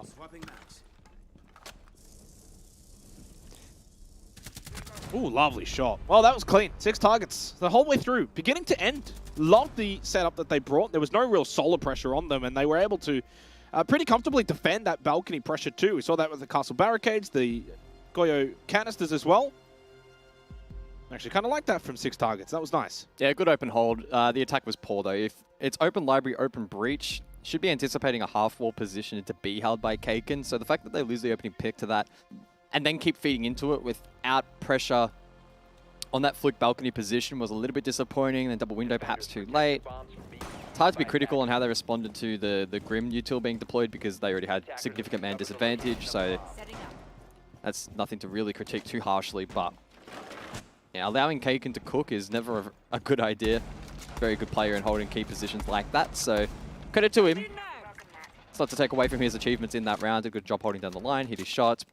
Played relatively measured as well, which often in a position like that you can overpeak and overreact to info, but he maintained the position nicely and without much pressure to really dislodge him from there. It proved difficult to clear, and as a result, Panic Esports never got into the round. 5 games for the second round now for 6 targets, electing to send us there instead. Going elsewhere, kitchen dining, for example, probably would have been a more prominent site, but alas, switch it up. Speaking of switch up as well, Brava and Capital brought the attacker repick late in the piece there by Panic, so they very much switch it up. Straight over towards Library. Immediately direct pressure. This is where the Capital can be so strong. Already good drone information as well. Tex can very much get, well, basically taken out of this position with a good incendiary bolt. Frag grenades available as well from Reelers, and also the Quan Hive launcher too. And they actually combine the bees with the frag grenade. Tex eventually makes the drop. Doesn't really want to hold that for too long. But credit to Panic, they have been able to get rid of it pretty quickly. Mirror going up as well, and a little peek from Specker. The battle over towards Mud. Voluntarily won by Karma, and now has spotted that mirror window, has gone up in towards games. Karma will hold the angle, maybe expecting a re-peek, had that yellow ping information. Knows there is a player holding close, and of course as Tex continues to ring out shots, Karma will think better of it. Still 2 minutes to go in the round. Don't have to rush this, and he is a big factor in obviously getting rid of this mirror window. Needs to stay alive, does do so, and Bailey now with no vision in bar stock. Yeah, relatively well played by both teams there, but it is Karma to find the advantage for his team. Elsewhere, Bailey under pressure as the flames are deployed from Sean. Can Tex Panic play off this execute util? Unfortunately for Tex, he falls. Minute 25 then on the clock, and Karma good for 3 in the round. Kaken does still have control up above, so that's a threat for Panic, but they should still be able to overload site. Yeah, I mean, Panic have info on both players too, because they know that Bailey's been playing bar stock on the mirror, and Kaken's been shooting up above as well on the mezzanine. And there goes Karma with the kill onto Kaken, and he knows exactly where Bailey is. Well, Shot will take the final kill though, and no ace for Karma. Surely in that moment in a 5-on-1, you've got to at least give your teammate the opportunity to go for the ace. But it is Pro League. You don't really want to take any kind of chances. Shot gets that opportunity, gets the kill. And a good start as well for Panic. Good start from both teams, at least 6 targets in the opening round. Looked very nice on their defensive hold. And you kind of critiqued Panic a little bit, but boy, that was a lot better in that second round. It was bar games though. A little surprised they didn't go to kitchen and dining, for example, in the second round. Now they opt to here in the third. Well, it was just a better job of them prioritizing targets and finding win conditions. As we often see on Chalet, getting an entry fragger into Mudroom and then having the ability to make plays from what is a very difficult position as a defense to respond to can help open up rounds. Specker tried his best to contest, he falls, and then you think about the lines of sight that can be held from the doorway. Tex tried his best to obviously play into that, or at least put that player at bay, but not really meant to be. And it meant that a lot of the other power positions around the map very quickly became irrelevant. It wasn't a case of then Panic having to focus util on the mezzanine cross or anything like that. It was very much direct. The Capital util supported that, and the Ash charges on the mirrors as well. And so for 6T, it was a very, very tricky round for them. And again, as we head into round 3, the storyline shifts back to kind of what we were saying in the prelude, which is that there's every world in which this becomes a close game. And hopefully it is, because we are yet to go OT here for OCE. I think we went one yesterday. No, we did not. No, we didn't. Okay. No. I thought you were going to say today, and I was like... No, not oh, today. but I definitely know yesterday we didn't. Okay. Yesterday we had a... Did we get a 7-5? Was there one close game yesterday? Yeah, and it was Panic that lost. Remember? Okay. We had 7-3, 7-5, 7-4, 7-0. Okay. Nobody kill for Realers as Nico gets eliminated. I presume over towards Trophy. Judging by Realers' position with the EE1D utilized. 1v1 remaining. Good information as well immediately here towards Westmate with that drone. Pings out the mirror window, which they can deal with. Also, Kuan Hive Launcher used as well. I believe Piano side has got themselves a bit of red ping information. Tech's holding close on the kitchen with his Army Keeper barriers. Sort of just plug that hole. Reinforce over towards Trophy. Up onto the roof for Shot. Barely top floor and bedroom. So all over the map right now for 6 targets. Very much playing into this top hold of kitchen dining, but has been weakened a little bit through Trophy side.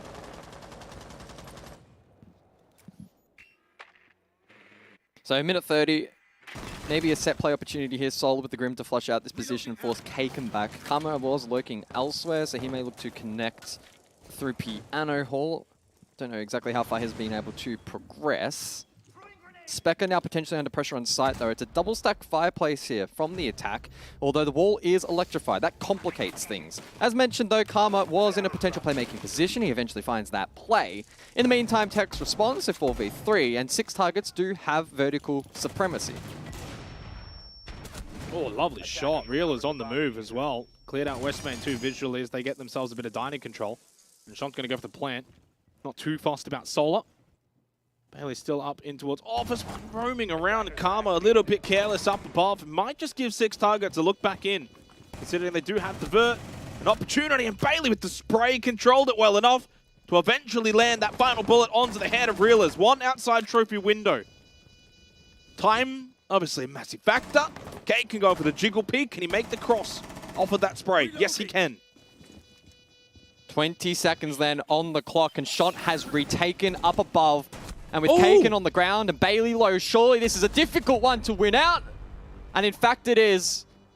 Shot finds that position in time, hits the shot, and in doing so confirms the round for Panic. Yeah, wonderful retake up above from Shot. Panic were able to hold on in that situation, considering the way in which they got the plant down. Pretty decent point in that round. They had the numbers and just started to lose bodies. Credit to 6 targets, Kaken and co, for being able to just kind of hold on and get themselves back into that round despite the plant going down relatively early. But question marks defensively then for 6 targets. Nico over towards Trophy, gets caught out. The fireplace rush in towards dining. I honestly think a little too easy. And considering they didn't ever really get full top control, I think 6 targets should have been able to do a little bit better defensively.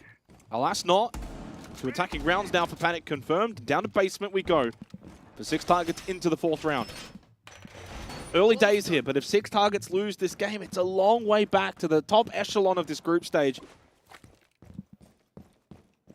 And you haven't even played the likes of Antic, the likes of Bliss.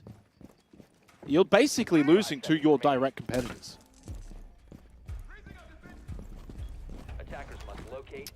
So I thought we were going to see the Buck Ram combo here for basement, and it's something we have seen already a couple times throughout the stage for OCE, but it will not be the case. Instead, a little bit more of a focus here on information gathering tools for Panic Esports with the Jackal and the Grim combination.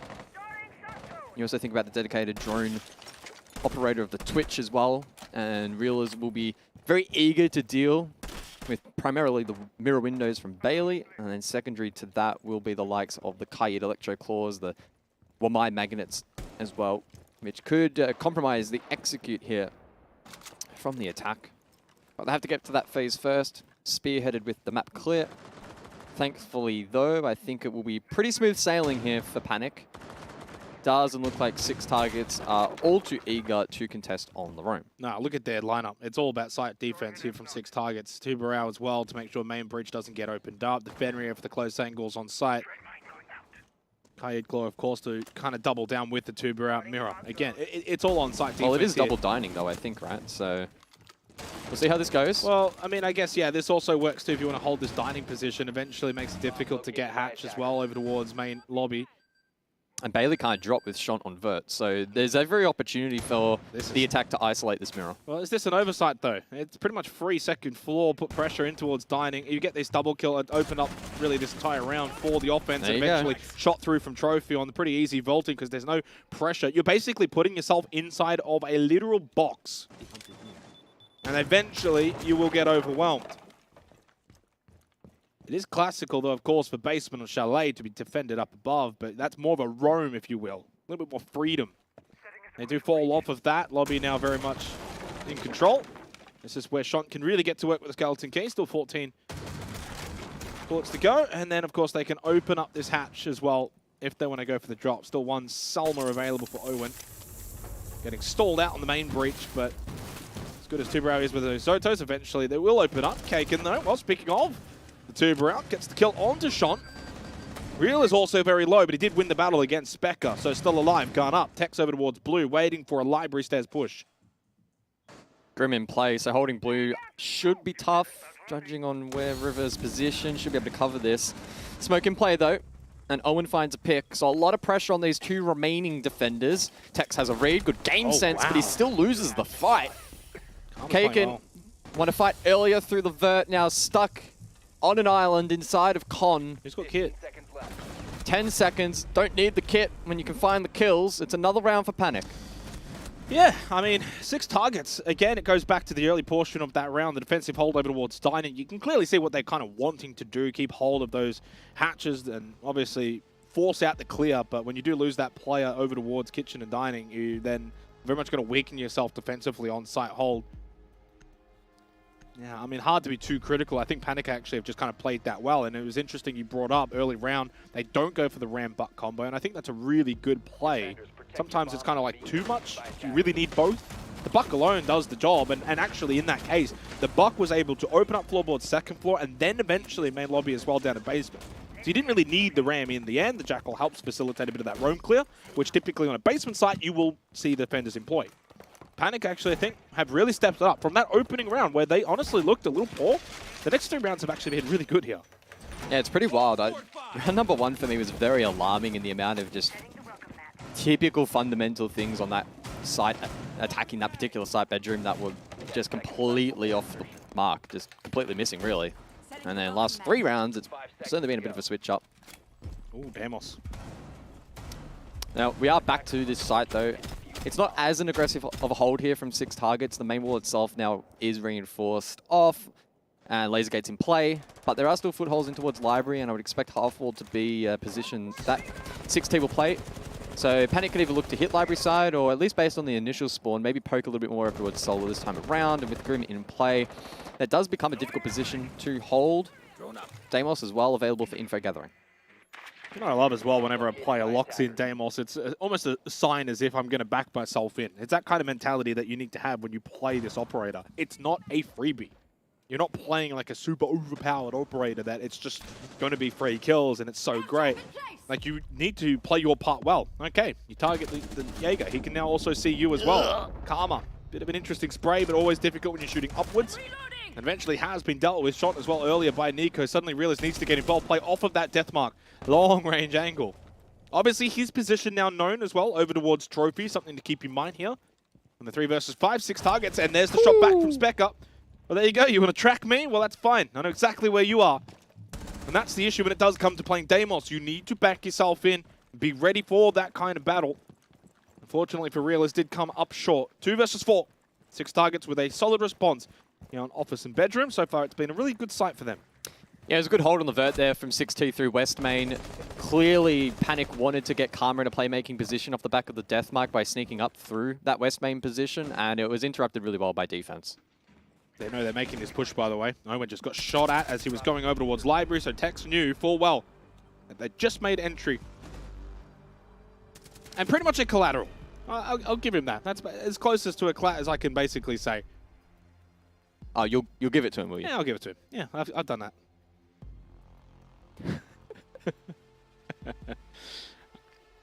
Yeah, someone did peek that bathroom window as Owen was making up towards the ladder. Got a little tag in, and with that information proceeded to go to Tex, says, hey, they're coming your way. He was prepared, ready. Office and bedroom 1. Second time for 6 targets. They haven't won any of the other sites so far. We do go to kitchen and dining, which of course, while the extension up above can play pretty similar to office and bedroom, it's not the same. Does this have the hallmarks though of turning into a decent little match between these two teams? 6 targets, their fundamentals on office and bedroom have been sensational. Panic have pretty much fallen pieces on both times, both attempts. But elsewhere though, Panic have looked also really good. 3-2 scoreline, very important round to close this half. I do believe statistically Chalet has been still favoring the defense. Yeah. So 3-3 even isn't technically a win for 6 targets. It does put them back into a good position. Attackers objective, defuse a bomb. I mean, what happened to that mine? Did that just disappear into the ether? Maybe it did go on the roof, I'm not entirely sure. I actually had that happen last night in a game with a razor bloom. I somehow clipped it through the floor by throwing it into someone. That was fun to work out. Anyway. This attack will be spearheaded over towards the library initially. It is, though, being held in response and in that mezzanine position. I think it's Tex on Mozzie, but he vacates it quite quickly, so the drone will follow immediately, and Karma will waste no time in taking that space.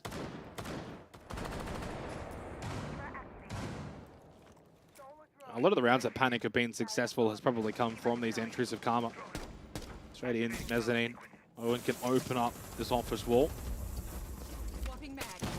Karma going to play off of this initially. No real close contest over towards Piano's where the main hold's going to come from. Cake actually finding a kill from Piano's side, but the kill onto Owen. That's going to be the end of the Selmas and, well, the end of any kind of hard breach potential for the remainder of the round. Mirror now goes up, looking in towards office.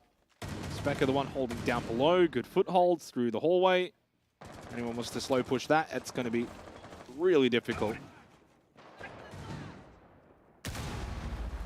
So 2 players down below then for defense, Tex, Nico, respectively. Meanwhile, to top floor we go. Karma and Shunt looking to apply a little bit of a pinch. River elsewhere, though, does find the first for Panic here. Round 6, final attack. They can look to take a little bit of ground, but Bailey, spotted by the shock drone. Shot at by said shock drone, I believe. And in the midst of that will fall. So just over a minute to go here. 65 seconds. Panic 4 versus 3. They have vert control. The player's basement, though, can they potentially, Nico Tex, pull off a flank to flip the round? Yeah, still a Nitrocell available as well for Tex. You can play off that as a bit of a win condition. Slow push up, fireplace stairs, one on the mezzanine, I believe. You're being watched. Watching and this you position, are dead. and you're dead. Yeah. Good night. Smart from Reelers. 40 seconds for Specker and Nico to try and flip this round. Tiny bit of information there for Nico up above, but as the time starts to dwindle, you can probably sense the pressure building. Specker, Mistrone, he's still okay in this little corner of dining, and Shot will catch him here? No. Oh, I think so, surely. Not too sure, actually. Did kind of just drive by. By the way, not a lot of time. This is where it's suddenly, as the time continues to dwindle, more and more of an opportunity for 6 targets to steal this. Time low. Denial of the plant, the main win here. Shot through the smoke, a bit of damage from Nico. Specker got the kill. More sprays coming from Nico. Pull out the bailiff. Job done. No time. Shot can't stick the plant because he hasn't got the kit. Yeah, time runs out. Just had to go that bit faster. You know, as I see the clock dwindling, 20 seconds, 15 seconds, 10 seconds. It's a 4-on-2. You've got numbers, boys. Start to push sight, swing, targets, trade each other. Yeah, I mean, a couple of issues stand out for me towards the end of that round. I suppose the first is the fact that they didn't seem convinced that Kitchen was clear, so they deployed the Grim util there. We had the hindsight of knowing that it was.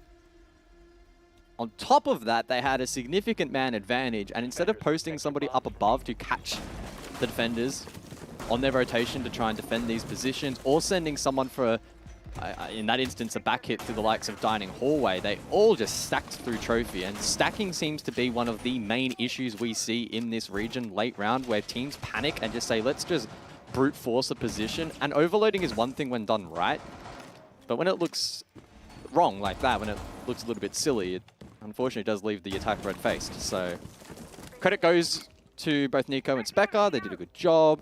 Nico aggressing through the smoke and doing a bit of a Stewie 2K was the right play. However, for Panic, much like yesterday, in terms of round count, trying to mount, you know, a little bit of a comeback and making a name for themselves, in that round more specifically here, day 2, again, they did the hard work. Not rewarded for it, though, with some shoddy execution at the end. So 3-3 scoreline, round 7. Defensively, though, even being the map of Chalet, they are on the favoured side. So, I mean, even in that moment, and not disagreeing with you at all, obviously it's a bit of a weakness that we see from a lot of teams here in this region, but you're still 4-2. You can actually make that play. Like, that's actually not like going to lose you the game. As long as you go in with enough time, you can obviously make those trades happen. 3-3 though. It's not totally undeserved. Panic would be kicking themselves, probably thinking at 4-2 would be more of a deserved scoreline, but hey, you got to get the job done, and you did not. 6 targets. What have you got on the attack now? Some older heads now making entries. Also curious if we might see Tex on the Kali at some point. It is a map that can facilitate its usage. There's a bit of a Kali fiend. Saw Oda on it earlier today as well. Make good use of it. yeah, Bliss using it on that Jigsaw balcony position, hold across the bathroom. Every world in which we see it here from 6T. A lot of Kali play from them. Not only last year, but also in the qualifiers here for 2024. So I'm expecting it probably at some point throughout the stage, maybe also today as well. Midway point of the round, though, and 6 targets slowly chipping away at map control. Panic haven't really had to contest a whole lot, yet they still hold more than half the map. So for Panic, it's probably a win at the moment. Next 20, 30 seconds will be quite telling as we enter the midpoint of the round. A Logic Bomb available still for Nico to play off. We saw some good usage of that from Dirty back on bank in the last match. And obviously the rest of his team being able to utilize it to its full effectiveness. And the repel now for Bailey outside bedroom. Information.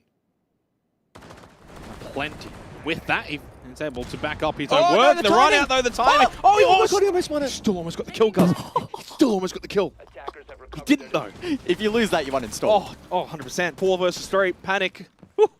Close one. But advantage. Tex. Half wall. No, doesn't go for the half wall. Just plants on the breach. Is anyone going to deny this? Hello? No sound cue, no info, no idea. And a chance now for 6 targets. Ego control, Mezzanine control. Panic have to get on the move to retake this particular site of Office River immediately to Library Stairs. He goes, one close right. And we'll see if he's ready for Specker. No!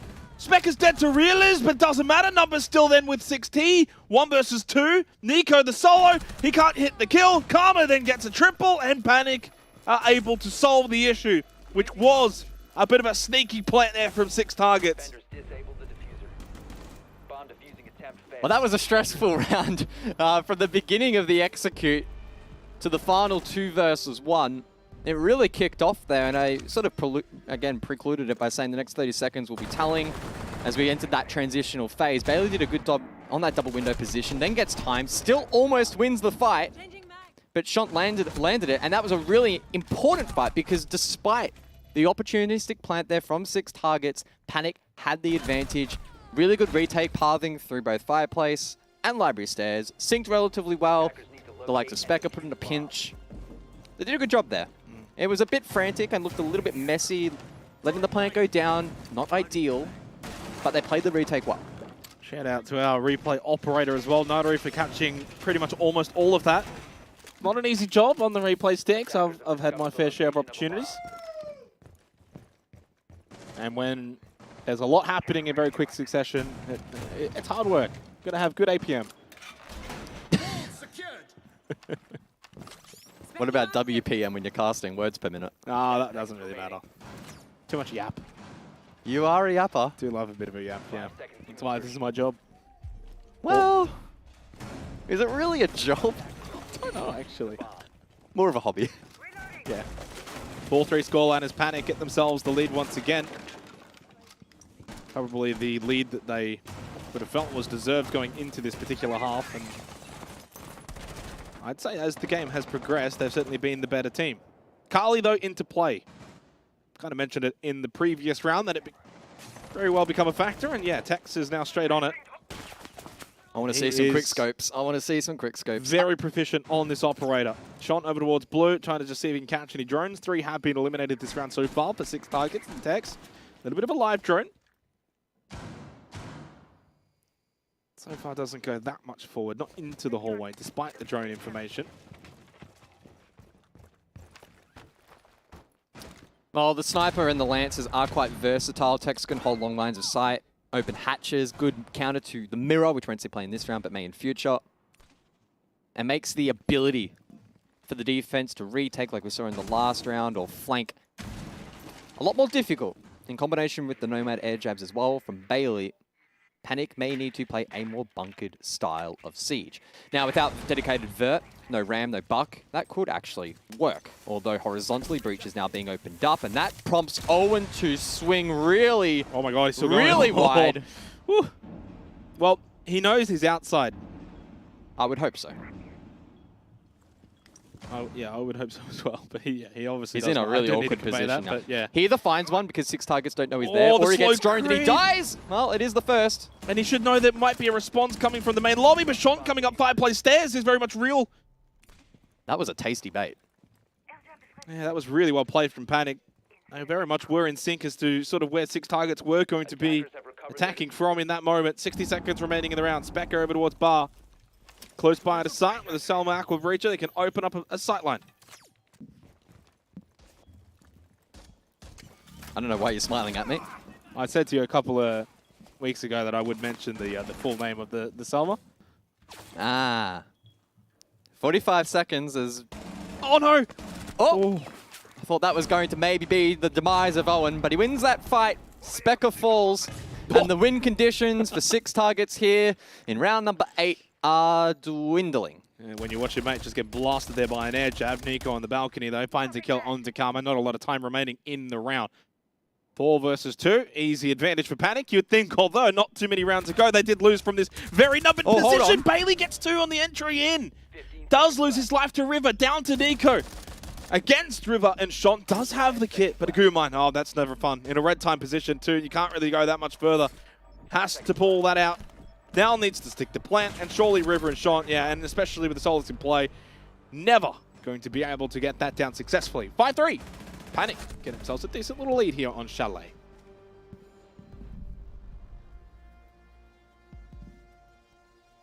Yeah, things got a little bit intriguing over towards that breach. Dining wall opened up. We saw the aggro dining hallway, and ultimately it was a big bait. 6 targets got drawn into trying to isolate that pick, and that's understandable considering they probably identified that as a free way into the round. Unfortunately, though, there was an oversight. The flank comes through, the trade is successful. Here is that replay. So Owen not only is able to find the first pick, but he also then survives long enough for his teammate in Shont to come alongside, aggress fireplace stairs, and find a second pick. There you go. So good work. 30 seconds left. Well, he didn't get the kill, Realist did. Yeah, he should have got the kill. But he should have got the kill. Either way, there's then, what, 2v5, 30 seconds. Still good. They almost chipped away at 6 targets. I mean, but again, with time dwindling, a 2v2 is really not that great. Like, again, you chip away, whoop-de-doo. But when you're trying to get the plant down, it's a 1v2, red time, can't put a foot wrong, and ultimately it was actually a true 1v2 in the end. With Solus in play as well. Yeah. And no vert control. Well, 5-3 now for Panic. We head down to the basement. Snow White here for the 9th round. And they've gotten themselves into a really good position where they could go on and find the win. Obviously, just their second match under the organization would be great for them to get one on the board. 6 targets, though, it would confine them to a 0-2 start for this stage. And mentioned before, it wouldn't just be a case of, say, losing to the real top dogs. They'd be very much losing to those teams around their position, middle of the pack. Would not be the kind of start that would set them up well. Fortunately for them in this particular stage, it's not a matter of best of ones until done. Whoa! Playoffs would come by and we would just in flames for a minute. That was hot. We were cooking. And we did, though, miss the 2 kills. Yeah, good observing, guys. Well, 1 for 1. So not a 5-on-5, more of a 4-on-4 for the remainder of this. Dockerby, Oryx. Kind of feel like who wins out? I feel like that's actually a bit of a stalemate, right? Dockerby for the map clear, Oryx for the road. On Snow Wine as well, I feel like the Oryx has even more value. Yeah. But also so does the Dockerby on the clear, but they've got the Jackal. So actually, I might give it to 6 targets and say... Yeah, no. If there was a shield in play, then perhaps it would, you know, bode a little bit better for 6T. But I mean, you seem to think that it is 6T, so... I'm happy to agree with you on this one. Activating drone. Or at least agree to disagree? Well, agree or to agree not to agree to not agree. I don't know. Room clear. Right now for 6 targets underway. Top floor, Karma. Still though towards Trophy. Talk about aggression, but he loses the battle on the window peak. Aiken ready for it. Does give 6 targets now the momentary advantage with a lot of time remaining. A little hold towards Library as well for Reelers. Very much committing to this extension up above for Panic on the roam. River can make the drop and does do so. Plenty of utility as well close by to the drop. Can also play out a couple of goo mines. Now River and Owen can hold in towards Wine. And Real is still above in Library. Probably needs to play around this position for a little bit longer, but he has been droned out, and with that he will now go for a swift rotate. So a lot of time remaining then in the round for 6 targets. 2 hard breach exothermics available still for Kaken. Snowmobile's standing and an opportunity to back breach as well. Create that pinch.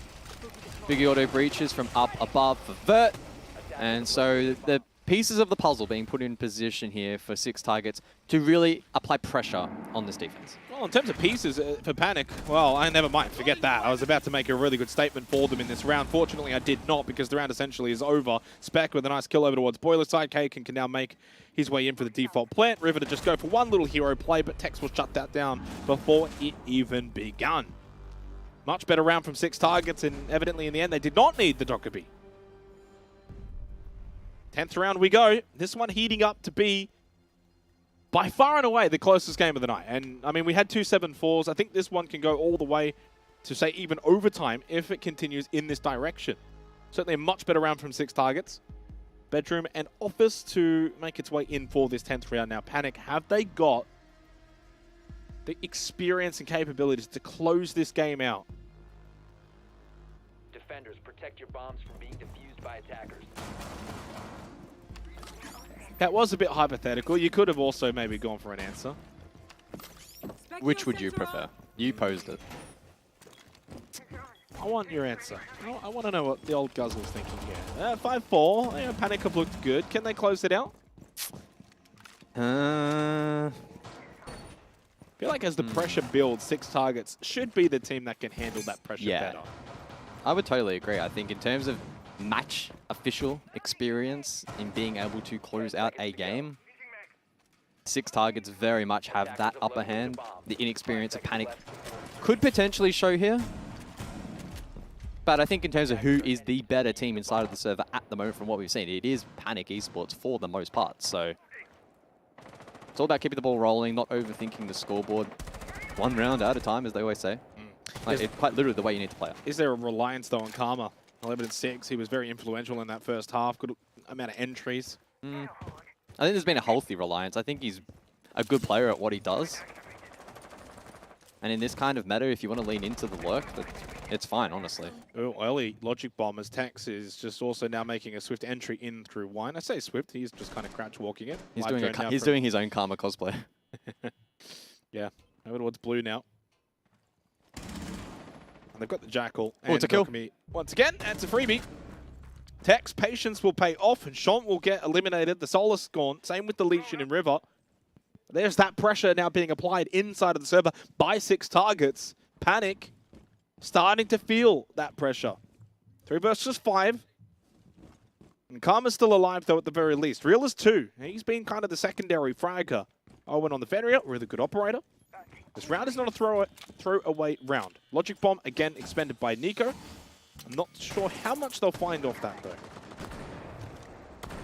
Yeah, 4-6 targets with so much time remaining. It's important that they remain level-headed. We're not going to see a snowball round. They weren't in positions to continue to capitalize off this 2-player advantage. Instead, now they can stabilize, look to open up the main breach, get some crossfires established on the bathroom balcony, probably, if not double window, and then just execute in a clean fashion, half-wall default, not overcomplicating things. You look across at the defense, there's not much in the way of plant denial, really. Impacts for Realers, but that will be pretty limited in impact. And with Tex down below, there's no opportunity for Panic to disturb from below. So really good setup here from 6 targets. And now it's just about executing cleanly. Piano Cross in play. So maybe a spanner in the works here, potentially. And with Karma finding 1, that was Tex down below, unlocks the potential for vertical play and maybe a late round flank as well. Yeah, and kind of gets back the fact that they've cleared out that Solar side too, so Karma can now turn his attention over towards this front push. Good kill from Specker, absolutely needed that. Oh! Kaken as well, catching Karma off guard on that ego push. Realers off the red ping, intel doesn't matter. 6 targets too strong in all of their one-on-ones. They win out successfully. A little sip of water as well for Tex as he gets hydrated. This one's going the distance, 5-5, all tied up. The pressure certainly mounting on Panic Esports. Despite the lead that they've had, and how good they've been inside of the server, it does to me feel like it's slipping away now. And 6 targets are getting themselves into a position where I think they're going to be able to take this game. And you hate the fact that you agree with me. No, when you said slipping away, I thought back to your call about the slippery salmon. I still have flashbacks to that more intriguing call of your career, but this could turn out to be one of the more intriguing games that we have covered. 6 targets, good work last round. One player I do want to briefly talk about, because I feel like every time we've spectated him, he's had a really solid impact in the rounds when facilitated. No, actually Kaken. He started things off really nicely, half-wall defense in the opening round. And there's been just the odd occasion throughout the game where we've watched him and he's been in even just a slightly favorable position and he's just not putting a foot wrong. Like, Kaken is a real solid player. And the discussion heading into this stage was now in a more experienced lineup and structure in place. Can he, you know, continue to have a dip and maybe make more of a splash here in OCE? And yeah, to his credit, he's performing well. The discussion going into this stage was very much of a positive one for Kaken and his team, where it was kind of like this kind of, to me at least, feels like the right fit. They will mesh well. He's got that experience around him. No longer is he kind of burdened by a bit of an inexperienced roster that, to be completely honest, at the time wasn't really all that mature either. This is very much a mature roster.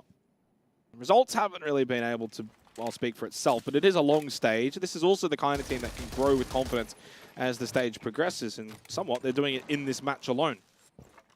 Not sure if I'd call this a comeback, but keeping this match honest, and Panic now having to defend that lead that has evaporated, all tied up. Round 11, 5-5. The winner of this round will get themselves match point. Bailey on the Montang. Straight down Library Hallway, looking in towards Piano. And with that, also a little glimpse in through office to bedroom.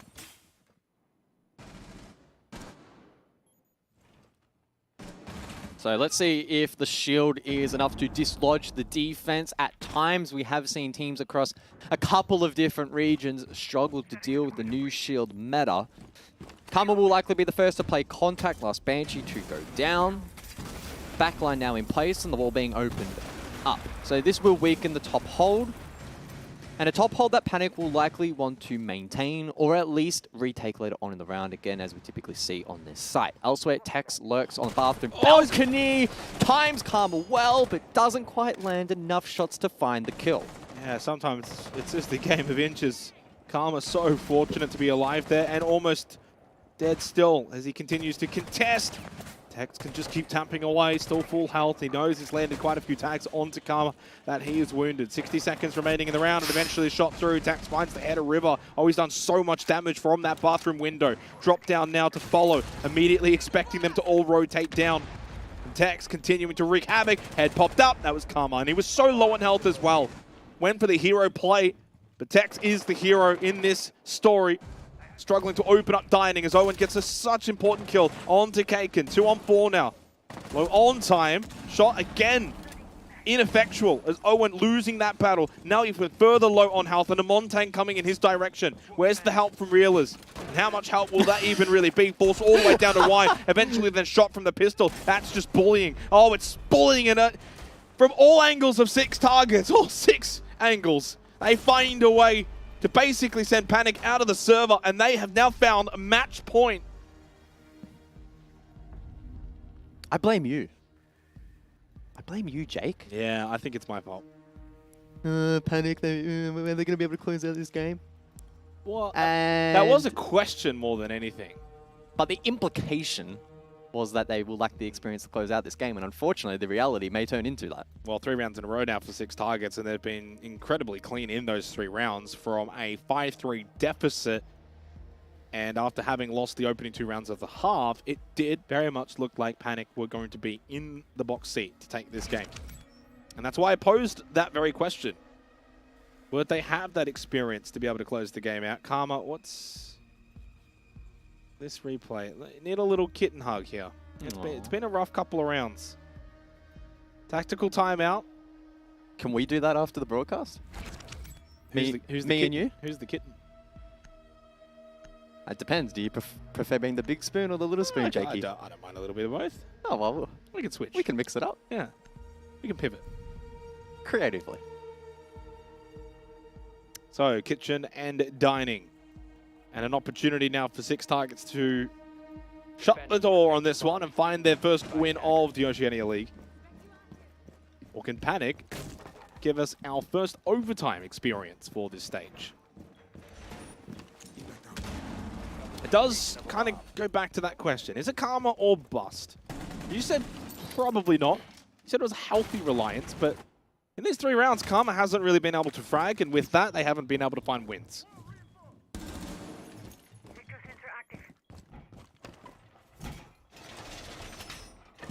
I feel like we're posing a lot of questions in this game. Big spoon, little spoon, Panic, 6 targets.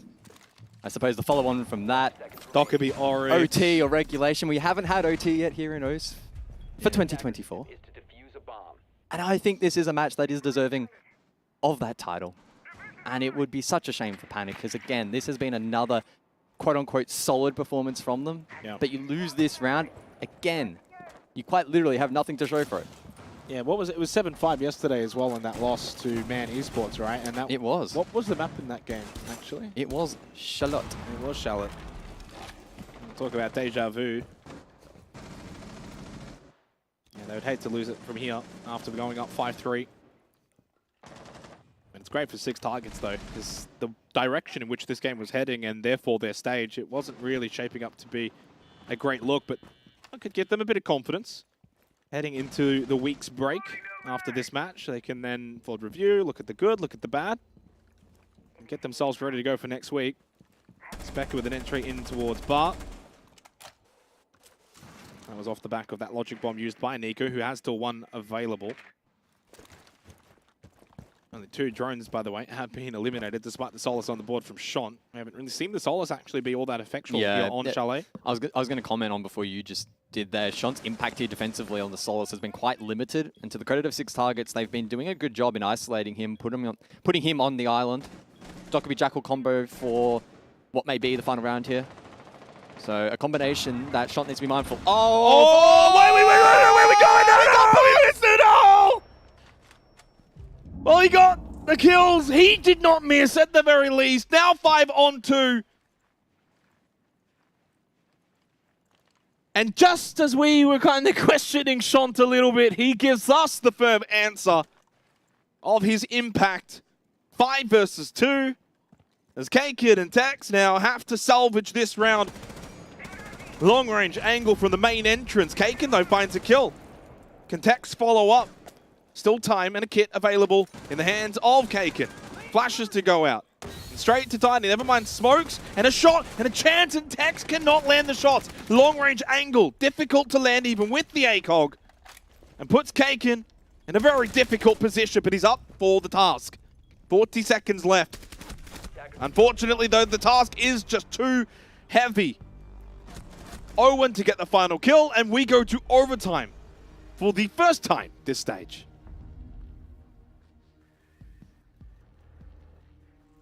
Big double kill in round number 12.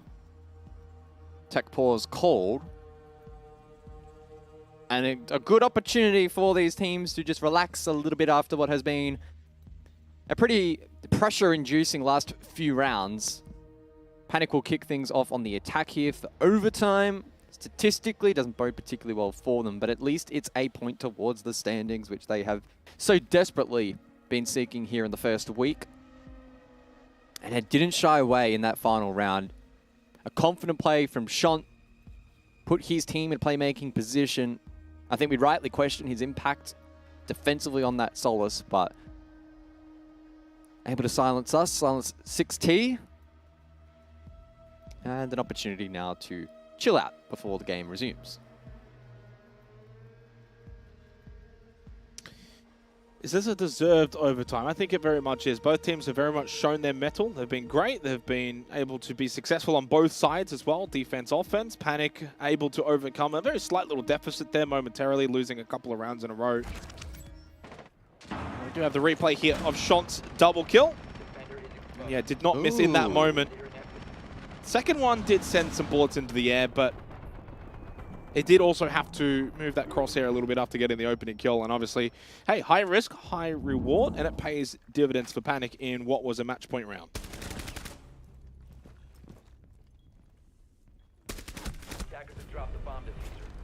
Yeah, well controlled in the end there as well. No attempt there from Panic to, you know, overwork the late round there, which can sometimes be the case if a player elsewhere opens up proceedings, then the rest may get a little bit overconfident, overstep the mark, give the attack an opportunity back into the round. But certainly not the case there. Panic sigh, breathe a sigh of relief.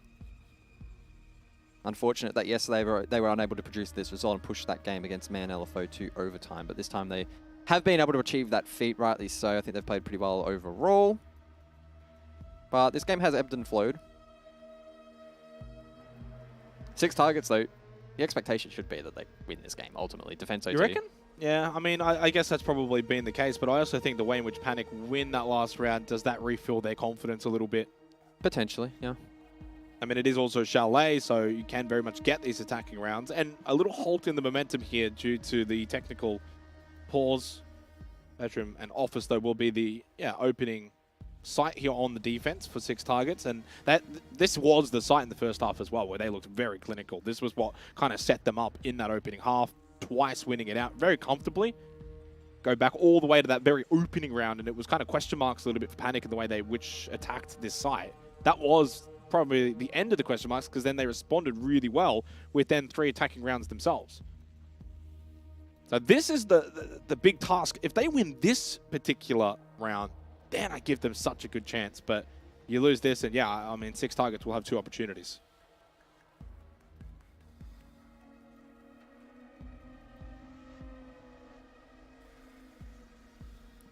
Hopefully this pause doesn't go on for too much longer, as it does put a little bit on the a dampener on the momentum that Panic have been able to reclaim in that previous round. That confidence discussion is an intriguing one. I would like to think that 6 targets confidence is difficult to shake and their mentality difficult to tilt. With a lot of experience, a lot of hardship as well for some of these players. They've been there and done it many times over. And headed by the ever-elusive Specker, I would assume that their mental is almost impossible to break. I don't think 6 targets mental needs to be questioned here. No. And honestly, I think this is probably not a mental game at this point, because even Panic, for that matter, you know, when you lose a couple of rounds in a row, they were able to stand strong. They even still went for critical plays, as we saw from Shant. So the fact they were able to now at least send this to overtime. One thing that we haven't kind of touched on, but obviously no 3 points available for either of the two teams, being with the system that to get all 3 points, you must win in regulation. The maximum amount of points now is 2. The good news, though, is that, well, both of them have now actually got a point for the stage after both of them having lost yesterday. So they at least walk away with something. What do we walk away with, though? A great game. It's been a really good game to watch. I mean, I think both teams have clearly shown, are they around the same skill level? I think yes, and probably for 2 different reasons. You know, you got the experience of 6 targets, the new age fragging capabilities of Panic. Great team coordination that we've seen from them as well. I still think back to that sort of main lobby pinch, where essentially 3 people are looking at the same position, which highlights to me at least really good team coordination. Everyone is in sync, very good synergy. Unfortunately, this delay has extended a little bit. To apologize for the inconvenience heading into overtime. It has probably taken a sting out of the game. But this is where, as professional players, they must obviously keep their focus really locked in. Big couple of rounds coming up for both teams, looking to find their first win of the stage. Obviously, the experience shining through for 6 targets.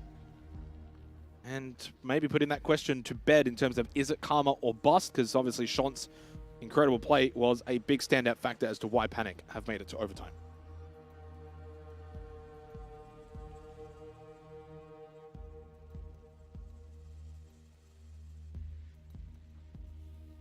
W yap from you, Jakey. My Jakey Wakey. I have been told that he should be joining the server momentarily. We can get back underway heading into overtime.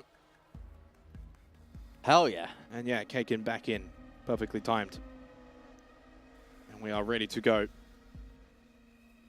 6 targets on the defense to begin first. Again, as I mentioned before, this is very much a site where they have been very effective. Opening up those extensions and sightlines in towards library, long angles. I imagine they will just play it pretty much the same carbon copy. No reason to change what has worked so thoroughly back in regulation in the opening half. Maybe a slight twist here or there, just to maybe keep Panic on their toes. A twist in the tail, perhaps, Jake? Is that what you may be alluding to? Well, there is a twist in Realist now on the Montang, something we didn't really see from Panic on their own attack. Will this help the facilitation heading into library, or depending on where he wants to make entry? It could deal with those sightlines a little bit more better for Panic. We'll see if that does pay dividends. A little more better. A little bit more better, yeah. Just a couple of words or said a couple extra. Did you use up all your yapping power in the rehearse? I've also seen this flyover as well, so we're all just kind of repeating at this point. It's a nice one, though. It is a nice one. We didn't get burnt by the fire that time. We did not, no. Chalet's a great map. So far, it has been great to watch for these two teams. I think the hope is that they can continue on to have a good stage, present this wonderful siege moving forward. Only one winner, though. Only one can walk away with the 2 points. It's River beating down that castle barricade to make an opening into bedroom. Ooh, okay, so triple stack bathroom. They're going to just send it in. Go fast. Karma up close. Realers did take a big chunk of damage. Karma eventually got the opening kill onto Bailey, though. Realers is just basically hanging on by the skin of his teeth, and no one can just go straight for the plant. Realers making sure no push-up trophy stairs. Karma got a good kill on Detect. That plan is successful. Wow. 6 targets are completely caught off guard. Oh! Now, that was a very low health Montang. They've also retaken the stairs position over towards trophy side on the 3-on-3. I imagine balcony will come into play in this round. Oh! Sean, what a swing from Kaken, though. He had the angle. Held Owen. He falls 2 before at least getting 1. Now down to the 1 in River on the rappel. Oh, and just as he moved away, the timing, the cross was made. Oh! And then taken out by the explosive Nitrocell of Kaken. From an explosive entry from Panic to an explosive conclusion by 6 targets. That was a rapid round to kickstart overtime. We were spending far more time waiting on the player in Kaken to actually enter the server than we actually spent inside of that round. Phenomenal analysis. But no, it was an explosive start. The ram through the barricade to facilitate quick entry. Pick to follow. I then like the routing of the Monty to try and ward off the retake. But unfortunately, that Monty was taken down. The 2 versus 1. Reliance then on the double window rappel, and it's very difficult to hold that position in the face of the Nitro Cell. and perhaps still time remaining for a run out to have been executed if need be as well. Good work from 6 targets. And I don't want to be that guy, but I told you, throughout this game, Kaken, when put on a heater, when put in a position to make a round-defining play, he steps up. And now on 13 kills to 9 deaths, that point has very much been proven. Yeah, and I agree. I think also the kills that he's gotten have been very impactful. You know, it's very easy to go and get, you know, say 13 kills here or there, but how much impact really is in those kills? Like, for example, Karma's 14 to 10, but I think Kaken's actually been far more impactful overall than Karma, for example. Not to say Karma hasn't been impactful, he's been great, especially he's been making good entries on the attack. That was a different kind of round, though. At least from Panic, it was certainly fun to watch. And for the most part, it was actually pretty successful. The issue was that Realers had lost so much health on that Monte. So his stairs hold over towards Trophy was always going to be quite volatile. And obviously, as soon as the double push comes through, he's just going to lose his life. He gets overwhelmed. With that, then becomes the retake potential for 6 targets from Solar side. So great to see from Panic. Even better from 6 targets on the retake. And now have got themselves overtime match point. Back on the attack.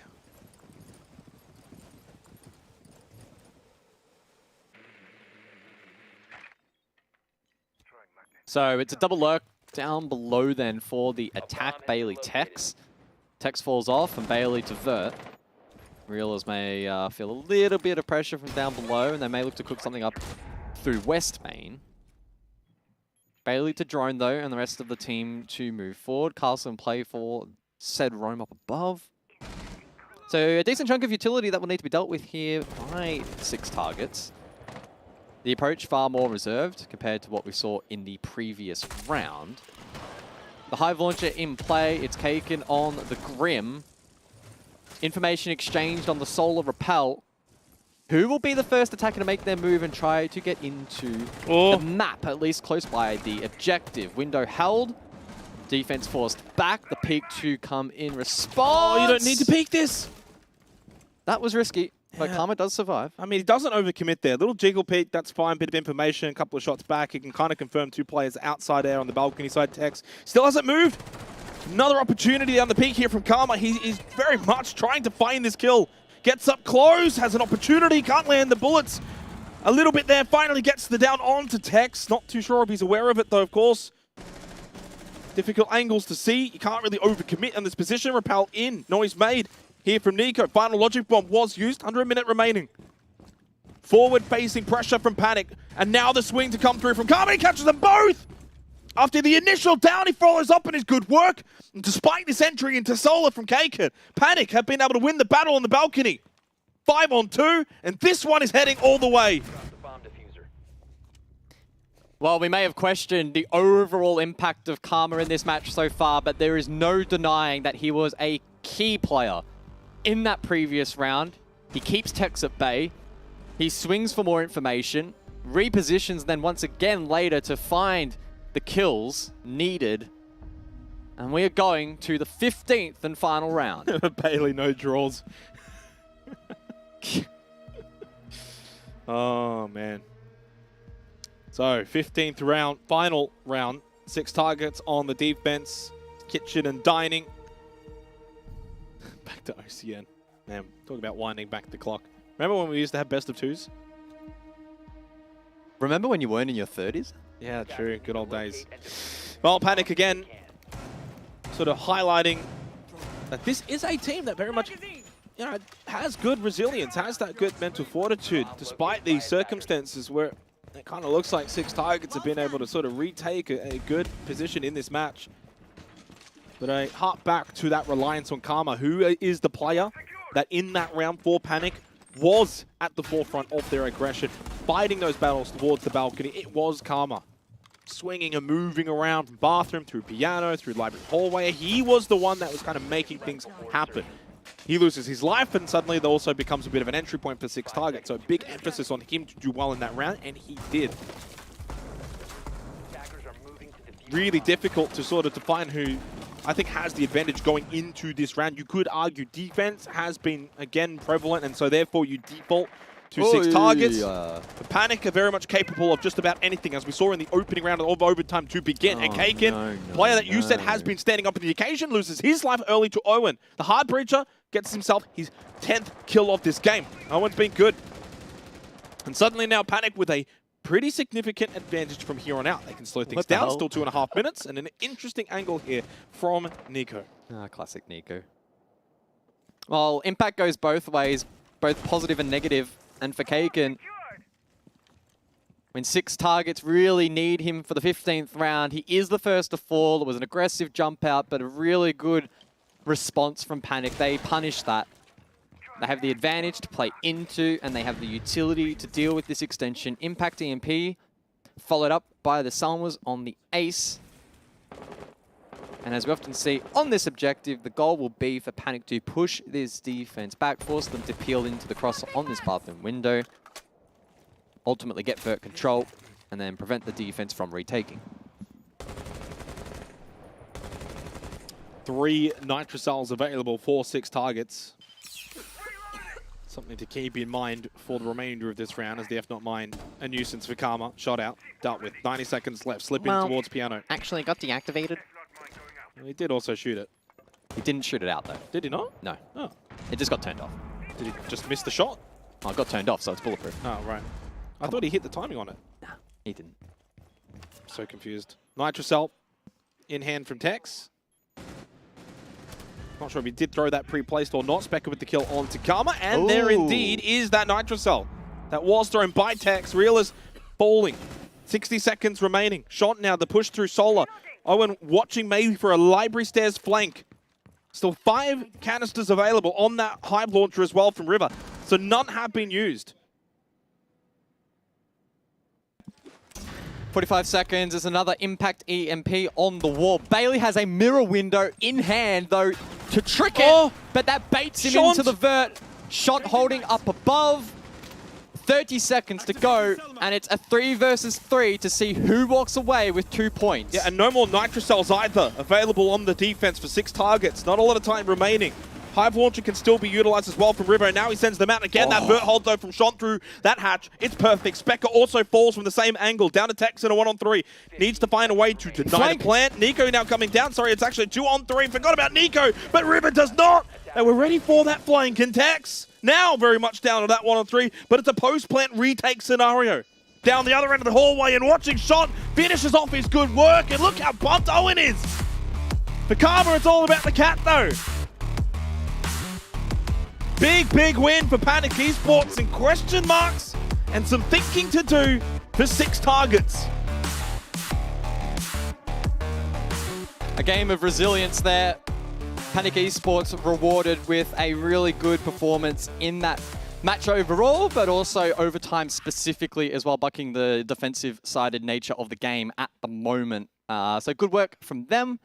6 targets, as mentioned, though. An opportunity now for them to reflect. They have time to improve, but they need to identify what's going wrong. Yeah, really solid game, I got to say firsthand. I thought that both teams had some really good moments in that match. 6 targets, probably not going to be too happy with the fact that they did lose out, but the circumstances aren't really all that bad. I think that they are a team that can continue to improve as the stage progresses, as they kind of get a bit more of a feeling back. Obviously for Panic, though, great win under the organization. They don't get the 3 points, but 2's really not all that bad. That does wrap things up, though, for us today. Don't fret, we've still got the desk to break it all down.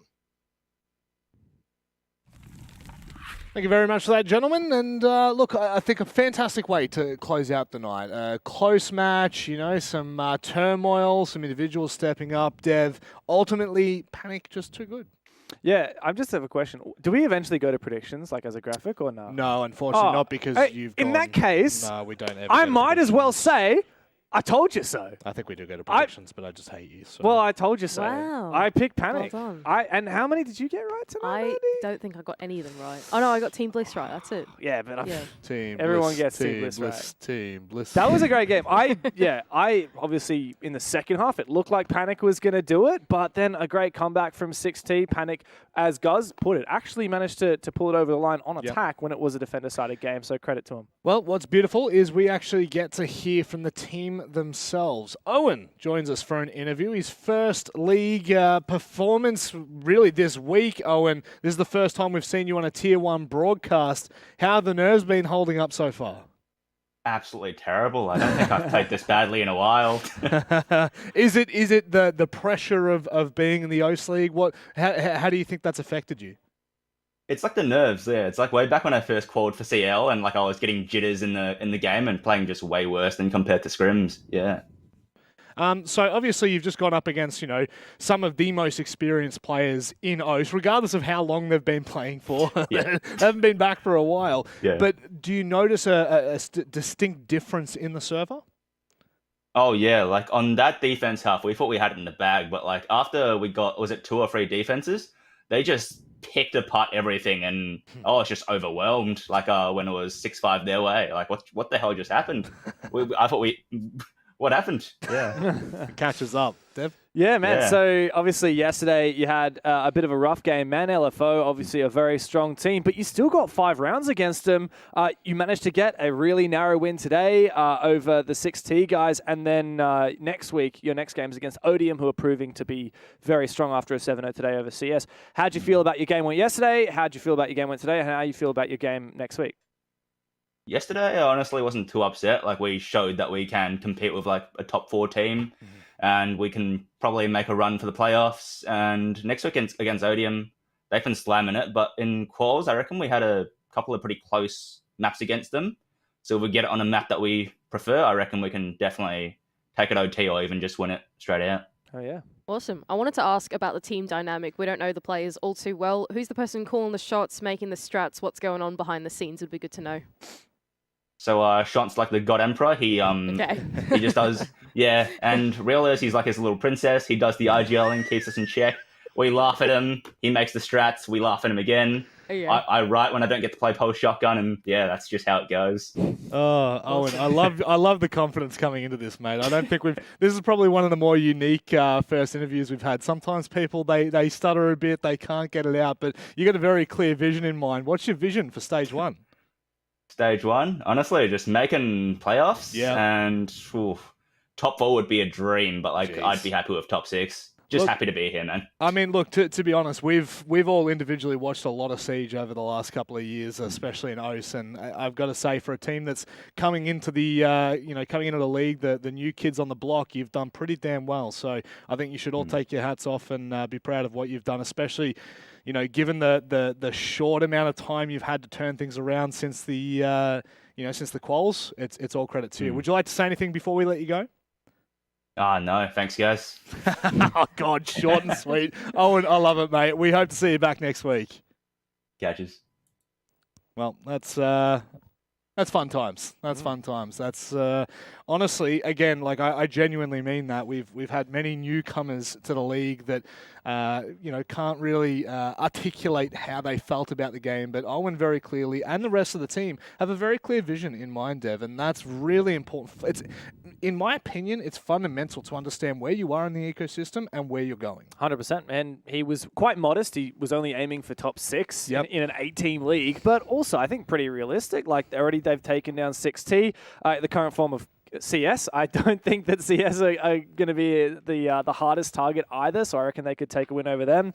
And honestly, even Kelton's Knights in their current state, I think these guys would have a solid shot at. So I think that top 6 or even potentially better, maybe even the top 4 dream is certainly possible for Panic. Mandy, looking back at tonight, really the only thing that probably is the major concern is the Circular Spheres match. But outside of that, it looks like things are shaping up to be quite a close league. I think so as well. I think...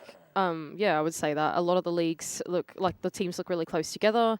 I think someone like 6T coming into the league who we had really high hopes for, losing out in OT like that is a bit unfortunate. But like, to be honest, aside from that, I feel like it's gone about how we expected. Now, important to note as well, Panic on 2 points, 6 targets on 1 point for that overtime loss. So not that changes the standings. It just, I guess, changes probably the conversation a little bit. A little bit disappointed in Kelton's Knights, or do you think just a tough start, Dev? I am quite disappointed in Kelton's Knights, considering they're a team that were 5th in Stage 1 last year and then 3rd in Stage 2, and of course the only team in the last 12 months to take a map off of Team Bliss within Oceania.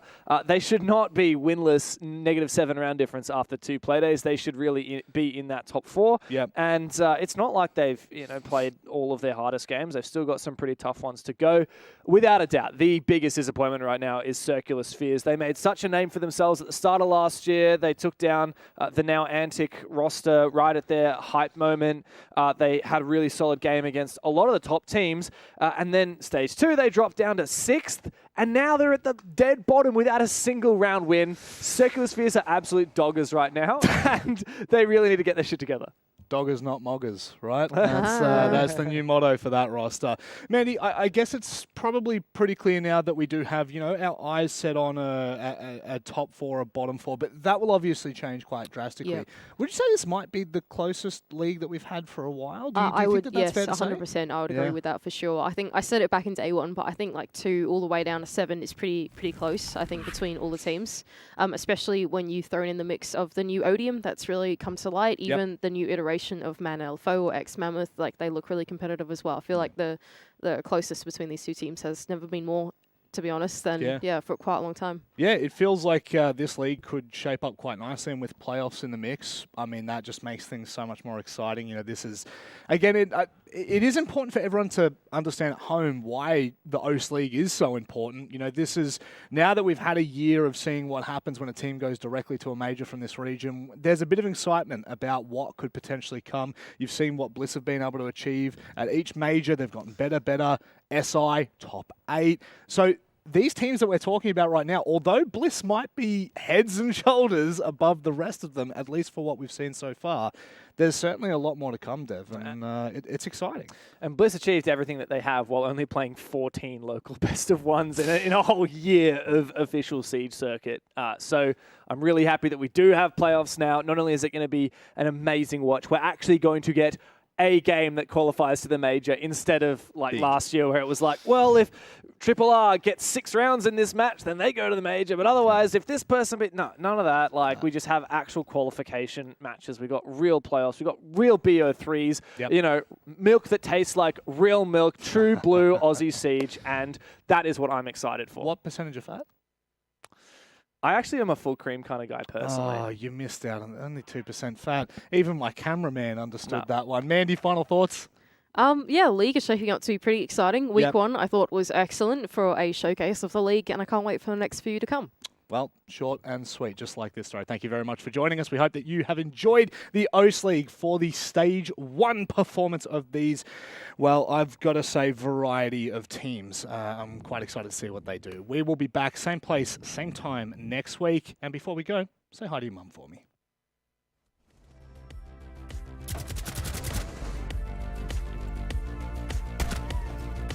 Attackers recover.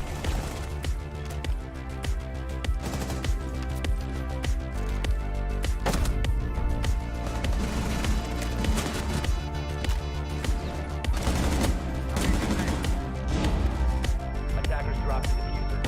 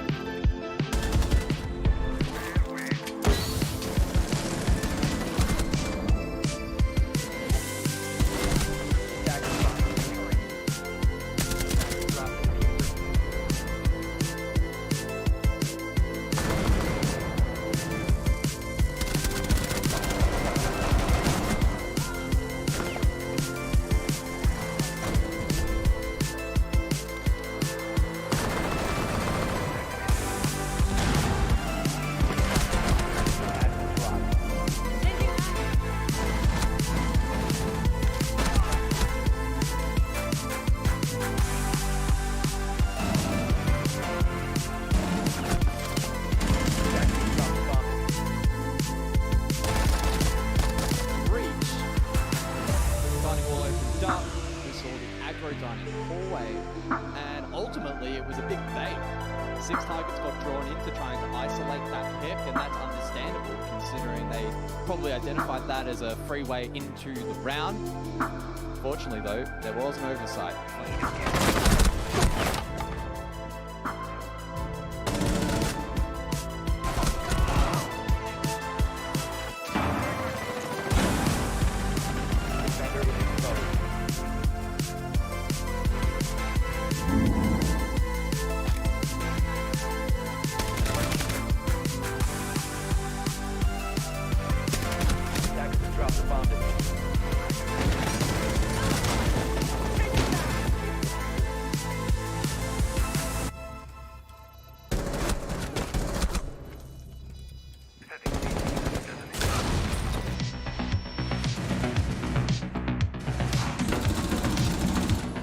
Mirror window in hand, though, to trick it.